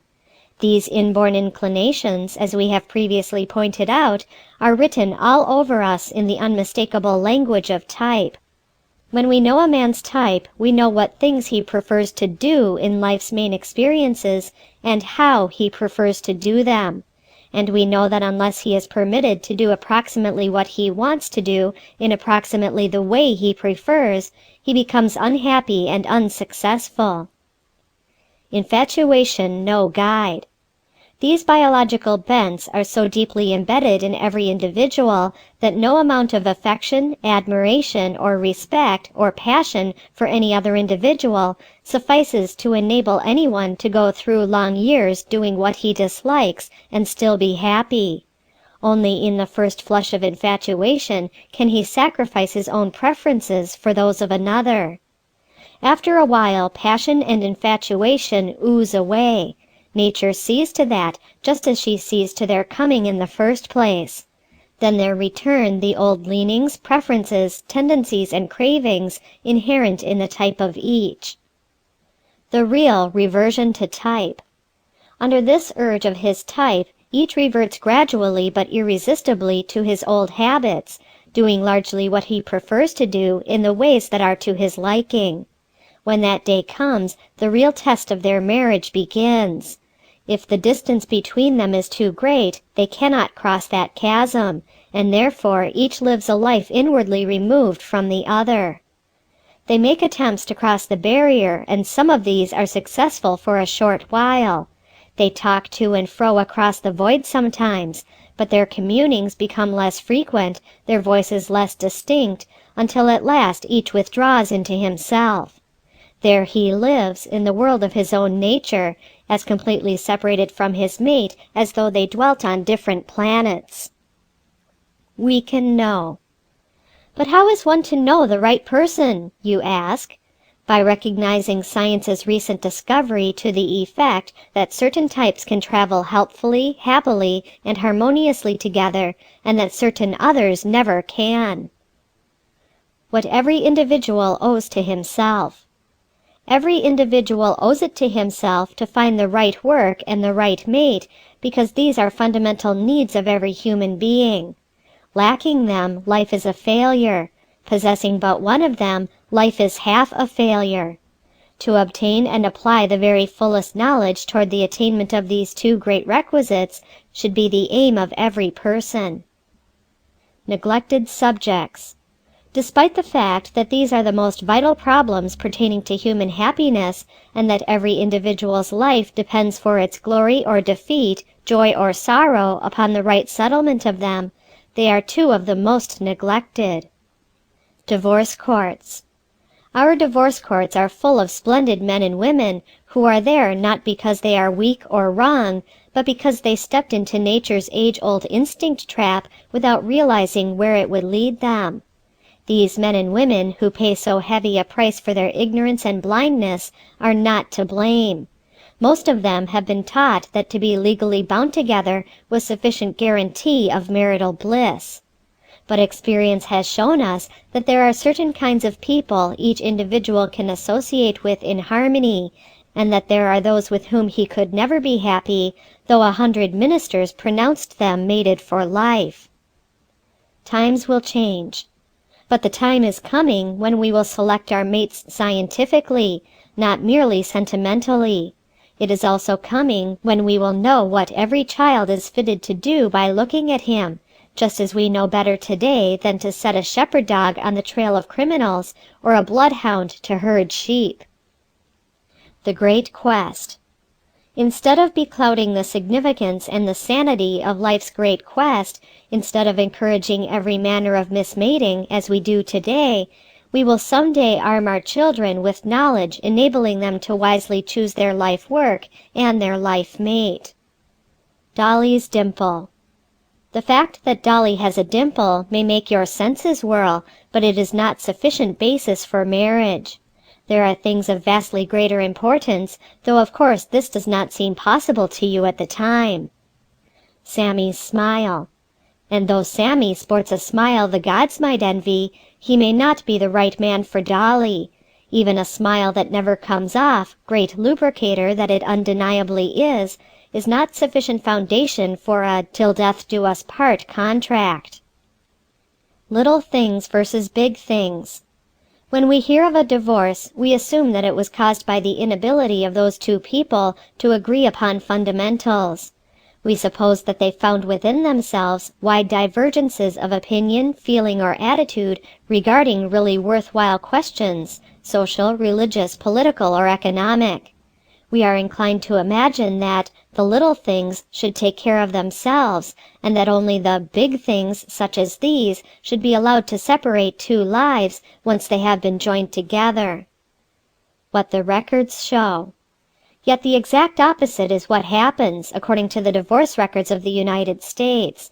These records show that divorces do not arise out of differences in what we have always called the big things of life, but out of those things which we have always called the little ones. Why he can't change. We do not expect a husband or wife to change his religion and take on his partner's faith. We imagine this is an inherent thing, more or less deeply embedded in him and not to be altered, while we consider it only fair and right for John to give up his favorite sport, his hobby, and some of his habits for Mary's sake. At the risk of shocking the supersensitive, it must be admitted that most individuals get their religious leanings from external sources. Parents, teachers, ministers, friends, and especially by the accident of being born in a certain country, among a certain sect, or within a certain community. On the other hand, one's preferences in the matter of diversions are born in him, part and parcel of his very being, and remain so to the end of his life. Accordingly, just as it is easier to change the frosting on a cake than to change the inside, it is easier to change a man's religion than to change his activities. Diversion and divorce. Most of the divorces granted in America during the past 10 years have been demanded not on grounds dealing with the so-called fundamentals, but for differences regarding so-called unimportant things. And more than 70 out of every 100 divorces every year in this country are asked for on grounds pertaining to diversion. In other words, more than 70% of American divorces are granted because husbands and wives cannot adapt themselves to each other in the matter of how they shall spend their leisure hours. People who cannot play together will not work together long, said Elbert Hubbard. Human analysis, which shows that each type tends automatically to the doing of certain things in certain ways whenever free to act, proves that this is just as literal as it sounds. The only time we are free to act is during our leisure hours. All other hours are mortgaged to earn a living, in the accomplishment of which we often have very little outlet for natural trends. So it is only after hours and over Sundays that the masses of mankind have an opportunity to express their real natures. Uncongenial work affects marriage. The less one's work permits him to do the things he enjoys, the more surely will he turn to them in the hours when this restraint is removed. If such a one has a husband or wife who encourages him in the following of his natural bents during leisure hours, that marriage stands a big chance of being happy. These two people may differ widely in their respective religious ideas. One may be a Catholic, the other a Protestant, or one a Shaker and the other a Christian Scientist, but they can build lasting happiness together. On the other hand, two people who agree perfectly as to religious, social, and political views, but who cannot agree as to the disposition of their leisure hours, are bound for the rocks. As the honeymoon fades, each reverts to the kind of recreation congenial to his type. If his mate is averse to his diversions, each goes his own way. The Eternal Triangle. The tragedy of the other man and the other woman is not a mystery to him who understands human analysis. It is always the result of finding someone of kindred standards and tastes, that is, someone whose type is congenial. The eternal triangle arises again and again in human lives, not accidentally, but as the inevitable result of violating inexorable laws. Law of marital happiness. Marriage should take place only between those whose first type elements are sufficiently similar for them to enjoy the same general diversions, yet whose second type elements are sufficiently dissimilar to make each strong where the other is weak. The application of the law to each of the 5 types will be explained in the following sections of this chapter. Part 1. The Alimentive in Love. Just as each type reacts differently to all the other situations in life, each reacts differently to love. The alimentive, as we have pointed out, is less mature than the other types, with the thoracic next, and so on down to the cerebral, which is the most mature of all. Because the alimentive has rightly been called the baby of the race, because no extremely fat person ever really grows up, this type prefers those love expressions natural to the immature. The most affectionate type. Caressing, petting, fondling, and cuddling, those demonstrations not of wild passion but of affection such as children enjoy, are most often used by alimentive men and women when in love. Because they are inclined to bestow little attentions more or less promiscuously, they often get the reputation of being flirtatious when they are not. Such actions are often taken by the one to whom they are directed, as indicating more than the giver means. So beware of taking the little pats of fat people too seriously. They mean well, but have the baby's habit of bestowing innocent smiles and caresses everywhere. Why they are loved. Each type has traits peculiar to itself which tend to make others fall in love with it. In the alimentive, the outstanding trait which wins love is his sweet disposition. The human ego is so constituted that we tend to like all interesting people who do not offer us opposition. The alimentive is amenable, affable, agreeable. His ready smile, his tendency to promote harmony, and his general geniality bring him love and keep it for him, while more clever types lose it. Millionaires marry them. Why does a brilliant businessman marry that fat little woman who is not his equal mentally? The world has asked many a time. Human analysis answers it, as it answers so many of the other age-long queries about human eccentricities. The little fat woman has a sweet disposition, one of the most soothing of human attributes. The businessman has enough of brilliant people all day. When he gets home, he is rather inclined to be merely the tired businessman, and in that state nothing is more agreeable than a wife with a smile. As for fat husbands, many a wife supports them in preference to being supported by another and less agreeable man. The prettiest type. When a woman becomes engaged, her friends all inquire, "What does he do?" But when a man's engagement is announced, everyone asks, "What does she look like?"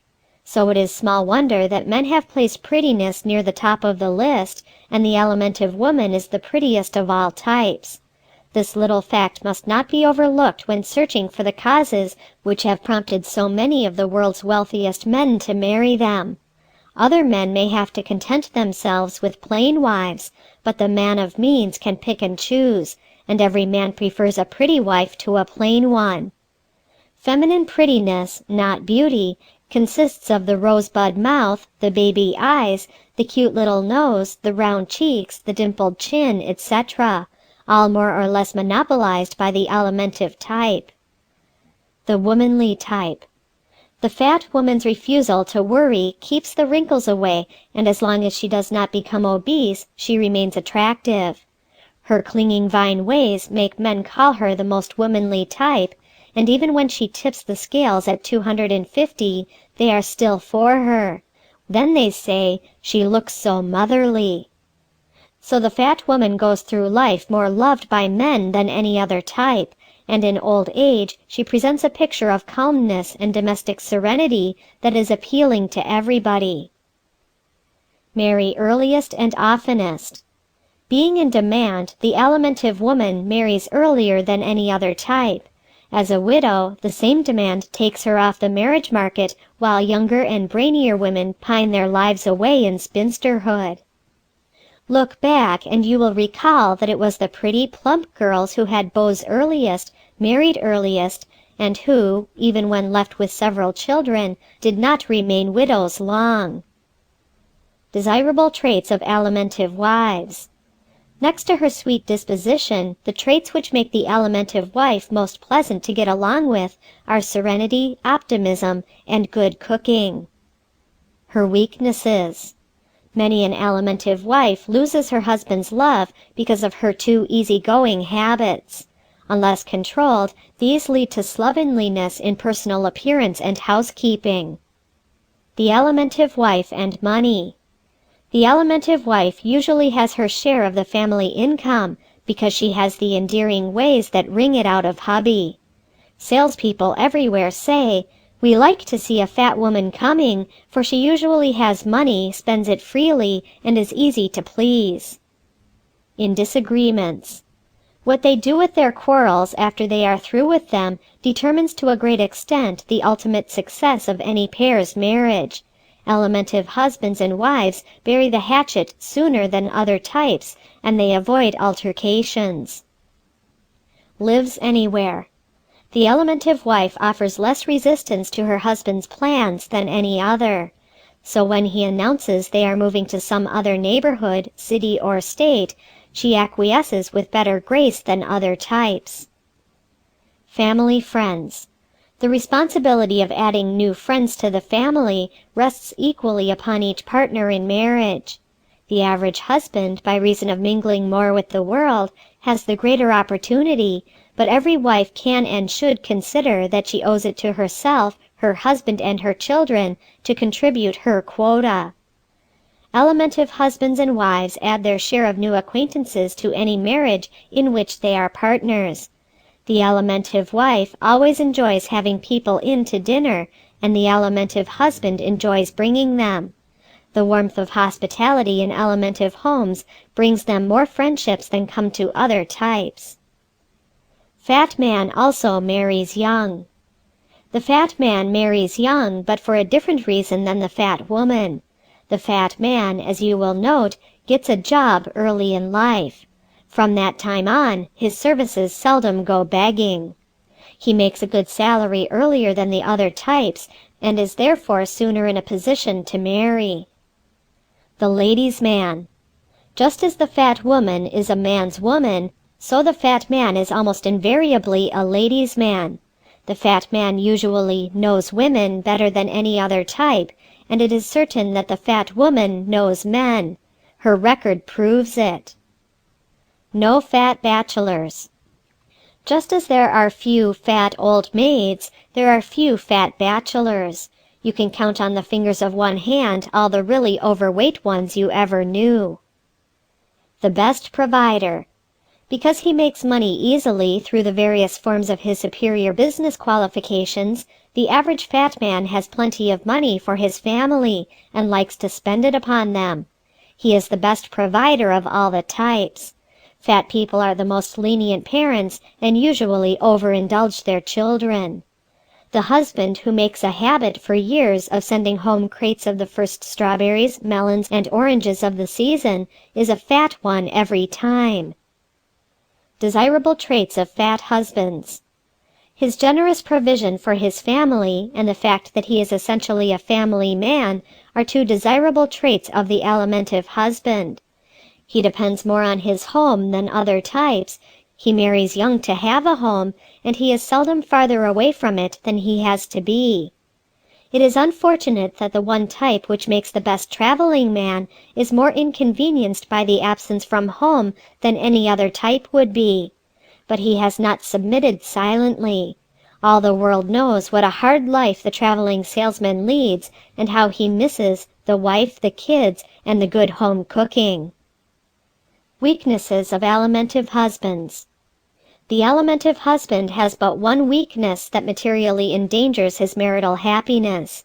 He is inclined to be too easy and extravagant, and not to save money.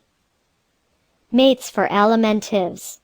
Because of his amenability, the alimentive can marry almost any type and be happy. But for fullest happiness, those who are predominantly alimentive, that is, those in whom the alimentive type comes first, should marry, as their first choice, those who are predominantly muscular. The muscular shares the alimentive's ambition to get on in the world, and at the same time adds to the union the practicality which offsets the too easy-going, lackadaisical tendencies of the alimentive. The second choice for the predominantly alimentive should be the one who is predominantly thoracic. These two types have much in common.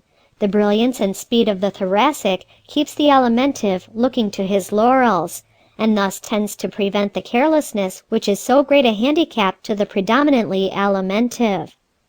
The third choice of the predominantly alimentive may be one who is also predominantly alimentive, but in that case it should be an alimentive muscular or an alimentive cerebral. The last type the pure alimentive should ever marry is the pure cerebral. End of Part 1 of Chapter 6. Part 2 of Chapter 6 of How to Analyze People on Sight. How to Analyze People on Sight Through the Science of Human Analysis, the 5 Human Types, by Elsie Lincoln Benedict and Ralph Paine Benedict. Part 2 of Chapter 6. Part 2. Love and the Thoracic. The thoracic in love exhibits the same general traits which characterize him in all his other relationships. The most beautiful woman. The thoracic woman is the most beautiful type of all. She is not pretty like the alimentive, but her refined features and beautiful coloring give her a distinctive appearance. The handsomest man. The thoracic is also the handsomest man of all. He is tall, high-chested, wide-shouldered, and has the masculine face resulting from his high-bridged, prominent nose and high cheekbones. The thoracic charmer. The thoracic has more of that quality we call charm than any other type. Charm is largely self-expression by tactful methods. Since this type is the most self-expressive and the most tactful, it possesses naturally this invaluable trait. Both men and women of this type have an elusive, attractive something in their personalities that others do not have, a very personal appeal that makes an immediate impression. It pierces farther beneath the surface of strangers than other types do on much longer acquaintance. The thoracic does not seem a stranger at all. His own confidences, given to you almost immediately upon meeting you, remove all barriers. The lure of the thoracic. There is about the thoracic person a lure that others seldom have. You do not attempt to describe it. You say, he is just different, and he is. No other type has his spontaneity and instantaneous responsiveness. So while the alimentive is always liked, it is in a more mild, easy, comfortable way. The alimentive does not stir the blood, but has a strong, tender, even hold on people. The thoracic, on the other hand, intrigues your attention, impales it, and holds it. Love at first sight. The thoracics fall in love at first sight much more often than other types. They also cause others to fall in love with them without preliminaries, for they pursue the object of their affections with a fire and fury that is almost irresistible. Hundreds of persons marry each year who have known each other but a few days or weeks. In every instance you will find that one of them is a thoracic, and usually both. No other type can become so hopelessly in love on such short notice. The most flirtatious. The thoracic is a born philanderer. He does not mean to mislead or injure, but flirtation is second nature to him. This comes from the fact that flirtation, more than any other human experience, contains that adventurous, thrilling element he desires. Overheard in transit. We overheard the following conversation in the streetcar the other day between 2 young women who occupied the seat in front of us. "I was sorry to hurt him," explained the thoracic. "I did love him last week, and I told him so, but I don't love him any more, and I do love somebody else now." She really loved him last week. Thoracics can have a severe case of love and get just as completely over it in a week as the rest of us get over the measles. The joy of life. A joy in living expresses itself in almost everything the thoracic does, especially when he is young. Such people appear almost electrical. These are traits of great fascination, and the thoracic uses them freely upon others throughout his life. Always blushing. His overdeveloped circulatory system causes the thoracic to blush easily and often. This tendency has long been capitalized by women, but is not so much enjoyed by men. Most easily hurt. Because of his supersensitiveness, the Thoracic's feelings are more easily hurt than those of other types, as everyone who has ever had a florid friend or sweetheart will remember. They forgive quickly and completely, but every little thing said, looked, or acted by the loved one is translated in terms of the personal. Bony people especially find it difficult to understand or be tolerant of this trait in the Thoracic, because it is the exact opposite of themselves. They call the Thoracic thin-skinned, and the Thoracic replies that the bony man has a skin like a walrus, and each is right from his own viewpoint. The chivalrous Thoracic man. With his keen intuitions, his sense of the fitness of things, and his trigger-like adeptness, the Thoracic man easily becomes an attentive and chivalrous companion.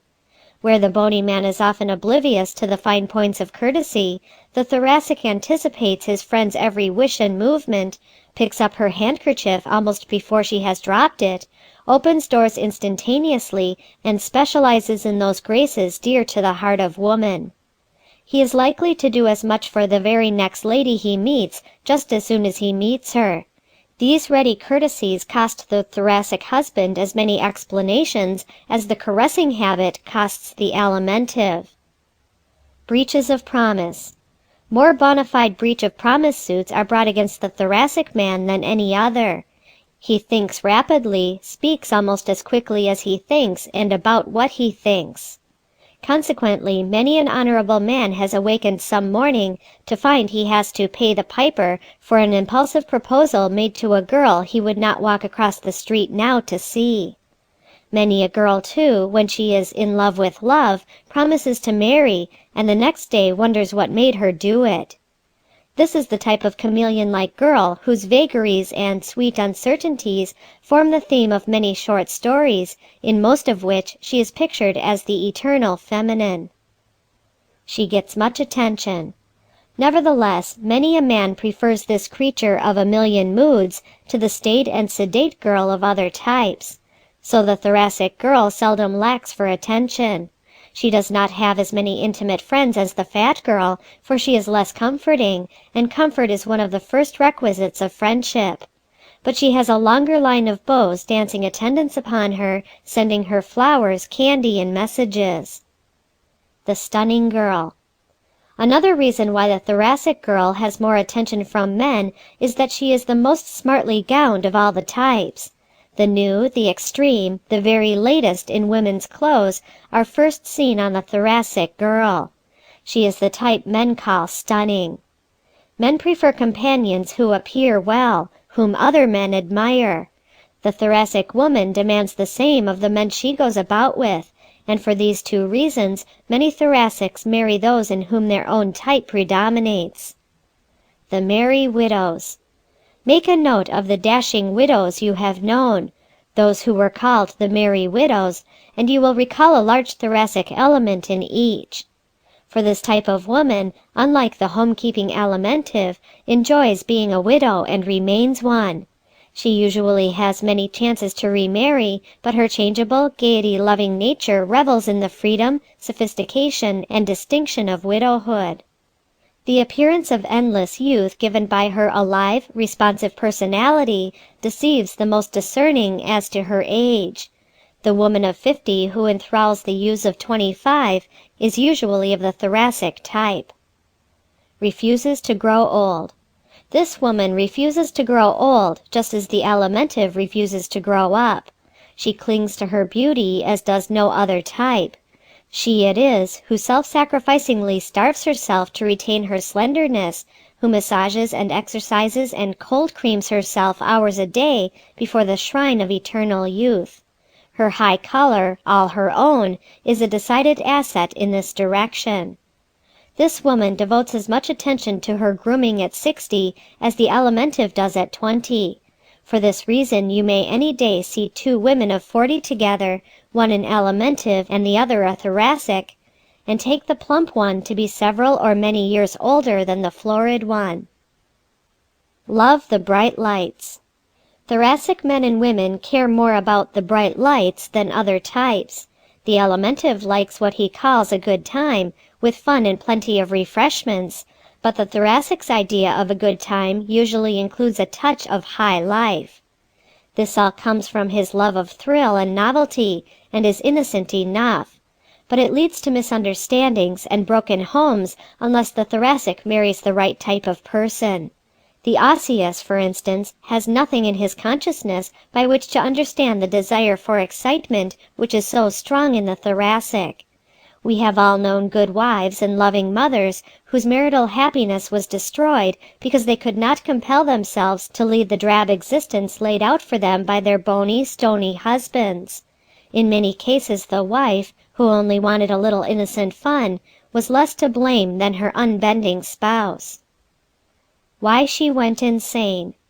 One day several years ago we drove up to a lonely farmhouse in Montana just as a tragedy was enacted.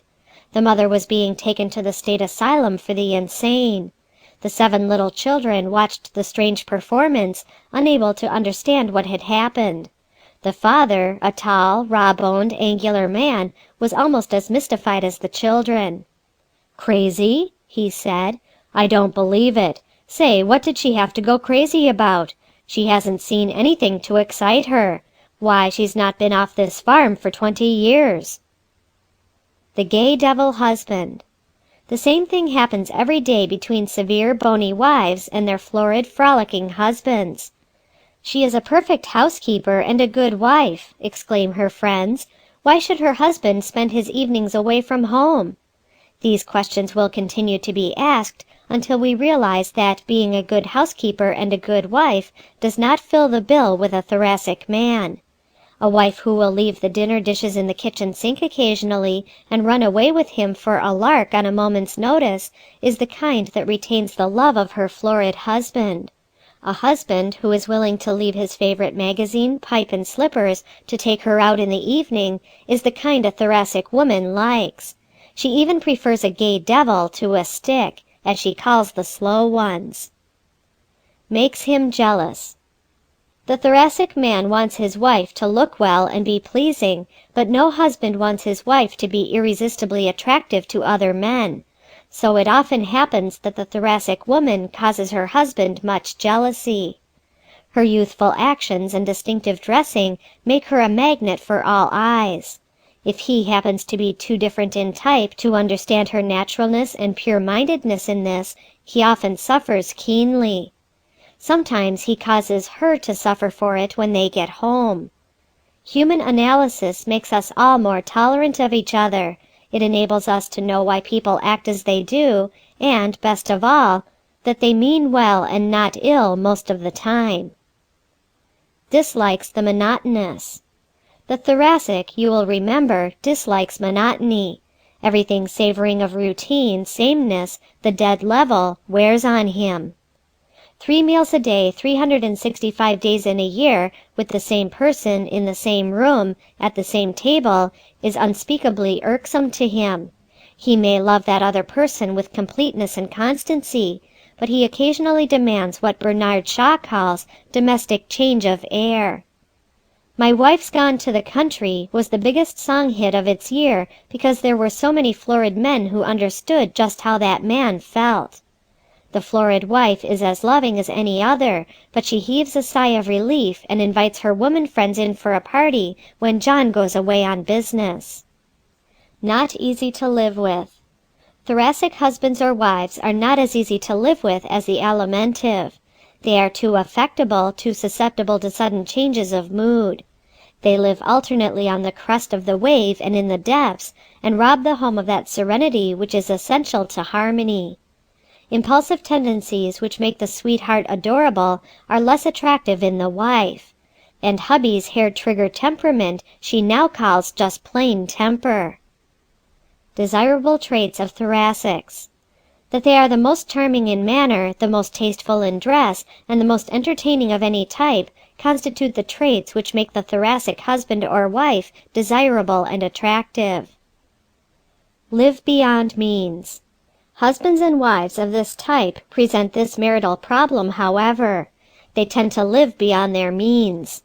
The husband in such a case seldom confides the true state of his financial affairs to his wife, while the thoracic wife, bent on making the best possible appearance, finds it almost impossible to trim down expenditures to fit the family purse. The habit of entertaining extravagantly and almost constantly also costs the thoracic household dear.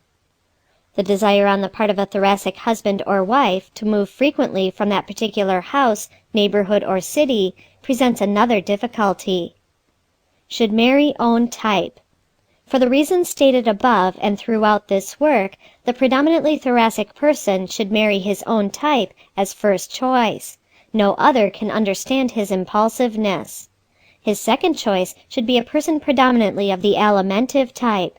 The alimentive is more like the thoracic than any other, and in the places where they differ, the alimentive gives in with better grace than other types. The third choice may be a predominantly muscular person.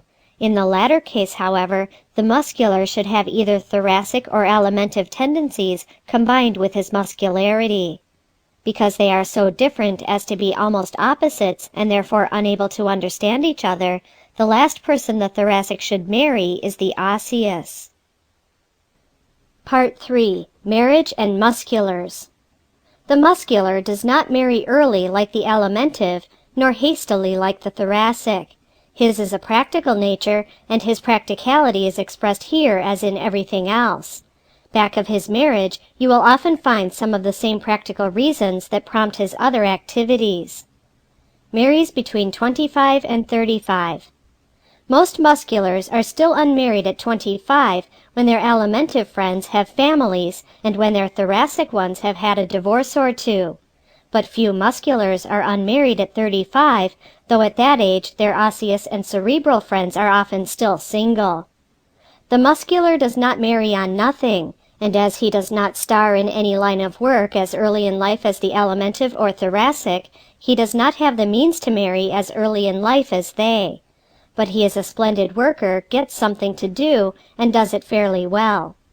The alimentive spends too much on food and other comforts, and the thoracic too much on luxuries, but the muscular, while not mercenary, saves a larger portion of his income. Make sensible marriages.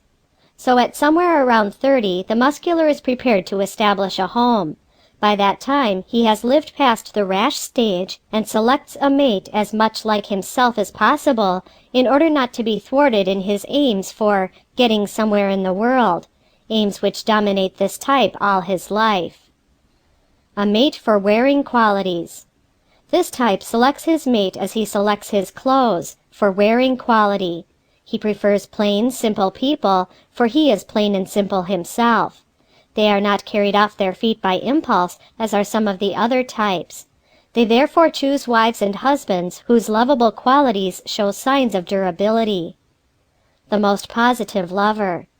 The muscular makes love almost as strenuously as he does everything else. He does not do it especially gracefully like the thoracic, nor caressingly like the alimentive, but intensely and in dead earnest. He does not cut short the courtship like the thoracic, nor extend it for years like the osseous, but marries as soon as the practical requirements can be met.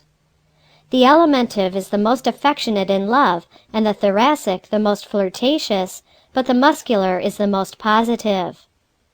The fatal handicap.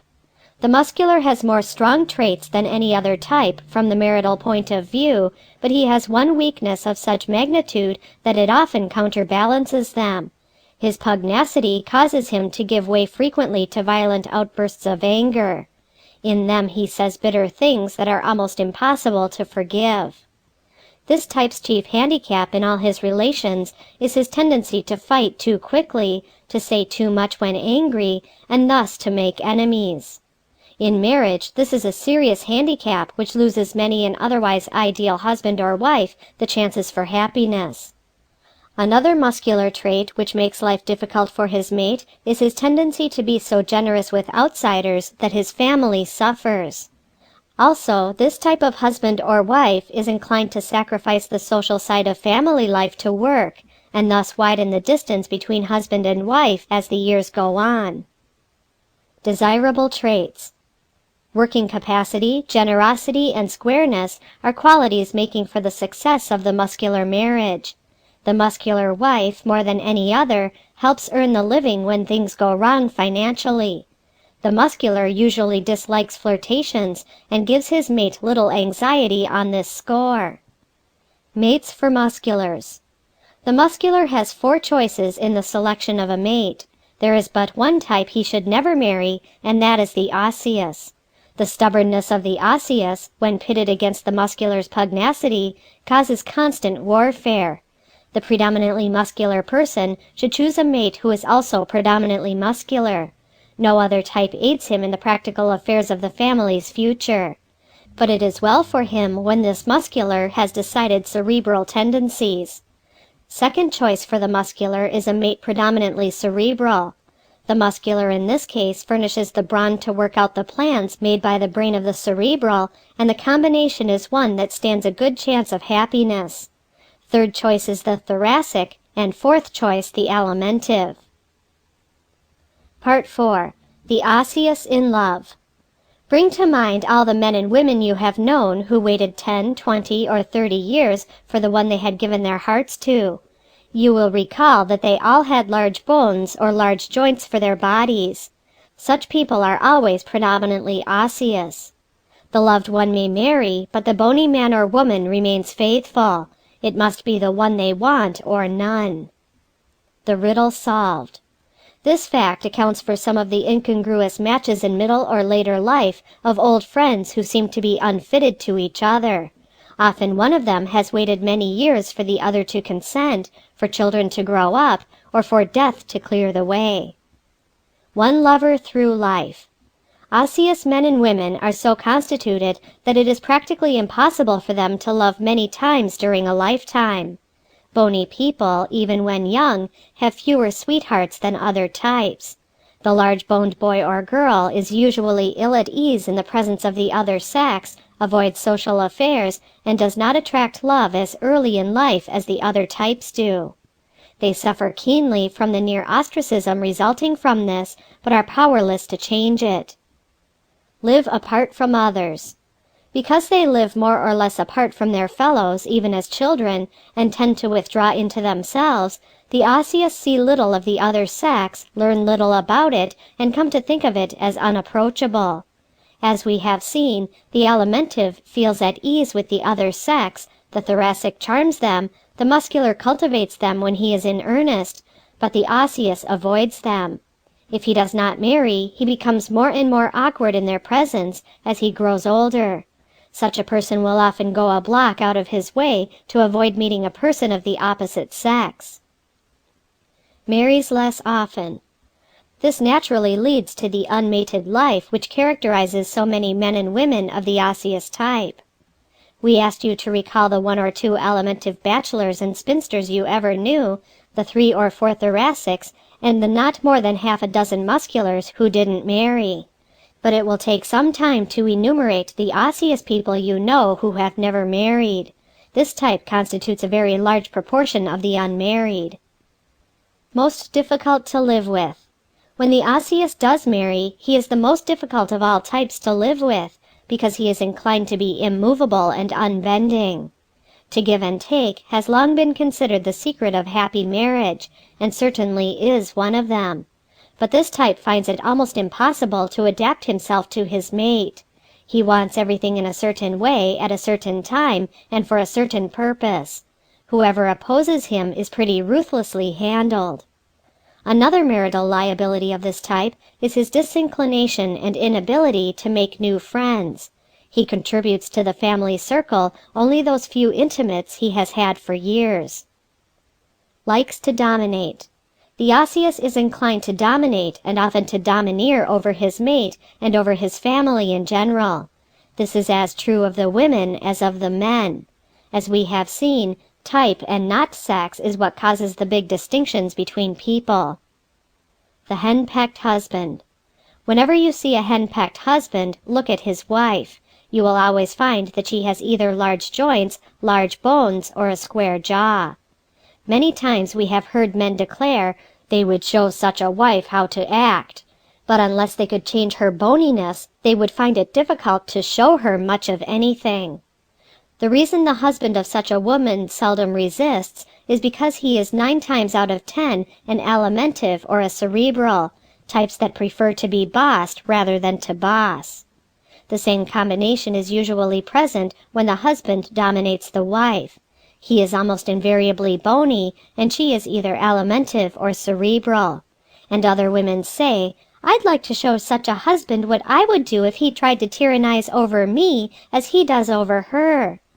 But such a woman often prefers a husband who relieves her of the responsibility of decisions, and two such people sometimes lead surprisingly happy lives together.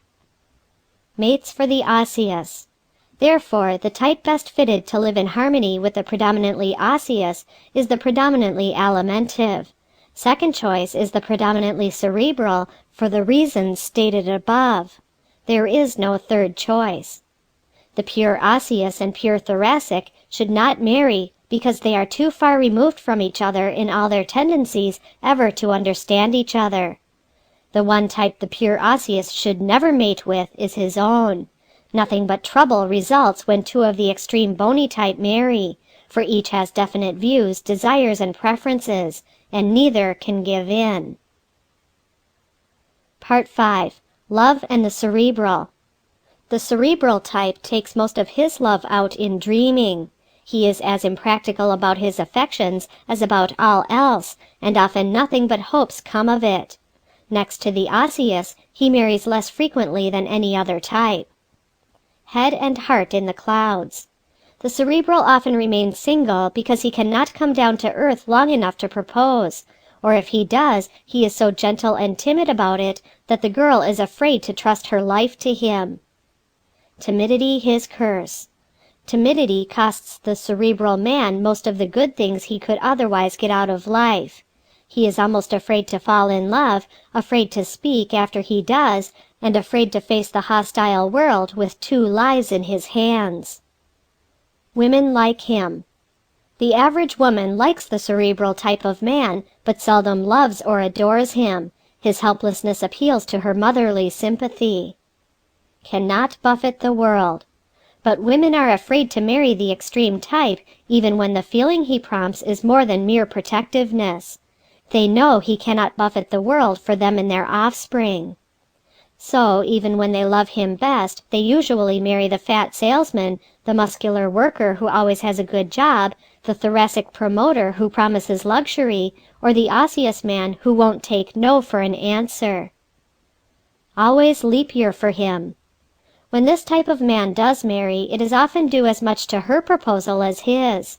He is especially aided in his courtship if she happens to be a quick-spoken thoracic, a straight-from-the-shoulder muscular, or one of those determined osseous girls. The much-loved cerebral woman. The cerebral woman is more fortunate in achieving marriage than the cerebral man.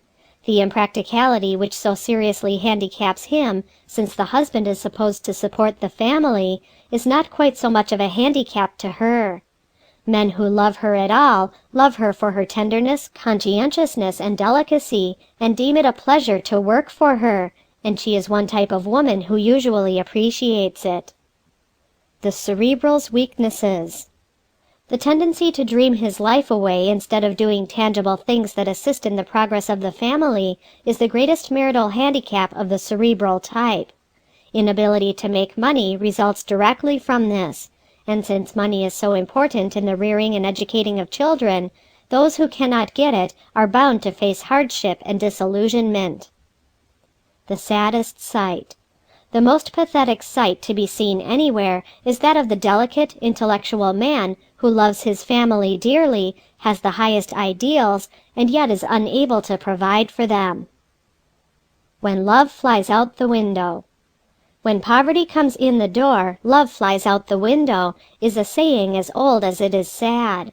And it is as true as it is both old and sad. Despite the philosophers, who are all cerebrals themselves, love should grow in sheltered soil, protected from the buffetings of wind and storm. Without means, no man can provide this protection. Happy marriage, as we have seen, is based on the cultivation of the strong points and the submergence of the weak ones of each partner. Poverty does more to bring out the worst in people and conceal the best than anything else in the world.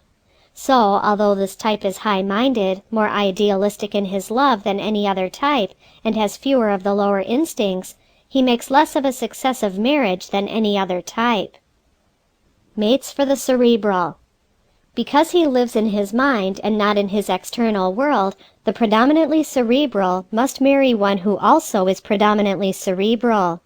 The reading of books, attendance at good plays, and the study of great movements constitute the chief enjoyments of this type, and if he has a mate who cares nothing for these things, his marriage is bound to be a failure. The cerebral he marries should, however, be inclined to the muscular also. Second choice for this type is the predominantly muscular, and the third choice is the osseous. The firmness of the latter is often a desirable element in the combination, for the cerebral does not mind giving the reins over to his osseous mate. He does not like driving anyhow. The last type of all for the pure cerebral to marry is the pure alimentive, because it is farthest removed from his own type. These two have very little in common. Remember, in marriage, type is not a substitute for love. Both are essential to ideal mating.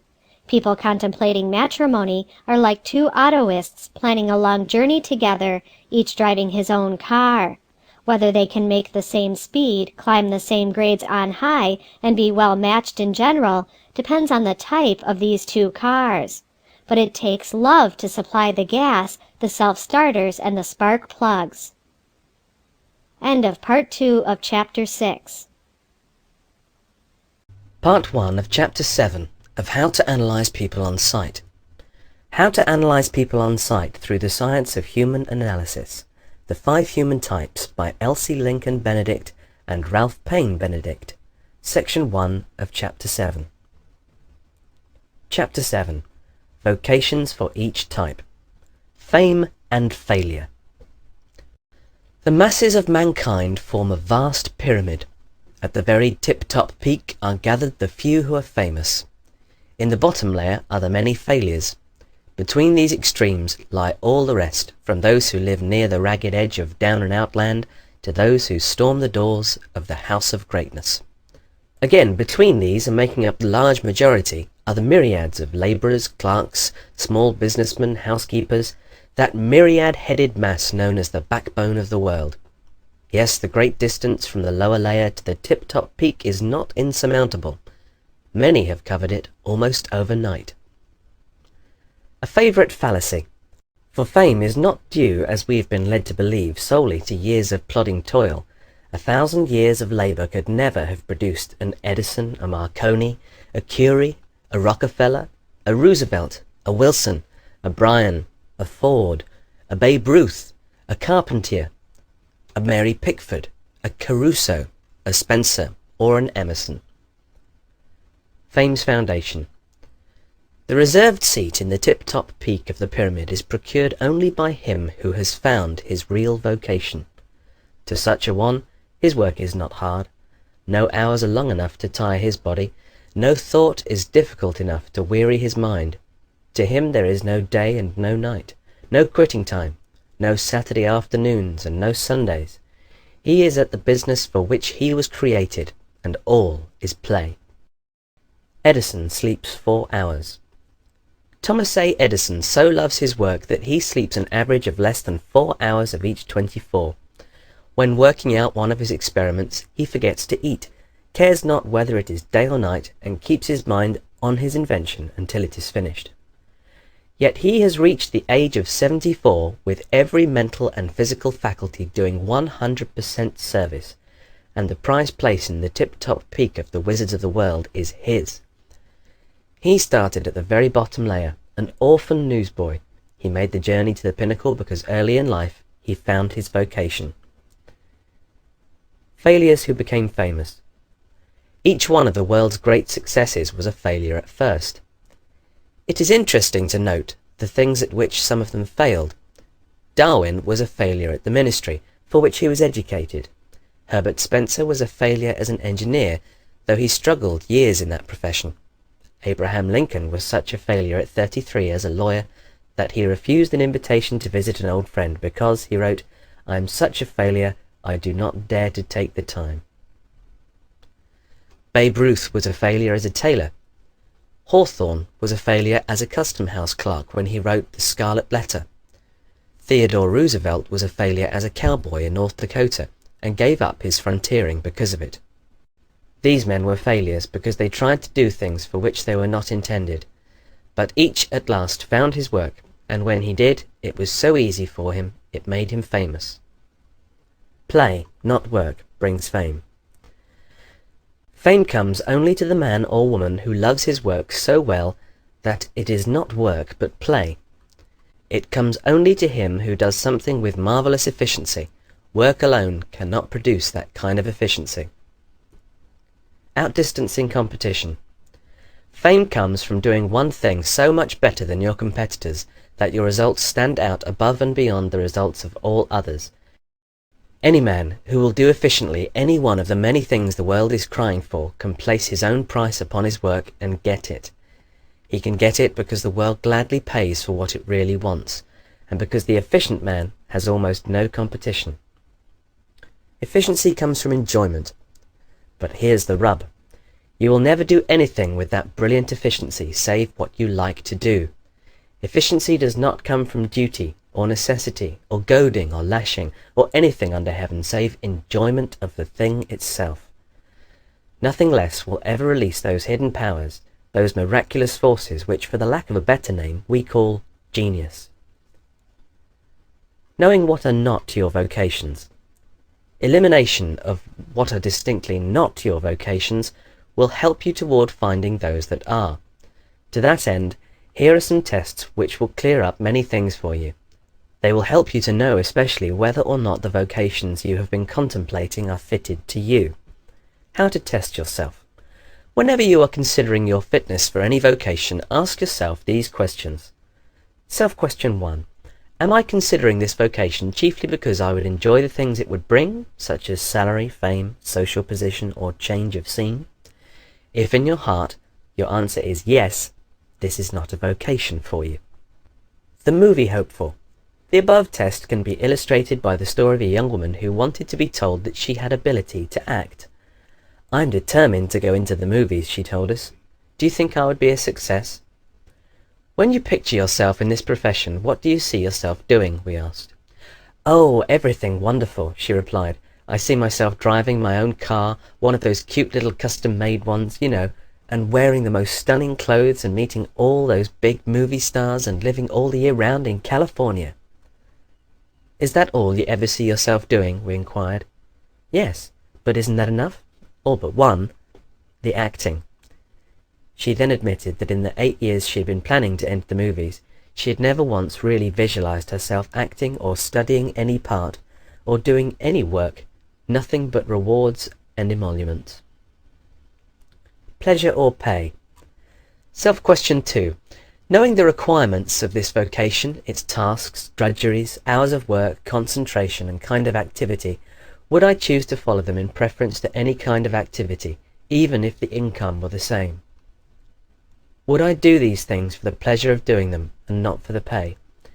If in your heart you can answer yes to these questions, your problem is settled. You will succeed in that vocation, for you will so enjoy your work that it will be play. Being play, you will do it so happily that you will get from it new strength each day. Because you are doing what you are built to do, you will think of countless improvements, inventions, ways of marketing them. This will promote you over the others who are there only for the pay envelope. It will raise your salary. It will eventually and inevitably take you to the top. A man we know aptly illustrates this point. He was a bookkeeper. He had held the same position for 23 years and was getting $125 a month. He had little leisure, but used all he did have, evenings, Saturday afternoons, Sundays, and his 10-day vacations, making things. In that time, he had built furniture for his 6-room house, every kind of article for the kitchen, bathroom, and porch, and into everything he had put little improving touches, such as are not manufactured in such things. We convinced him that his wife was not the only woman who would appreciate these step-saving, work-reducing, leisure-giving conveniences. He finally believed it enough to patent some of his inventions, and today he's a rich man. of your own accord. One more question will shed much light on the matter of your talents. Here it is. Self-question 3. Do I tend to follow of my own accord, for the sheer joy of it, the kinds of activities demanded by this vocation which I am contemplating? If you do not, you will never succeed in this line of work. Thought it would do him good. One incident will serve to illustrate the foregoing test. A young man asked us if he could succeed as a public speaker. He decided to become a lecturer and had spent 2 years studying for that work. Do you enjoy talking? Do you like to explain and expatiate? When out with others, do you furnish your share of the conversation, or a little more? Were the questions we put to him. To all of the questions he answered, no. But I thought this was just the line of work I ought to go into, he explained. I've always been diffident, and I thought the training would do me good. Life pays the producer. Expecting the world to pay you handsomely while remaking you is short-sighted, to say the least. The public schools are free, like life's education, but you don't get a salary for attending them. To be a success, you must produce something out of the ordinary for the world, and you will produce nothing unusual save what your particular organism was built to produce. To know what this is, classify the kind of activities you take to naturally. You can be a star in some line that calls for those activities. You will never succeed in any calling which demands the opposite kinds of activities or reactions. The worst place for her. A few years ago, in San Francisco, a young woman came to us for vocational advice. She had decided to find an opening in a silk importing establishment, for none of whose duties she was qualified. When asked how she happened to hit upon the thing for which she unquestionably had no ability, she said, I thought it would give me a world outlook, which I need, compel me to learn fabrics, something I think every woman ought to know, force me to attend to details, which I've always hated, but which I must learn to master, and because it would bring me into contact with people. I dislike them, but I think I should learn to deal with them. When considering a position. When a position is being considered, the question an applicant should be asking himself are, what must I do in this position? Am I qualified? Can I make good? Do I like the activities demanded by this position? But 99 out of every 100 applicants for a vacancy ask no question of themselves whatever, and only one of anybody else. That question is to the employer, and it is only 4 words. What does it pay? He overlooks the fact that if the salary involved is large enough to be attractive, he will soon be severed from it unless he makes good. He also forgets that if the salary is small, he can force it to grow if he is big enough himself. If the particular task he is considering does not warrant a large salary, his employers will find one for him that does, if he shows he has ability. Every business in the world is looking for people who can do a few things a trifle better than the mass of people are doing them today, and whenever they find them, they pay them well, because it pays them in the long run. The big salaried men. Don't be afraid that you may develop ability and then find no market for it. The only jobs that have to go begging are the big salaried ones, because the combination of intelligence and efficiency is not easy to find. The men who are drawing from $10,000 to $50,000 a year are not supermen. They're not very different from anybody else, but they found a line that fitted their particular talents, and they went ahead cultivating those talents without asking for everything in advance. Looking for chicken feed. While touring through the Rockies last summer, we came one day to a log shack perched on the mountainside near the road. In the backyard was the owner, just ready to feed his chickens. As he flung out the grain, they came from every direction, crowding and jostling each other and frantically pecking for the tiny morsels he threw on the ground. Several dozen flocked around him, but 3 or 4 stayed on the outer edge, ready to scamper for the big grains he threw now and then, amongst the boulders up on the hillside. I do that just to see them use their heads, he explained. People are just like that. They rush for the little chances where all the competition is, instead of staying out where they can see a big chance when it comes. Life is full of opportunities for every person who will consult his own capacities and aim for the big chance. Causes of misfits. Various influences are responsible for the misfit, chief amongst which are his loving parents. Many fathers and mothers with the best intentions in the world urge their children to enter vocations for which they have no natural fitness whatever. These same parents often discourage in their children the very talents which, if permitted to develop, would make them successful. Such a child has small chance in the world if it happens that his parents are sufficiently well-to-do to hold the purse strings on his training. Not until he has failed at the work they choose for him will such parents desist. When they finally allow him to take to the work he prefers, they are usually surprised to see how clever he is. But if he does not succeed at it, they should bear in mind that it is doubtless due to their having cheated him out of his priceless youth, the years when the mind is mouldable, impressionable, and full of inspiration. Poverty's one advantage. In this situation alone does the child of poverty-ridden parents have greater opportunities than the child of the well-to-do. He at least chooses his own work, and this is one more little reason why the world's most successful men so often come from the ranks of the poor. Ruined by too much mothering and fathering is a verdict we would frequently render if we knew the facts. Richard and Dorothy. One instance in which fate took a hand was very interesting. A New York widow, whose husband had left his large fortune entirely to her, nursed definite ambitions for her son and daughter. Richard, she had decided, should become a stock raiser and farmer on the several thousand-acre ranch they owned in Texas. Dorothy should study art in Paris. But it so happened that Richard and Dorothy disliked the respective vocations laid out for them, while each wanted to do the very thing the other was being driven to do. Richard was small, dark, sensitive, aesthetic, and bent on being an artist. Dorothy, who was 6 feet in her stockings, laughed at art and wanted to be a farmer. But Mother was obdurate, and Mother held the family purse. So in the spring of 1914, Dorothy was sent to Paris to study the art Richard loved, and Richard was sent to the Texas ranch that Dorothy wanted.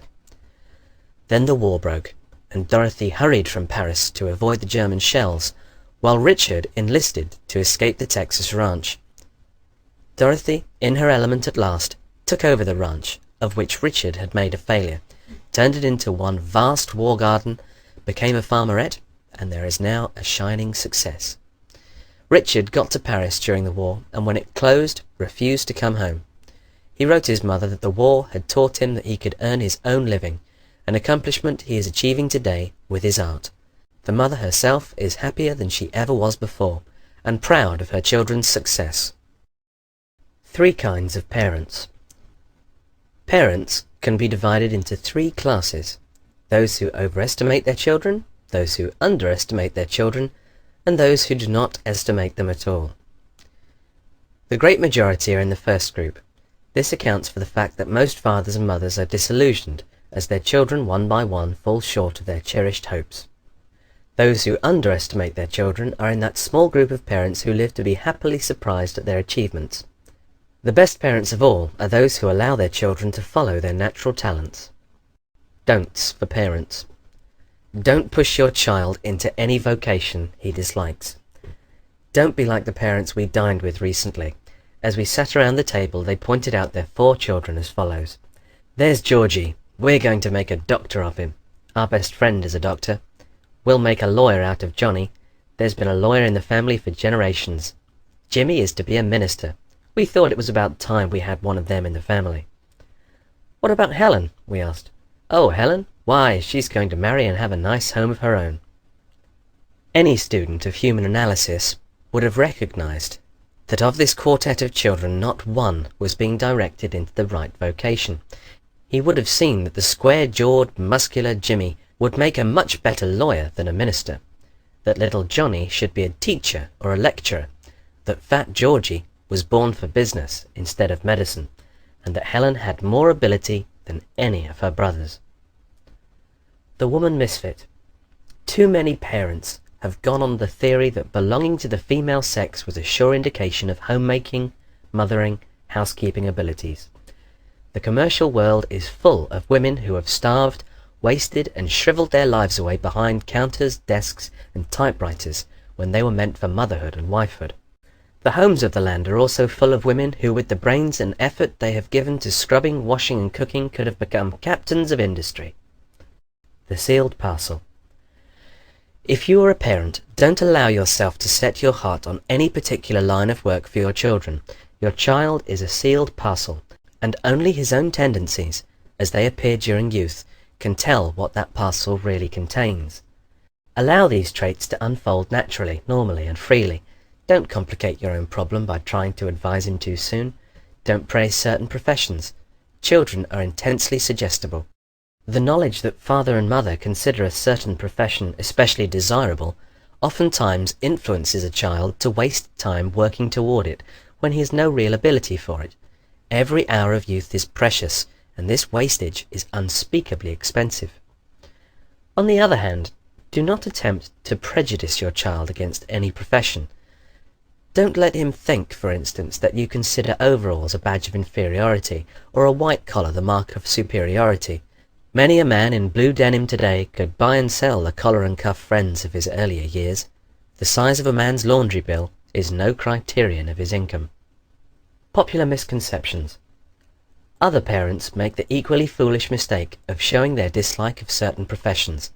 Not long ago, we heard a father say in the presence of his large family, "I don't want any of my boys to be lawyers. Lawyers are all liars. Ministers are worse. They're all a bunch of sissies. Doctors are all fakes. Actors are all bad eggs. And business is one big game of cheat or be cheated. I'm going to see that every boy I've got becomes a farmer."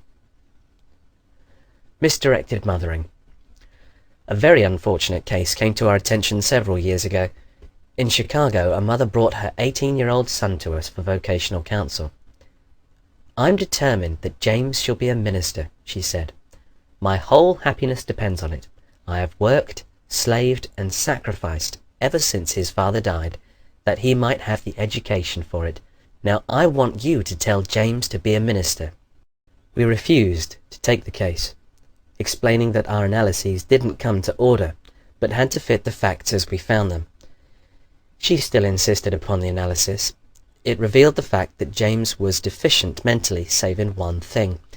His capacity for observing was lightning-like in its swiftness and microscopic in its completeness, and his capacity for judging remote motives from immediate actions was uncannily accurate.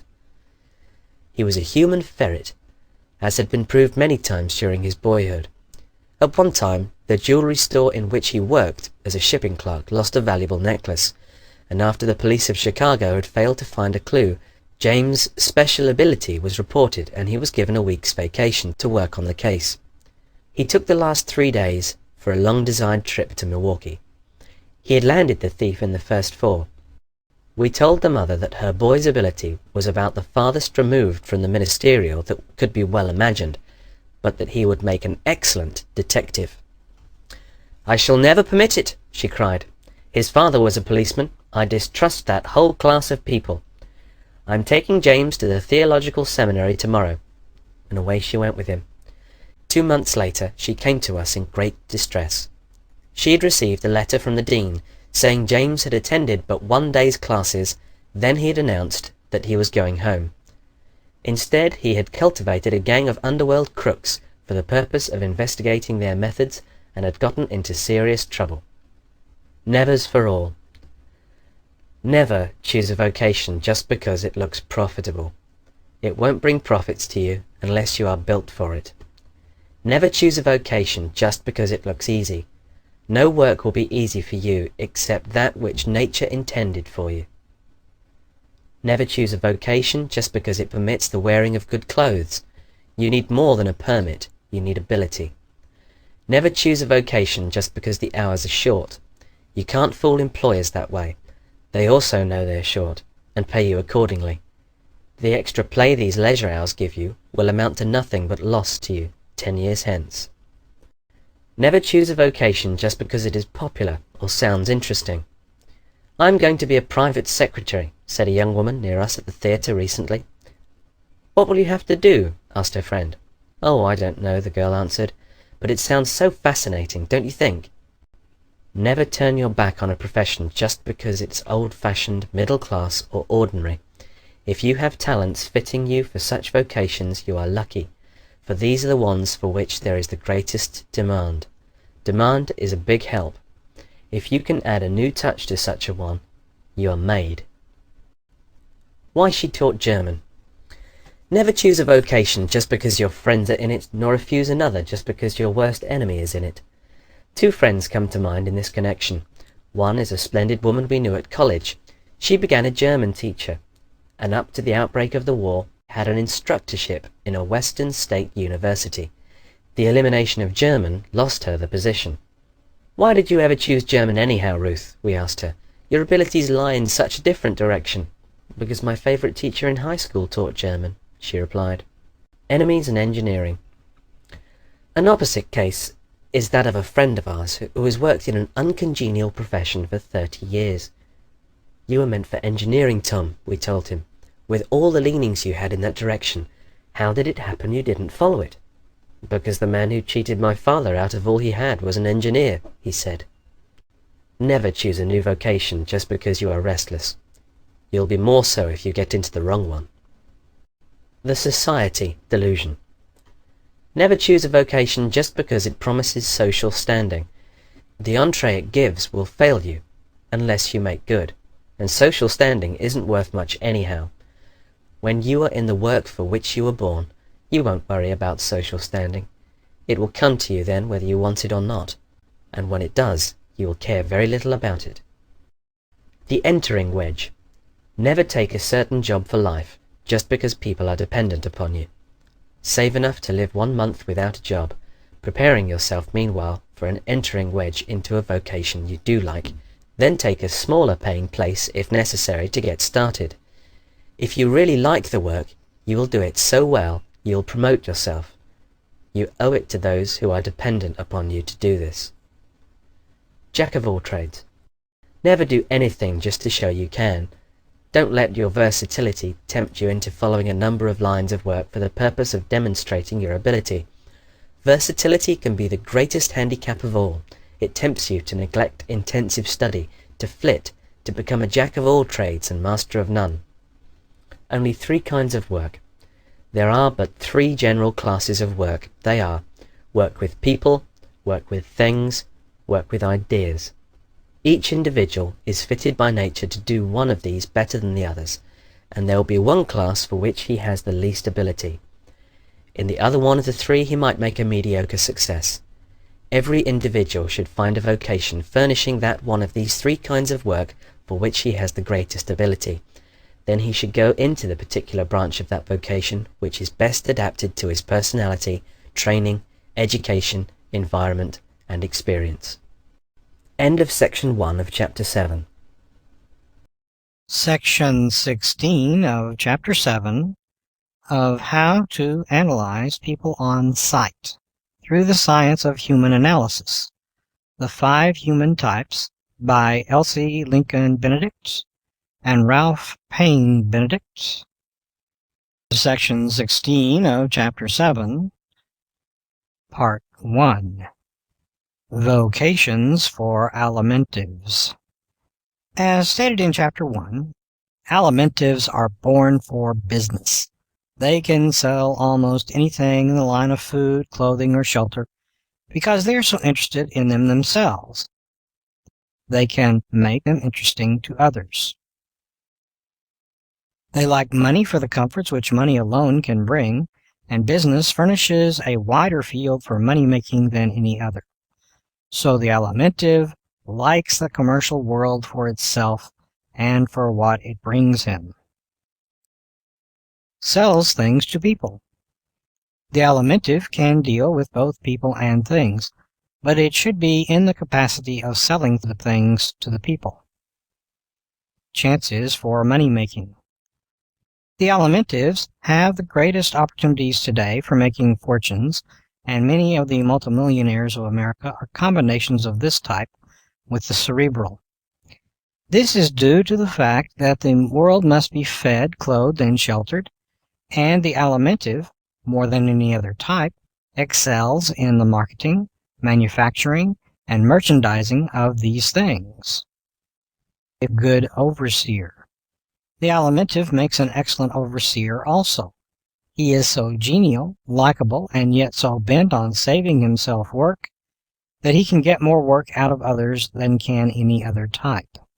So he succeeds as a foreman, supervisor, boss, superintendent, manager, and sales department head. Capitalizes his comfort instincts. The alimentive loves comforts. He feels he must have them, because any man's success will be found to lie in the direction which most nearly satisfies his basic instincts. The alimentive succeeds by making the good things of life look so interesting to others, they are willing to buy them from him at the best prices. The alimentively inclined. Every man who is largely alimentive in type can sell commodities or oversee the work of others. Every woman who is largely alimentive can also sell the same commodities, oversee the work of others in her department, and become a good cook. Things to avoid. The alimentive should avoid vocations dealing exclusively with ideas. Books are almost the only things an alimentive cannot sell successfully. This is due to the fact that he is not as interested in ideas as in things, and the things he is interested in, food and comforts, are the farthest removed from books. Partners to select.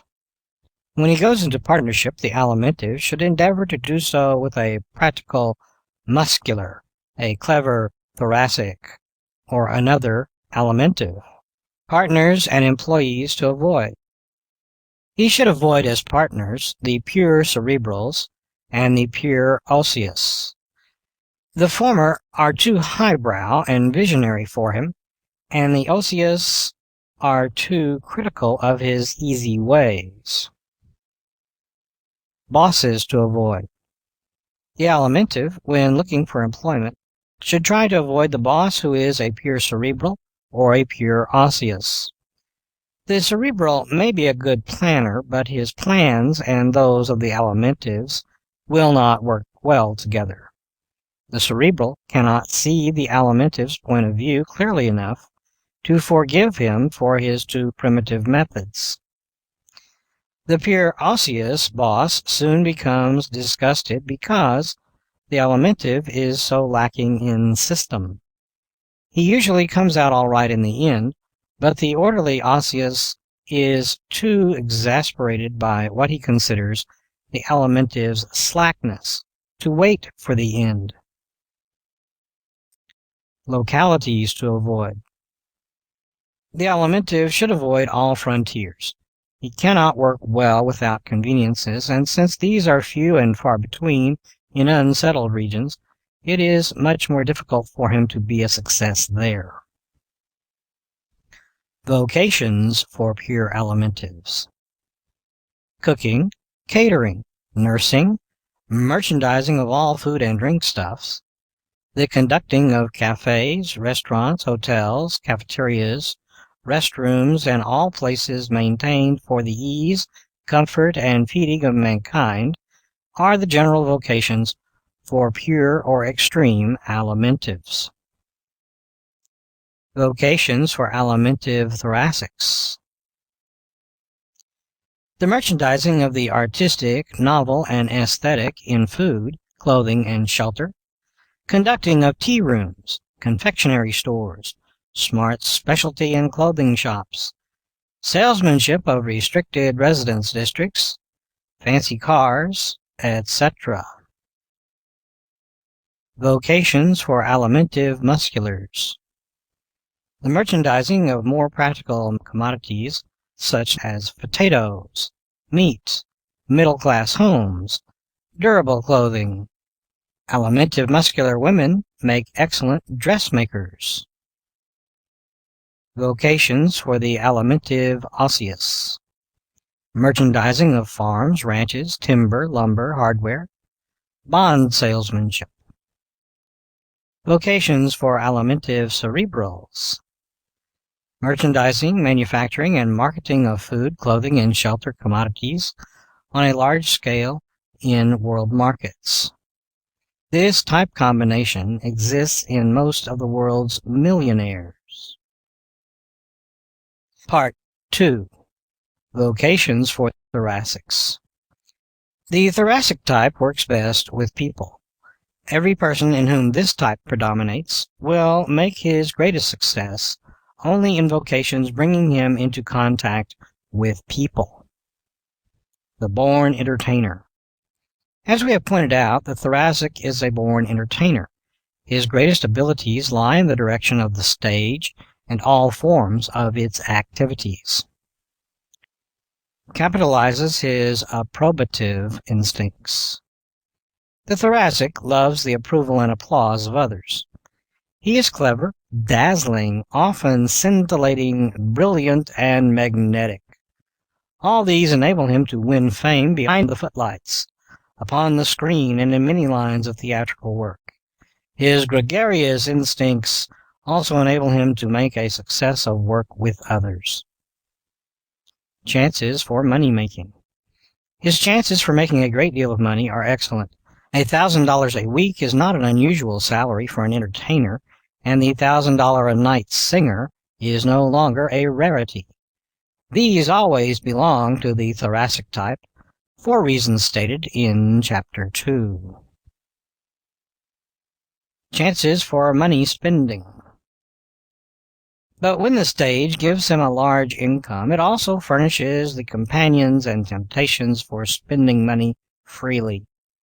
Even the thoracic of fame seldom has much money. Also, his only responsibility makes it difficult for him to save. Work to avoid. The thoracic should avoid every line of work which has to be done the same way day in and day out. He must avoid routine in every form. Monotonous work is not for him. Things to avoid. Things the thoracic must avoid are the mechanical, for these demand to be used in the same way always. The thoracic does not like to do anything over and over. Should not work alone. The thoracic should never work alone. He should not go into any vocation where he is separated from his fellows. The loneliness and drabness of working away from people are fatal to his best effort. Business partners to select. The thoracic should select muscular business partners because of their practicalizing influence. Second choice for him is an alimentive partner, and third is a thoracic like himself. Partners and employees to avoid.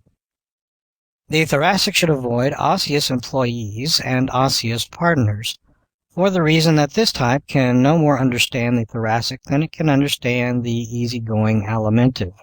These two types are at opposite ends of the pole, and to blend them harmoniously in any relationship is almost impossible. The thoracic employer, who always wants things done instantly, is maddened by the slow, unadaptable osseous employee. Bosses to avoid. For the reasons stated above, every thoracic person should avoid working for extremely bony people. The osseous is as much irritated by the rapid-fire reactions of the thoracic employee as the thoracic is by the slowness of the osseous. Localities to avoid. The thoracic individual should avoid all localities which would cut him off from his kind. He should never, except when combined with the osseous in type, live in remote regions, on the edge of civilization, or too far away from neighbors. Companionship is always essential to his happiness and success. Vocations for the pure thoracics. Art, advertising, comic opera, grand opera, concert singing, the stage, the screen, and all forms of high-class reception work are the lines for pure thoracics. For thoracic alimentives, medicine, merchandising of artistic, aesthetic commodities, life insurance, moving pictures, novelty salesmanship, and demonstrating. For thoracic musculars, vocal and instrumental music, interior decoration, politics, social service, advertising, athletics, and design. For thoracic osseous, landscape gardening, scientific research, the ministry. For thoracic cerebrals, authorship, private secretaryship, education, journalism, musical composition, publicity work, photography. Part 3. Vocations for musculars. The muscular works best with things. He does not sell them as well as does the alimentive, for the things he is interested in are not the things that sell, but the things that move. He likes to work with high-powered cars, machinery of all kinds, and everything that involves motion. These things, though necessities sometimes and luxuries occasionally, are not such necessities as food, clothing, and homes. Therefore there is no such market for them. The automobile has almost made itself a necessity, but even it is not yet as necessary to human happiness as food, clothing, or shelter. The born mechanic and inventor. The muscular is the born mechanic and inventor. He enjoys working with things he can handle, mold, change, construct, and improve with his powerful, efficient hands. Most of the mechanics in the world are musculars, and every inventor has the muscular element strongly marked in him. Chances for money-making. The muscular's chances for making money are not as great as those of the alimentive, for the reason that he deals best with things the world can sometimes get along without. His money-making chances are not as great as those of the thoracic, for he is not fitted to win the public favor, which comes to the latter. Also, the muscular's vocations are not as well paid as those of the two former types, unless his inventions are successful. The orator. Oratory furnishes one of the best fields for the muscular's money-making and fame-achieving opportunities. Every man and woman who has acquired fame or fortune on the public platform has much of the muscular type in his makeup, always, however, in combination with the cerebral. Capitalizes his activity instincts. As shown in Chapter 3, the muscular, like the other types, capitalizes his chief instinct. In his case, it is the instinct of activity. The muscular likes activity, so he likes work, and because he is a good worker, he nearly always has work to do. The muscularly inclined. Every person muscularly inclined can make a success at something of a practical nature. In the handling, running, driving, constructing, or inventing of machinery. Things to avoid. The muscular should avoid all vocations which confine him within small areas, pin him down to inactivity or sedentary work. Business partners to select. The musculars should select musculars as their first choice in business partners, with cerebrals second and thoracics third. Partners and employees to avoid. The muscular should avoid the osseous partner, the osseous boss, and the osseous employee, because his pugnacity makes it almost impossible for him to work harmoniously with this type. Localities to avoid. The muscular can work in almost any locality, but he should avoid every place which keeps him too closely confined. Vocations for pure musculars. The driving of high-powered cars, airplanes, machinery of all kinds, and work with his hands are the lines in which the average muscular is most often successful. Other lines for him are construction, civil engineering, mechanics, professional dancing, acrobatics, athletics, and pugilism. Women of this type make splendid physical culture teachers and expert swimmers. For muscular alimentives, the manufacturing and selling of practical foods, clothing, and shelter, also politics. For muscular thoracics, advertising, sculpture, osteopathy, athletics, exploration, medicine, baritone and tenor singing, instrumental music, politics, social service, transportation, designing, and dentistry. For muscular osseous, construction, bridge building, office law, policemen and policewomen, mechanics and mining. For muscular cerebrals, architecture, art, journalism, trial or jury law, oratory, surgery, transportation, teachers, and tragedians also come from this type. Part 4. Vocations for the osseous. The osseous man or woman can do his best work with things. Those with which he works best are lands, forests, the sea, the plains, mountains, and certain kinds of mechanical things. Instead of combining things and people in his work like the alimentive, machines and people like the muscular, or people only like the thoracic, the osseous must not only confine himself almost exclusively to working with things, but he must work with them away from the interference or interruption or superintendence of other people. Capitalizes his independence instinct. The osseous, like other types, succeeds in work which automatically brings into play his basic instincts. His fundamental instinct is that of independence. He never succeeds signally in any line of work in which this instinct is repressed or thwarted. He chafes against restriction. He enjoys mastering a thing, and when let alone to work in his own way, he makes an excellent employee. As has been stated, he is the steadiest of all. Chances for money-making. Chances for the osseous to make a great deal of money are few, unless he confines himself to finance, working as exclusively with money as possible, or to dealing with natural resources. The osseous seldom becomes rich.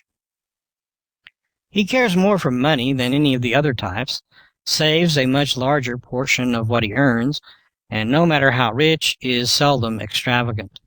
His greatest obstacle to money-making is his tendency to hang on to whatever he has, awaiting the rise in prices which never go quite high enough to suit him. An osseous friend of ours has lived for 40 years on almost nothing while holding, for a fabulous price, an old residential corner on a desirable block of a downtown street in one of the large American cities. He could have sold it years ago for enough to make him comfortable for life, to give him travel, leisure, comforts, and self-expression, but he refused. As has been pointed out before, each individual prefers the self-expression common to his type. This man has found more of what is real self-expression to him in defying the destruction of this building and the march of commerce in that neighborhood, and in opposing prospective buyers, than all the money-bought comforts in the world could have given him. So he has worked away as a draftsman at a small salary 8 hours a day for those 40 years. He is unmarried and has no brothers or sisters. When he dies, remote relatives whom he has never seen and who care nothing for him will sell the property and have a good time on the money. But they will have no better time spending it than he has had saving it. Those who are inclined to the osseous. Every person with a large osseous element is capable of saving money, of being a faithful worker under right conditions, and of withstanding hardship in his work. Difficult missions into pioneer regions are successful only when entrusted to men or women who have the osseous as one of their first 2 elements. The North Pole. It is a significant fact that all the men who have made signal efforts at finding the North and South Poles have possessed the bony as a large proportion of their makeup. No extremely fat man has ever attempted such a thing. Missionaries.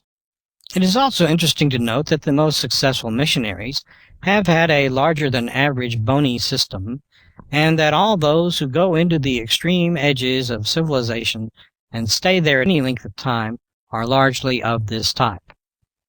Other types plan to become missionaries, and some get as far as to be sent somewhere, but those who stick, who spend years in the far corners of the earth, are always largely osseous. Things to avoid.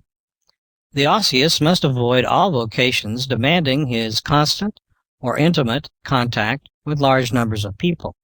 Every kind of work that calls for instantaneous movements, sudden adaptations to environment, many or sudden decisions, or crowded workrooms. He must avoid working for, with, under, or over others. Business partners to select. The osseous should never have a partner if he can help it. When he cannot help it, he should choose a person of large cerebral tendencies, for no other type will stand for his peculiarities. Partners and employees to avoid. He should avoid above all things a partner who is osseous like himself. An osseous always knows what he wants to do, how he wants to do it, and when. And one of the requirements with him usually is that it must be the opposite of the thing, manner, and time desired by the other fellow. So in business, as in marriage, two osseous people find themselves in unending warfare.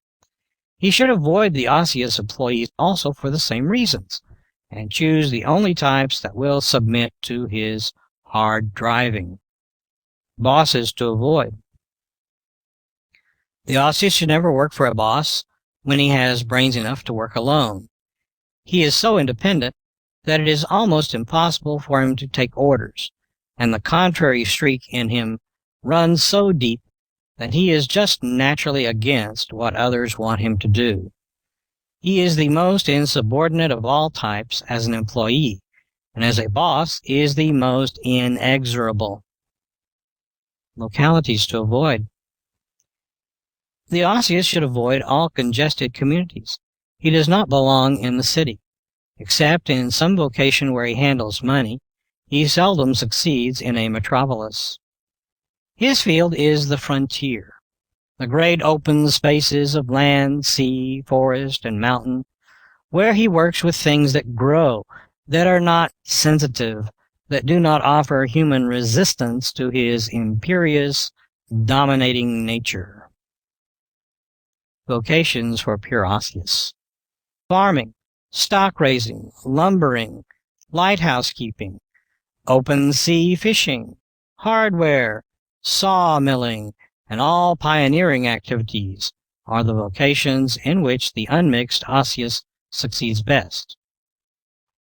For osseous alimentives, work as a farmhand, sheep or cattle herder, or truck gardener are the lines in which this combination succeeds best. He can do clerical work also. For osseous thoracics, agriculture, carpentering, railroading, mining, office law, electrical and chemical engineering are the first choices for this combination. Both men and women of this type succeed on police forces also. For osseous cerebrals, the invention of intricate mechanical devices is something in which this combination often succeeds. Other lines for him are those of statistician, mathematician, proofreader, expert accountant, genealogist, and banker. Part 5. Vocations for cerebrals. The cerebral man or woman can never be happy or successful until he is in work that deals with ideas. But his planning is often impractical, and for this reason he does not succeed when working independently, as does the osseous. capitalizes his cerebrative instinct. The cerebral gets his name from the cerebrum, or thinking part of the brain, because this is the system most highly evolved in him. Its great size in the large-headed man causes it to dominate his life. Thus his chief instinct is cerebration, dreaming, meditating, visualizing, planning. Since these are the real starters of all progress, this type should be encouraged with a view to making him more practical. The born writer. The brain system is large in all men and women who achieve distinction in writing or in other lines where the brain does most of the work. Unless combined with the muscular, this man writes much better than he talks and usually avoids speech-making. When the muscular is combined with the cerebral, he will be an excellent lecturer or teacher. Chances for money-making. The pure cerebral has the least likelihood of making money of any of the types, for the reasons stated in Chapter 5. If he is a pure cerebral, his ideas and writings, however brilliant, will seldom bring him financial independence unless he gets a muscular, thoracic, or alimentive business manager and strictly follows his directions. The cerebrally inclined. Any person inclined to the cerebral type, that is, with a large, wide, high forehead or a large head for his body, will succeed in some line of work where study and mental effort are required. Things to avoid. The pure cerebral should avoid every kind of work that calls for manual or bodily effort, physical strenuosity, lifting of heavy things, or the handling of large machines. He should avoid every kind of work that gives no outlet for planning or thinking. He should avoid being an employer, because he sees the employee's viewpoint so clearly that he lives in his skin instead of his own. This means that he does not get the service out of employees that other types get. He is not fitted in any way to rule others, dislikes to dominate them, feels like apologizing all the time for compelling them to do things, and is made generally miserable by this responsibility. Business partners to select. The selection of a partner is one of greater importance to the cerebral than to any other type, for it is almost impossible for him to work out his plans alone. It is as necessary for the cerebral to have a partner as it is for the osseous not to have one. This partner should be a person largely of the muscular type to supply the practicality the cerebral lacks. As a second choice, he should be of the thoracic type to supply the gregariousness which the cerebral lacks. The third choice should be an osseous to supply the quality which can get work out of employees and thus make up for the lax treatment the cerebral tends to give his subordinates. Partners and employees to avoid. Though he succeeds well when he is himself a combination of alimentive and cerebral, the pure cerebral should avoid partners and employees who are purely alimentive. Their ideas and attitudes are too far away from his own for them to succeed cooperatively. Localities to avoid. The cerebral can work in any locality, partly from the fact that every spot in the world interests him. But he should avoid ranches, livestock farms, lumber camps, construction gangs, ditch digging, and sawmilling jobs, for he lacks the physical strength to stand up to them. Vocations for pure cerebrals. Education, teaching, library work, authorship, literary criticism, and philosophy are the vocations best suited to the pure cerebral. For cerebral alimentives. This combination comprises the majority of the world's millionaires, for it combines the intense alimentive desires for life's comforts with the extreme brain capacity necessary to get them. So he becomes a magnate, a man of big business, and tends to high finance, manufacturing, and merchandising on a world scale. For cerebral thoracics, journalism, the ministry, teaching, photography, interior decorating, magazine editing are among the vocations best suited to this type.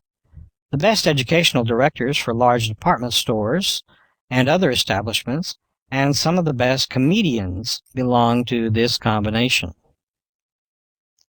For cerebral musculars, manual education, trial or jury law, invention of all kinds of machinery, social service, oratory, teaching, lecturing, and nose and throat surgery are the best lines of work for this combination. For cerebral osseous, authorship, finance, statistics, invention of complex mechanical devices, expert accounting, and mathematics are the best lines for this combination. So here then endeth the 5 human types, being the first volume in the world to expound science's discovery that all human beings fall into 5 definite divisions according to their biological evolution, by Elsie Lincoln Benedict, first writer and publisher of this classification, first lecturer in the world to present it to the public, and first compiler of the science of human analysis. Also by Ralph Paine Benedict, whose knowledge and cooperation inspired the doing of all these, printed and made into a book by the Roycrofters at their shops, which are at East Aurora, Erie County, and State of New York, in the year 1921. End of section 16 of chapter 7. End of How to Analyze People on Sight Through the Science of Human Analysis, The 5 Human Types by Elsie Lincoln Benedict and Ralph Paine Benedict.